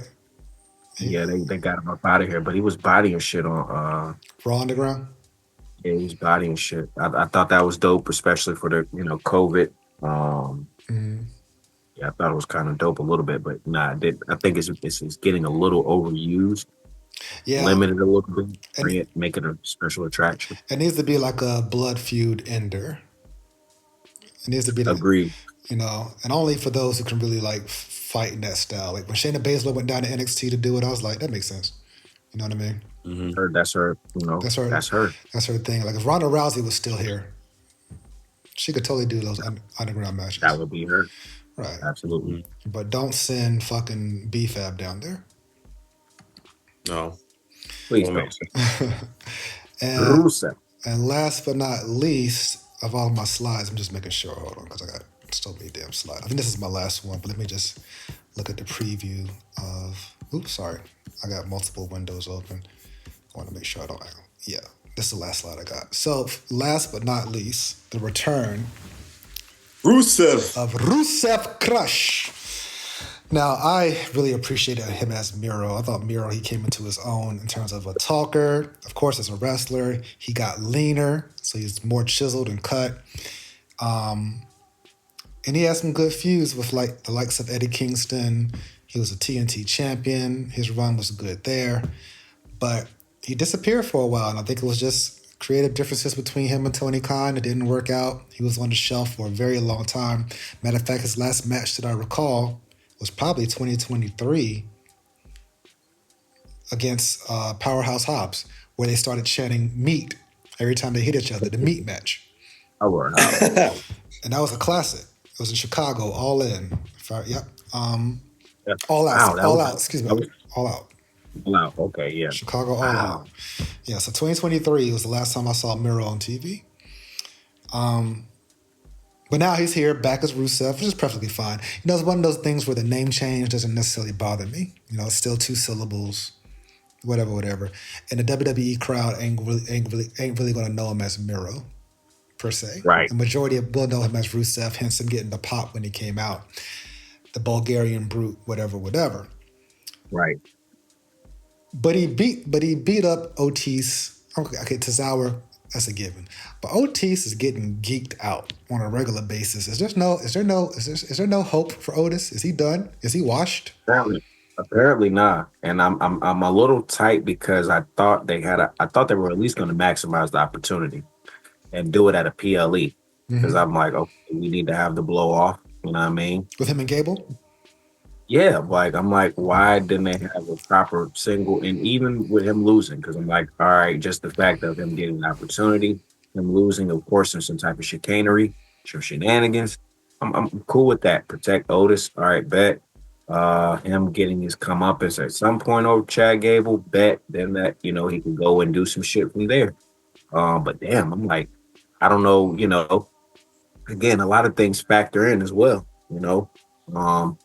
maybe a guy is injured and it's like, hey, I'm running on limited dates. So I'm not even going to be able, but it's like, okay, bet you're injured. We'll still use you for some shit. We're just not going to really throw you the ball. You know what I mean? We won't ask you to carry it. We'll throw it when when you ready. Like we'll throw you the ball, but we're not going to say, yo, here, carry it. Mm-hmm. You know what I mean? Or it could be some shit. Hey, man, you pissed off somebody this week or this month. Hey, man, you in the doghouse. There's so many factors that go into it. So it's like, who knows? But I'm like, why haven't y'all pushed the button at any point? And then I'm like, damn, I like Otis. You know what I mean? I fuck with him. I fuck with the characters out too. He's very talented, very dope. But I fuck with Otis because I'm like, there's something there that y'all could, use. Yeah.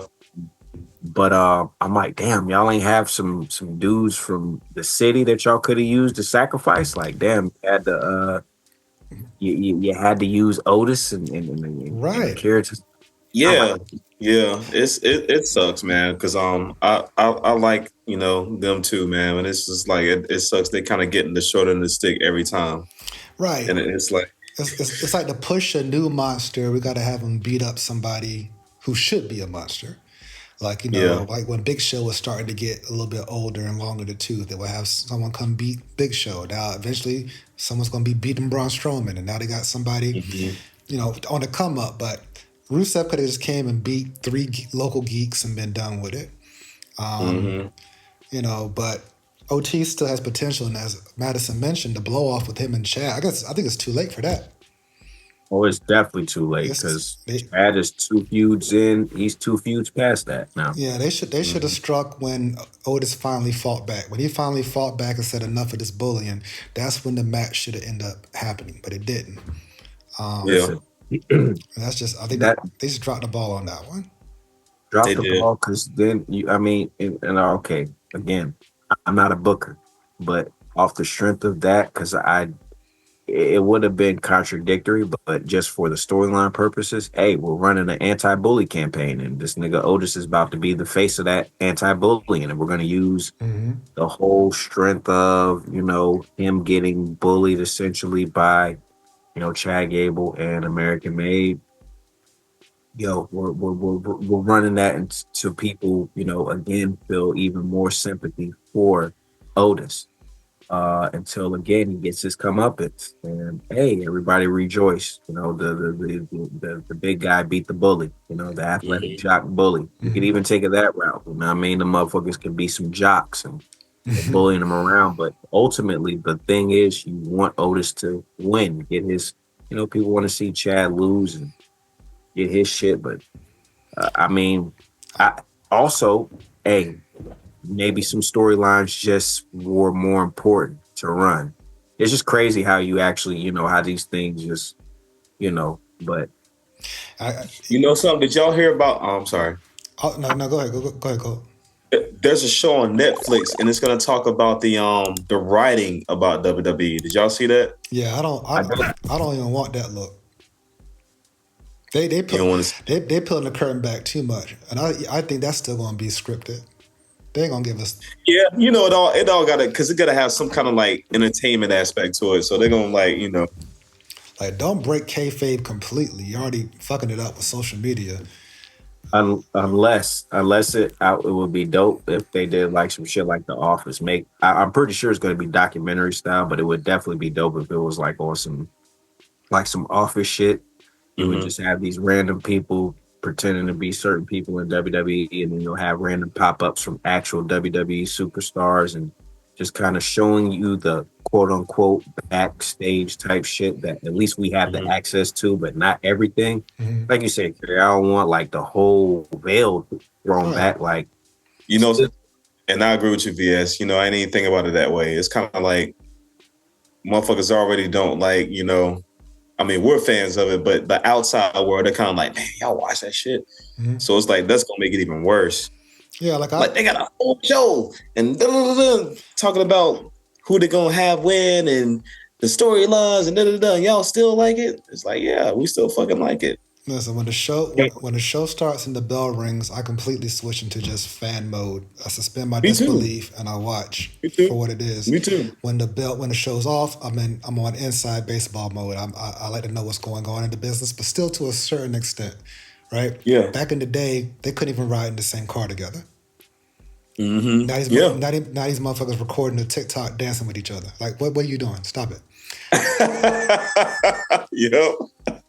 Hey, VSOP, let me ask you this. So what and S Dot, please chime in as well. So what do you guys think in terms of, okay, as we move into, we got this Netflix era and everything, you got Logan Paul in terms of basically the future of kind of society.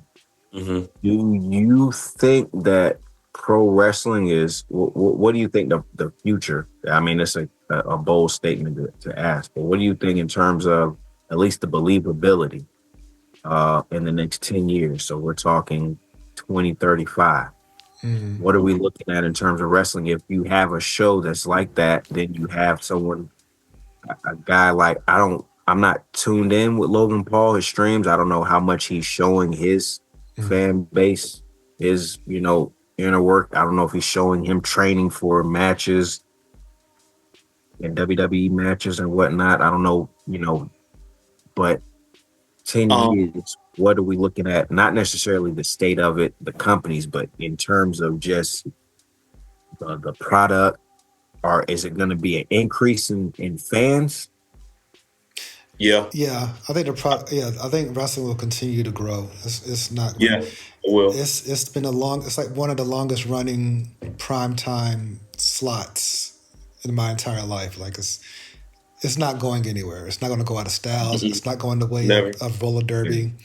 It's going to, and as long as they're with TKO, which I guess they will be forever, they're still going to be prevalent. I think social media will help them.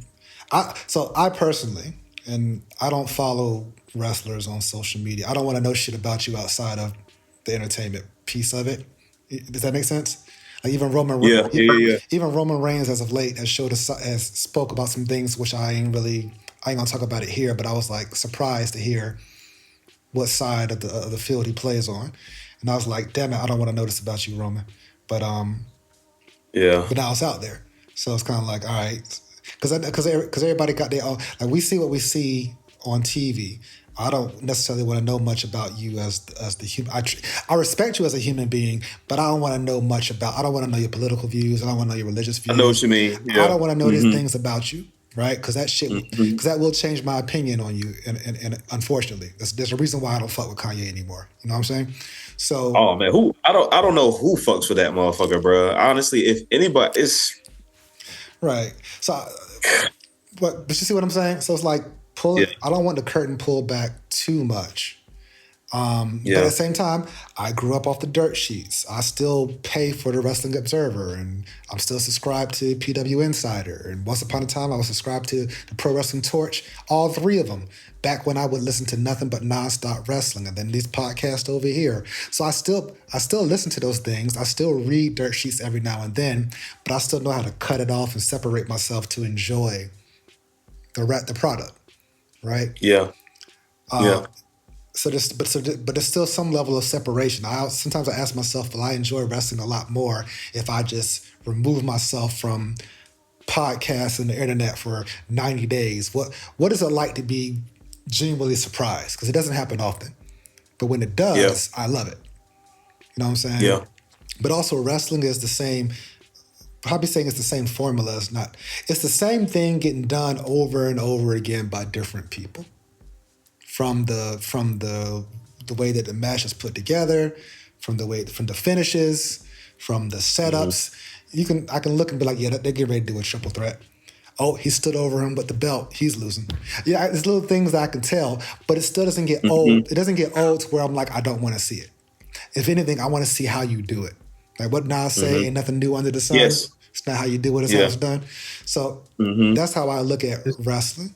But Just like a movie, not to cut you off, it's just like a movie where like I knew it was them, or you follow the clues or whatever. And I was just saying that actually to a homie today, and we were talking about wrestling, and it's like, yo, certain times we notice, we know where the destination is, it's the route of how we get there. Like, are they about to get to this feud? Where is this feud going to lead to? All that stuff is we can't predict that, but yeah, like it's just literally like the same thing, man. I'm just it's a lot of talented people out here who doing their thing. Just happy to have been watching over the years wrestling. Yep. I'm kind of the same with you. Yes, I don't follow too many wrestlers. It's crazy. I used to the first wave of like, looking for people to follow. And then as I was like, damn, I actually don't even like bro. You know what I'm saying?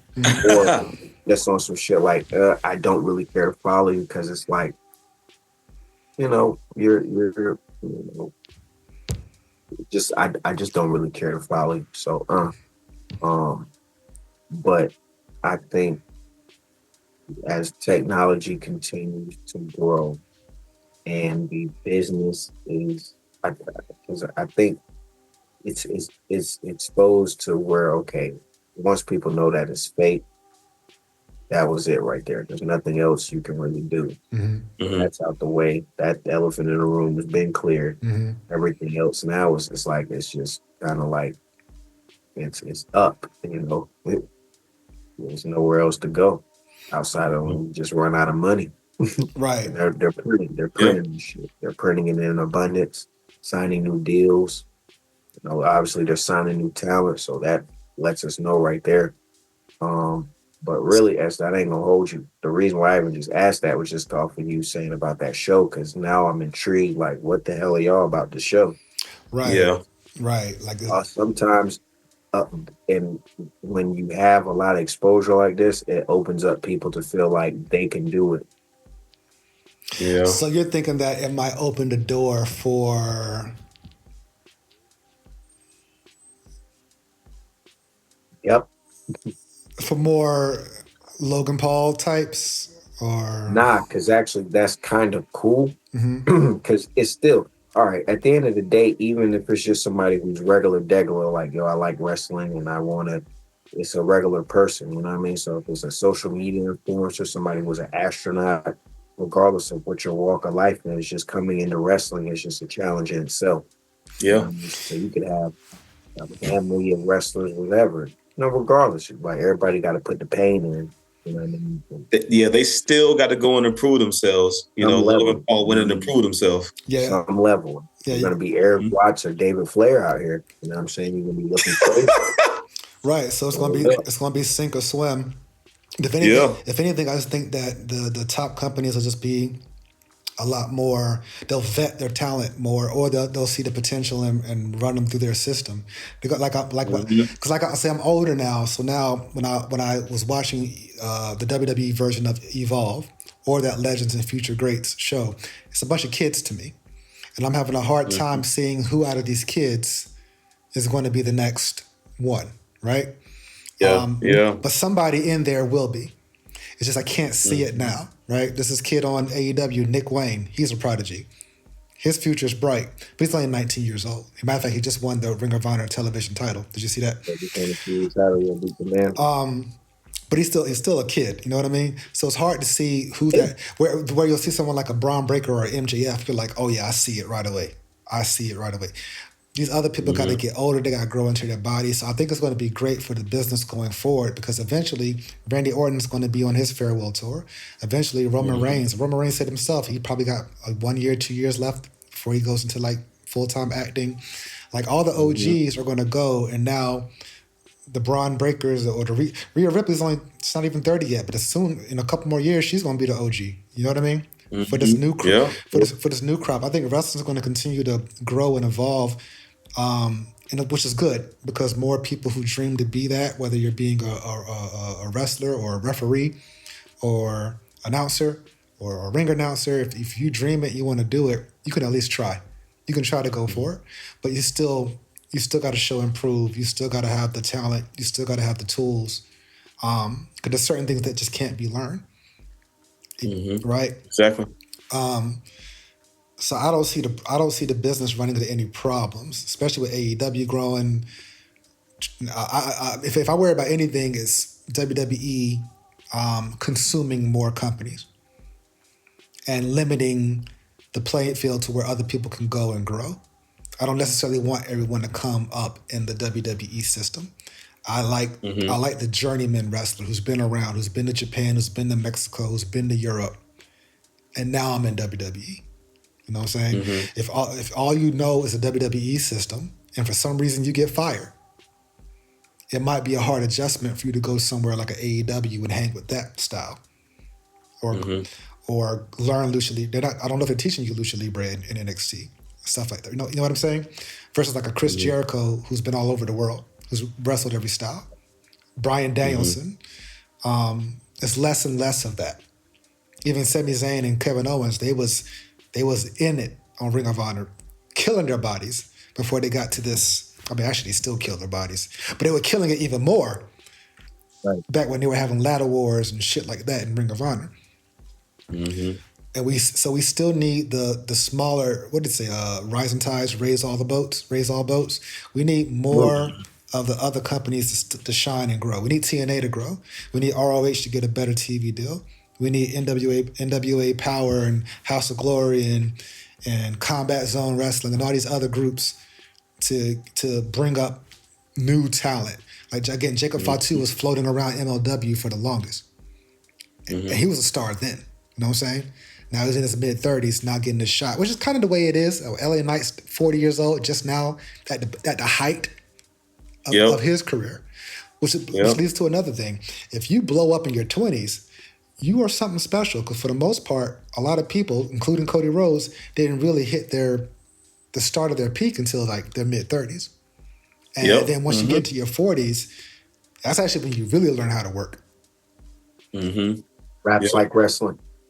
Same thing. Yep. You a lot of artists, you break out prodigies in their teens, but special talents with super crazy, innovative music. 20s, 30s, it's like, okay, you're really making the music like you're either making some bullshit or you're making your best music because you're well seasoned. Yep. 40s, it's like, all right, man, I got this shit down to a formula, to a T, on all degrees, all levels. So equating it with the wrestlers, same thing, and it's crazy because a lot of guys, I attribute that to lack of drugs, better training, better conditioning, better, medical research and medical responsiveness. But motherfuckers in their 40s and they balling out. And it's crazy perspective wise. I look at the guys in the 90s and early 2000s and their ages of what we look at compared to the guys now and their ages, and they're pulling some LeBron shit. You know what I'm saying? Chris Jericho in his 50s. Right. Still balling out. You got guys, AJ Styles in his 40s and he's balling out. You know what I mean? Great. They're not spring chickens, but at the same time, they're still high level athletes performing on a very decent to above average level. That's incredible. You know what I'm saying? Like, you weren't seeing the OGs in that condition. You know what I'm saying? You just weren't, or if you were, motherfuckers were trying to get them to go home because it's like, you're washed, daddy. Yeah. I need you to go home. Like, go home, Roger. But no, there's guys now that are, especially your late 30s. Nah, bro, they're, like we said, they're just hitting their strides and peaks of like, okay, they're a complete wrestler, complete package. And that's crazy to think about compared to 25, 30 years ago, guys that, a Hogan, a Savage. Yep. Yeah, it's crazy. I mean, the wrestling business is fine. I am intrigued to see what they're going to show in this writers' room, but I think that was a terrible idea to even to do that. This isn't UFC. This isn't the Ultimate Fighter. There still needs to be a level of mystique. If anything, I wish they would push some element of kayfabe back. I don't think you can't put the toothpaste back in the tube, but at least don't have the bitter rivals sitting together on the plane. At least have somebody in the back, or just do something to keep it. I don't know. No, I'm with you. And like I said, I ain't really think about that until you really put that in perspective for me when I was, you don't want to give away the whole, shit. Not all the, like, not all some kind of mystery. Yeah, not all the magic. Like there's this, you can find it on YouTube. There was this video that Ole Anderson was in that was exposing the wrestling business in terms of like having a mic under the ring and the staged grandma in the crowd. And there's other YouTube videos of people showing how some of the magic is done with the moves and how they call the spots, which is fine. Again, it doesn't take away from me still enjoying the product. If anything, it just makes me appreciate it more. Like now that I'm older, I'm paying attention to other things that I didn't pay attention to before, like selling. And it might not even be the move. The move was dope, but I'm like, no, JD McDonough sold the hell out of that shit. That's what I'll be watching now, right? Yeah. And now I'm looking for like, fire and promos and stuff like that. Like I think we're in I think some limitations and restrictions still need to be on how it's exposed to the people for the sake of drawing money. And it will fuel the fire of those who are like, why do you watch that fake stuff? I don't give a fuck about them, clearly. But because you can't fake gravity. Right. Quite frankly, I would argue that wrestlers are in better condition. Professional wrestlers are in better condition than a lot of athletes. What's the longest fight you ever saw in real life? 2 minutes. If that. Have you seen you know how a movie these motherfuckers have a 10-minute fight?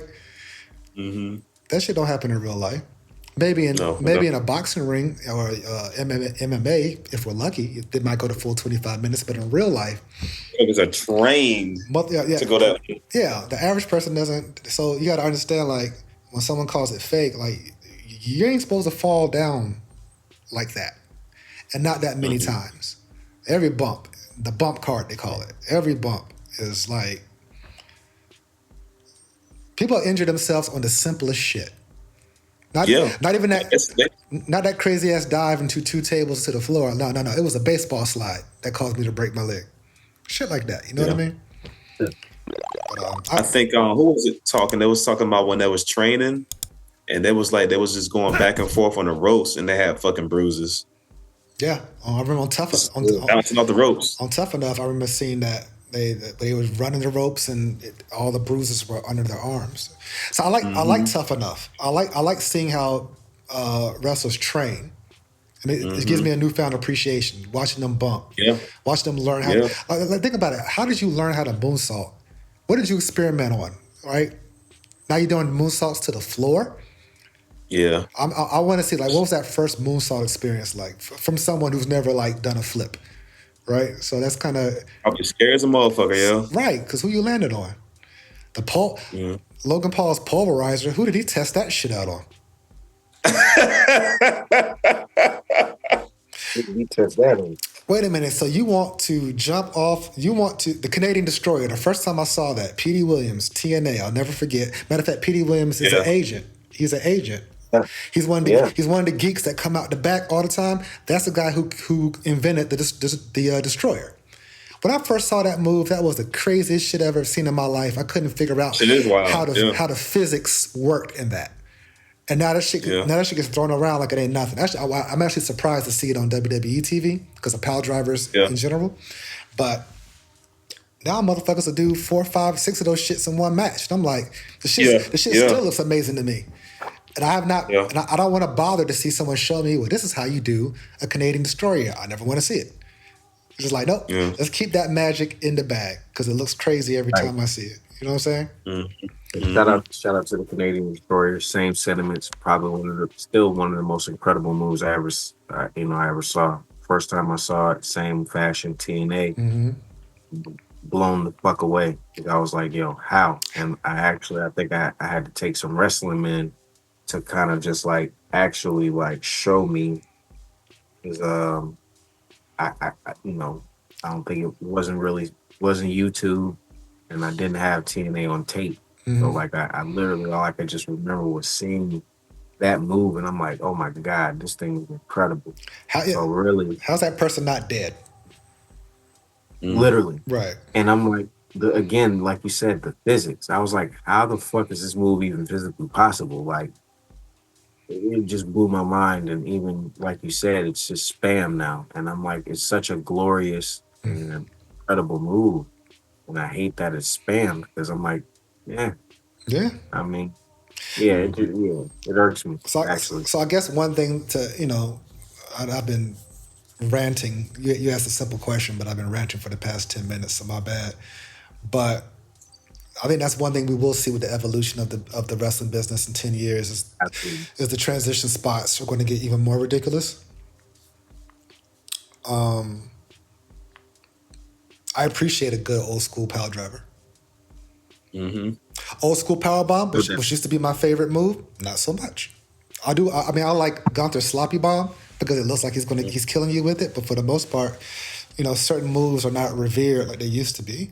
So absolutely, you know what I mean. And as much as I love AEW, their style really doesn't help because again, WWE has their style. Again, shine, heat, comeback, finish. It's pretty much the same every single time unless it's a gimmick match or a triple threat where the action has to be pushed. Whereas in AEW, most of their high-profile matches are like back and forth fights. There's a lot more near falls, and it's like, damn, he kicked out of that. He kicked out of that. Right. He kicked out of that. And we need less of the he kicked out of that. I believe like maybe 2 or 3 months ago, and I had brought this up to Gold, Sami Zayn finally pinned somebody with the goddamn Blue Thunder Bomb. Yeah, you did. Yeah. Which has never happened. I haven't seen it. But he should be pinning people with the Blue Thunder Bomb. How is that even a fucking near fall to make people get up and erupt if he's never pinned anybody with the shit?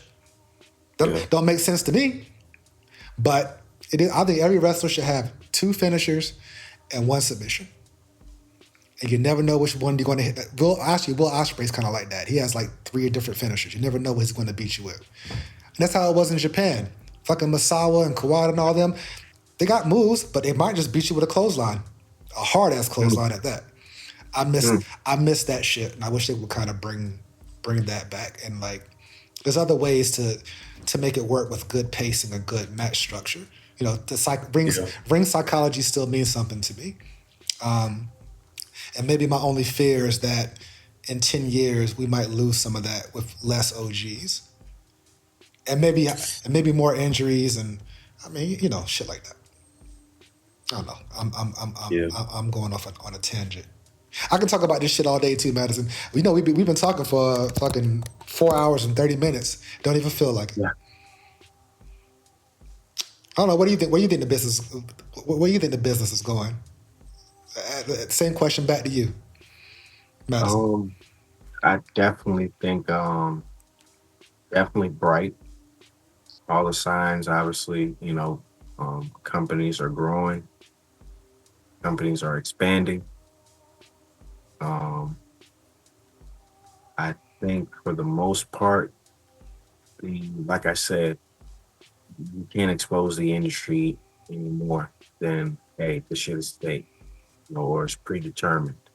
Once that information was put out and disclosed, you already know what it was. It's up from there. Because y'all niggas know, hey, can't say, hey, we told you, you know, it's fake. But, you know, it's just the art of it. That's what draws us to it. That's the reason why we're still, you know, fans and contributors to the culture. I just think probably it's going to go, mind you, it's already online. WWE has a title that's exclusively defended on Twitter. You know what I mean? You know, that speaks volumes. Then you also have people running channels, content being consumed on social media.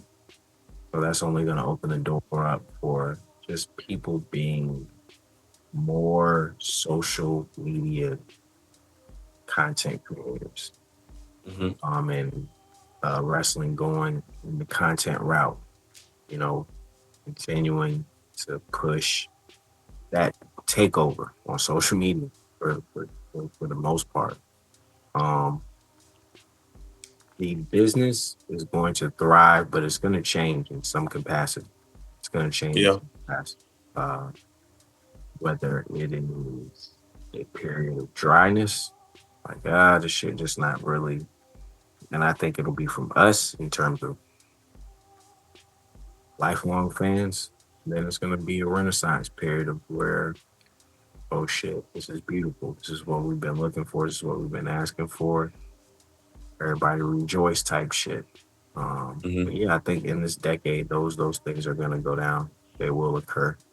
Yeah, we'll have that dry period, and then we're going to have a period of a renaissance. Right now, I think we're in a renaissance area just because of all the growth.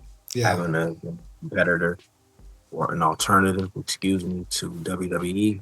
Yeah. And then also having a thriving, you know, independent scene. Yeah. Well, it's definitely a dope indie scene. I think the combination of AEW's position of being a top tier competitor, WWE's changing of the guard with Vince leaving, and over the course of years getting into another boom period, and then the collaborations that both companies are doing with other promotions is truly helping expand the reach and the visibility. What I don't know is how the younger demographic is taken to it, because they got a lot more shit to keep their brains occupied. Whereas I believe the largest demographic of wrestling fans right now who watch it on a regular basis are above 35, possibly above 40, going into their 50s. A lot of Attitude Era folks are still, you know, still watching. Versus those who are watching in the 70s. I didn't start watching until late 80s. So I haven't aged out of wrestling yet. I'm concerned on when that will happen, but it hasn't happened, because I aged out of hip-hop. I aged out of hip-hop quite a while ago, and I'm okay with that. But I haven't aged out of wrestling yet.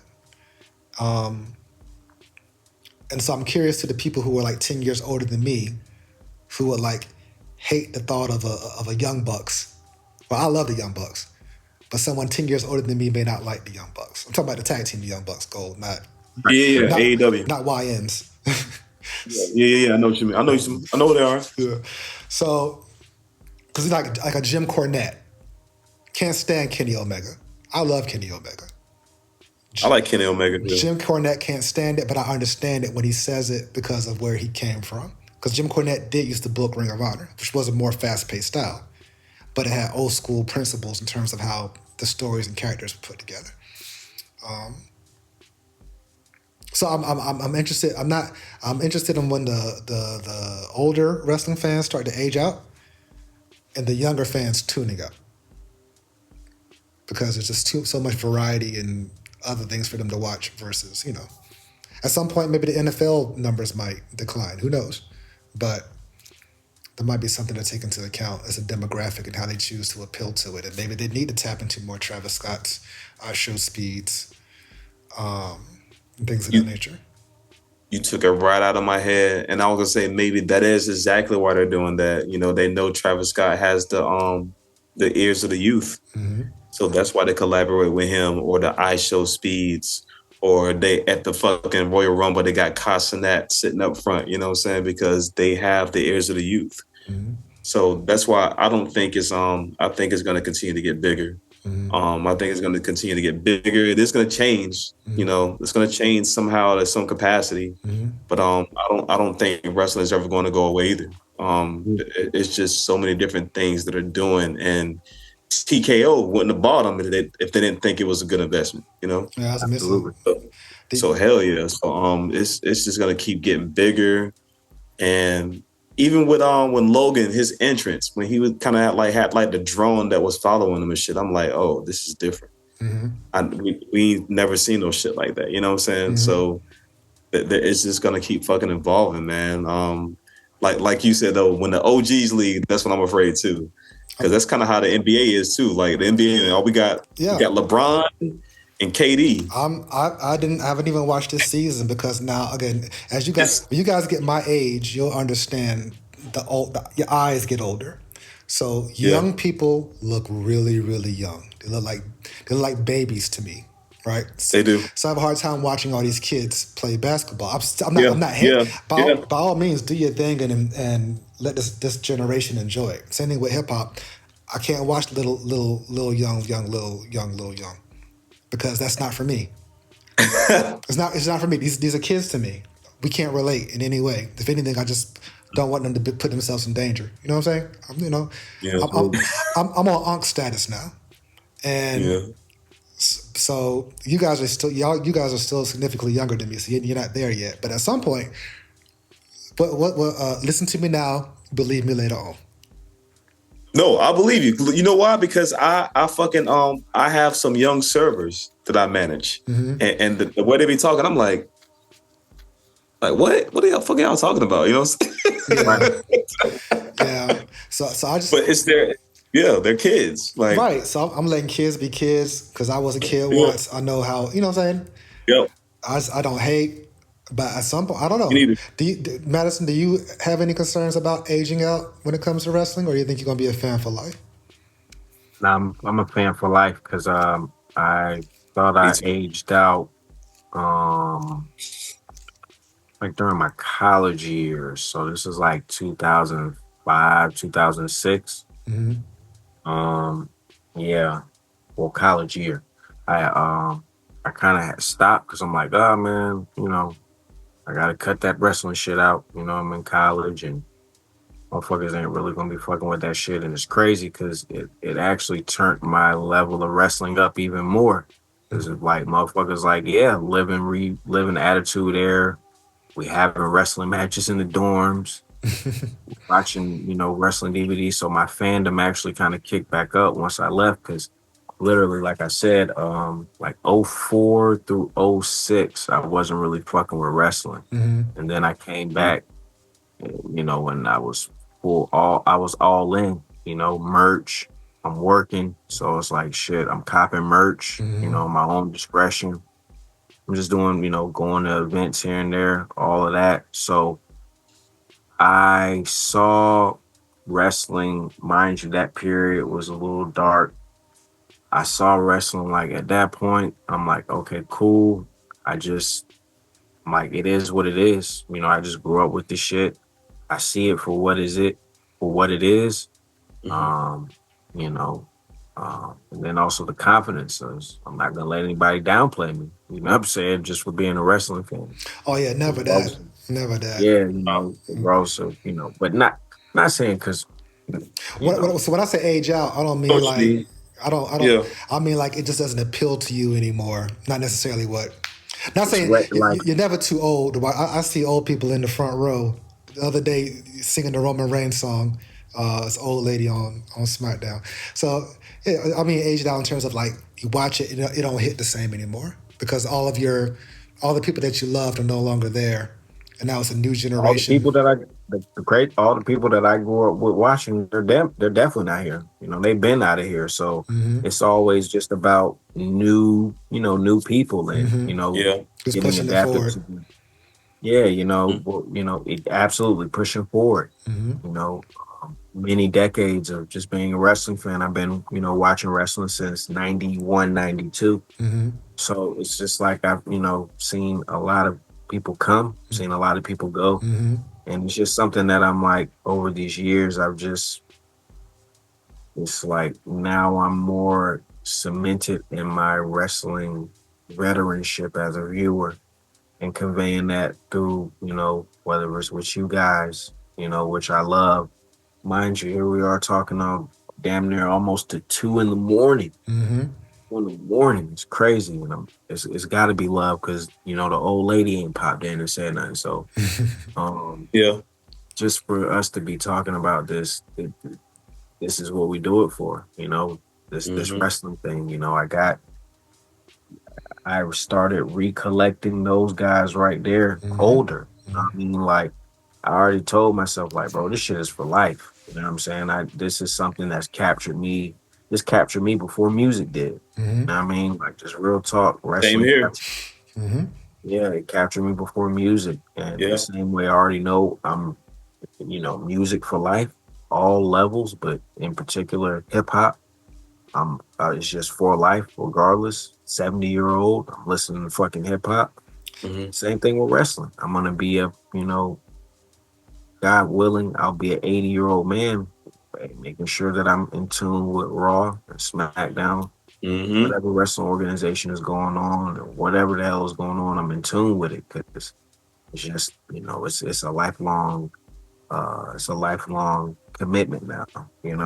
That's dope. Even though it's like I don't differ from when I was a kid and sitting down and being committed to watching hey, times change, I may Mm-hmm. watch it on my phone or, I may have to catch the results later on, on a Tuesday or a Thursday, or whatever the show comes on. Yep.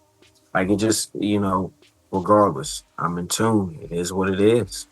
I'm just thankful to be able to like really always connect with like really dope individuals through wrestling. You know what I'm saying? Through music as well, but through music, through wrestling, it's like more powerful because it's like such a it's popular, but it's like taboo. You know what I'm saying? Like almost Yeah.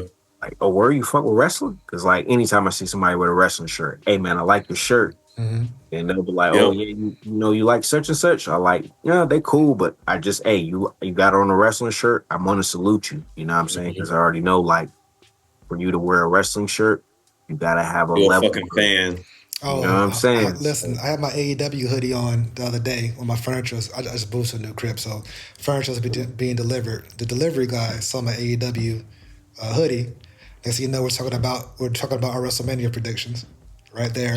He's supposed to be working, like man, but nah, we broke out into a whole wrestling conversation and it was dope. I can't front. Mm-hmm. Shit never gets old, and clearly, I got my shit coming. So me, I'm hopefully. Oh, actually, well, these are hip hop albums that I grew up with, so I hold those dear. You know what I mean? So that Sure. part, Yeah. that hip hop part of me will always be there. Yes, sir. I will always hold that dear to my heart, and hopefully I will be a 75-year-old fan talking about I'm going to WrestleMania 66. That'll be great. That'll be Mm-hmm. that'll be fantastic. But I think it's one of those things that just never gets old. It's just No. it just doesn't get old. Yeah. And Love what you love, man. 100%. All right, well, I'm gonna let you two fine fellas go. We've had a great conversation. I appreciate y'all staying up so damn late for this. I hope that you sleep fantastically Man, for absolutely. for whatever is waiting on you in the morning. But I just appreciate y'all. Again, this is effortless to sit and just talk about wrestling. Whatever. I mean, have not had an in-depth AEW conversation on the channel yet, so I'm actually I need you to go watch some AEW, sir. I'm about to say it. Look, Yeah. I got HBO Max now, so I can watch it. Okay. Yeah, bro. Just just catch a few episodes because I ain't gonna lie, like I love AEW. You know what I'm saying? And I'll bark on them too about the bullshit they do the same way WWE. 100%. Because no one's perfect. That's why it's like I love it. Like Mm-hmm. the shit that they lack in, hey, that's cool because the stuff that they are excel in or great in is just it's above level type shit. Like Yeah. I call AEW as like Super Smash Brothers wrestling. Like they got all these guys, bro. They got all these. It's like fantasy booking on steroids. Like Yeah. that's what it is. Like you just got some of the best fighters in the world, and these motherfuckers will fight. They'll have a pay-per-view level match on TV. Right. Especially Will Ospreay. Pretty much every match this man has is like a damn battle. But I'm about to go check him out right now because y'all have been hyping him up. Will Ospreay he's the shit. He is that guy. Yeah. Offspray, like OFFSP Ospreay. RA. Ospreay. Yeah, OSPREAY, I believe. Just type in your Ospreay. Yeah. It'll instantly pop up. It'll pop up. Him, Swerve, Speedball Mike Bailey. Watch this dude. This motherfucker. Yeah, Speedball a little lame to me, but he's very talented though. Oh, you talking about just his persona? The mullet. The persona. Lame. He's talking a little bit more than AEW. I'm starting to like his character. It's growing, but I just a little roughness because it's like almost like dorkish, and I'm like, nah, like I know Speedball's not a dork, you know what I'm saying, but it's like, because his promo like with Omega is crazy because I'm like, damn, I don't remember this in TNA. Speedball has this Ricky Steamboat quality to him that and it's crazy because I remember hearing I've heard that trope before, and I was like, damn, I don't know. I guess because Steamboat. His fire, pretty much just fire. You know what I'm saying? And it's crazy, I guess maybe, but I'm like, I don't know. Steamboat is Steamboat, and Speedball Mike Bailey is Speedball Mike Bailey. Yeah. Get your ass out of here, Jack Perry. I'm with you. Hey. I'm with you. Steamboat is Steamboat. Yeah, that is certified legend material. All right, before we go, did your 420 project come out? Rappers Like Wrestling, is it out? Rappers Like Wrestling 3 is dropping on the 25th. 25th. All right. 25th. So this upcoming Monday coming up. Raps Like Wrestling 3, the third volume in my Raps Like Wrestling series, and it'll probably, for the most part, never say never, but it'll be the final volume of that Raps Like Wrestling series. Just closing up a lot of chapters in my music catalog, and Raps Like Wrestling 3 is definitely one of them. Mm-hmm. Looking forward to this project because it has been since 2012. So 13 years since I released a Raps Like Wrestling project. So a lot has transpired in that time frame. I've gotten better as an artist, and motherfuckers have tried to steal my shit. So the originator's back. I'm here to take what's mine. Raps Like Wrestling 3. Let's get ready. All right. When that link is ready, what platforms is it going to be on? All major? It's going to be on Bandcamp, but it'll be available on streaming not too long after. All right, just make sure I get those links so I can put them in the description. I already got your social in there permanently now. Even when you're not on the show, you're in there. Cool, and I always appreciate the dialogue. Mm-hmm. appreciate you guys for having me on your platform. That's definitely number one. Thank you. Thank you. Of course. Appreciate you, my brother. Thank you. And Gold drops music every Friday. I got the link to his SoundCloud in the description as well. So everyone listening can check out their socials and check out their collection of music. Gold, that's that. If you don't mind me asking, at this point for your next one that's coming up, what volume are you on right now? Ooh, you talking as far as like listeners? Like I'm No. The volume. Which number are you on right now? I think this would be week 25, bro. Yeah, I better say you got 20 plus joints. Yeah, I was gonna say you're almost at the half year point. Or halfway, you know what I mean? The 6 month point. 25 or 26. Yeah. 52 is a year. So yeah.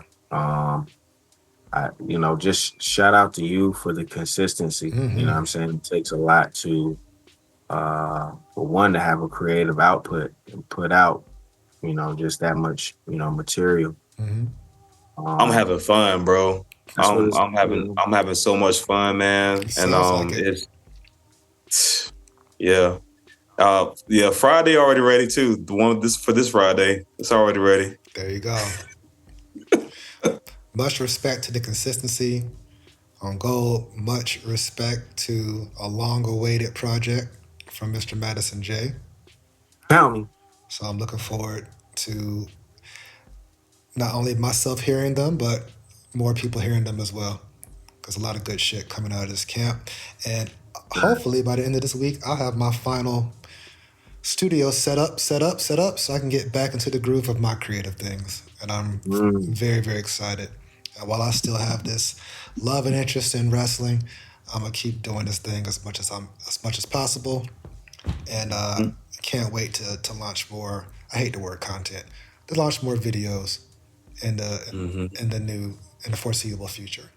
But I'm gonna let you fellas get some rest. I'm sorry for keeping you up, but not sorry because this was a great conversation. It was. And then I guess we'll just catch up. Madison, don't be surprised if I bring you in next week to see where we're at after the next round of storylines get established on SmackDown. Let's see where both brands are going.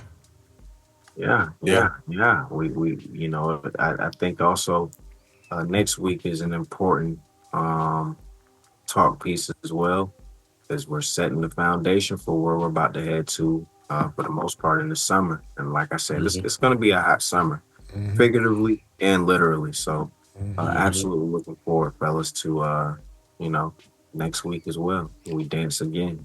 All right, y'all. Yes, sir. Y'all have a fantastic night. I appreciate y'all, and I'll see you on the next episode. All right, good night, fellas. All right, y'all. Peace. Right now, you're checking out the SOP. Hip hop and wrestling.